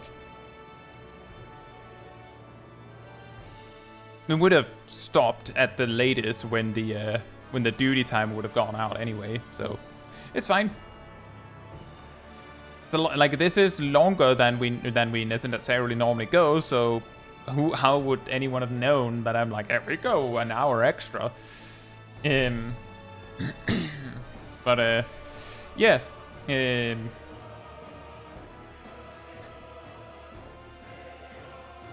Should we hop out then?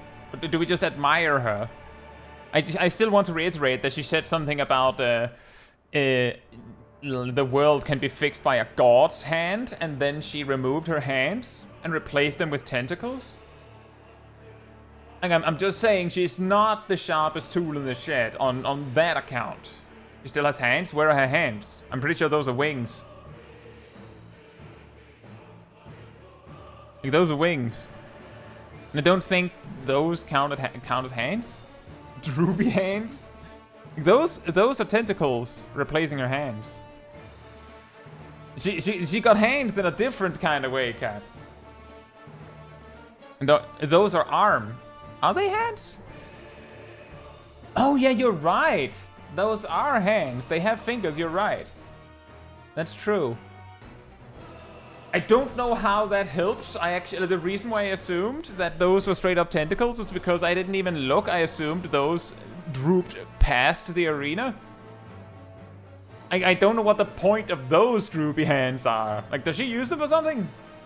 Does she do anything with those? Or does she just, like, hang out with noodle arms for the entire fight and then just uses the big ones behind her?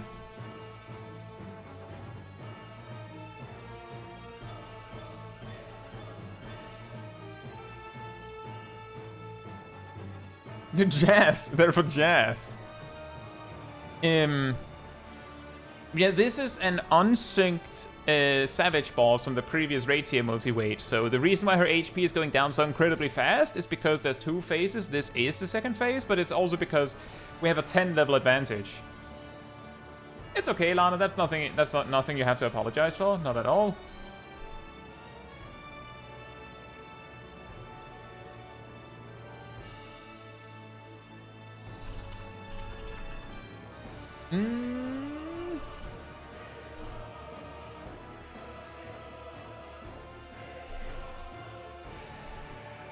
I'm just writing down some names so I have an idea of next week.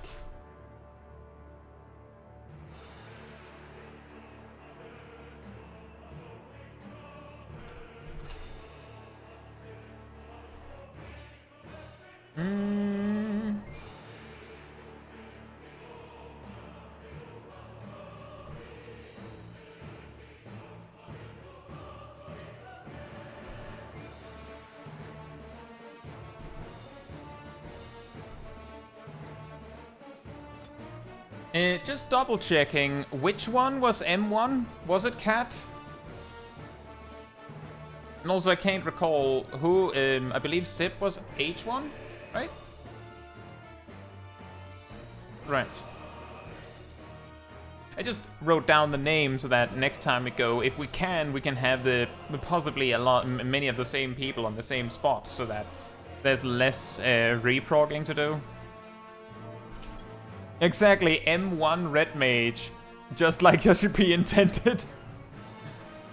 She uses them to fix the world, guys. Have you not been listening? You make an excellent point, but how does droopy arms help? Is she suggesting that the reason why she couldn't help fix the world before was because her arms were not droopy enough? Is that what we're saying? is that the plan? Yeah. Okay. No, multi-weight, I don't do, like, suddenly mental roulette in the middle of a stream. If I do mental roulettes in a stream, I've usually coordinated beforehand, so you'll see it coming in the thumbnail and all that.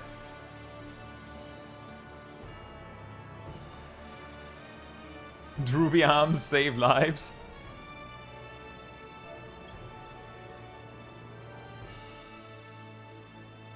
Black Mage used to hog the fake melee, but wheel turn. See, the funny thing is not only that, but I willingly offer to take the weird far away spots now. Because Black Mage is so flexible. So congratulations, Caitlin. I'll hop out.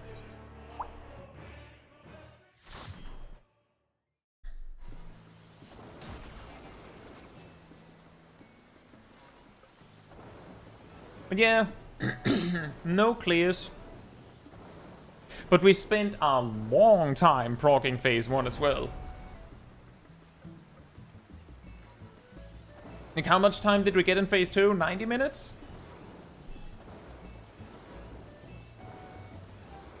I think it was like 90 minutes.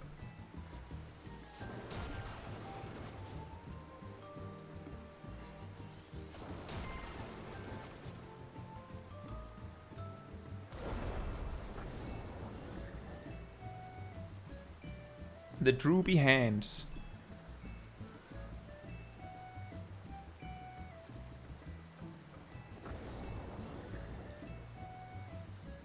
I feel like it's not the only boss we fought that has like big arms and also small arms, and then like the small arms just kind of hang out most of the time. But I can't remember who the other one is. I feel like we fought one recently. Weird.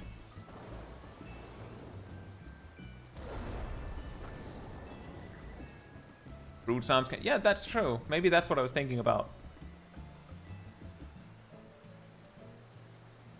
But yeah. Hopefully next time we'll actually get some clears. But it was absolutely in the cards that we didn't get any. Because that fight is surprisingly hard. Yeah, if everyone has practice or everyone is very well experienced with Savage, then it's probably a lot more doable to just get in and get done. But we have a little bit more of a mix, so it's not too surprising that it's a lot harder. Humble Student says, I was curious about the Geomancer and Time Mage Phantom jobs. What abilities do they have? The Geomancer has like some portion of it is effects that do something when your chosen target gets hit. So they have one that makes it so that the person getting hit does more damage for a while when they get hit, and another one that makes it so that they heal when they get hit. It's like sort of like a support healer kind of deal. Time Mage has Comet, like straight up Comet, to cast with a long cast time, but they also have a spell to give themselves or someone else like baby ley lines in terms of like GCD reduction, like faster cast and all that, but it also makes their casts instant. But it's a spell, but they can use it on someone else, which means that technically the Time Mage could give, like one Time Mage could give someone else this speed boost, which is just hilarious in its own right. Oh yeah, and Geomancer also has Levitate, which makes people makes people immune to earth attacks, and it's very like flexible. Like many attacks are just nullified by it, but it has to be an earth attack.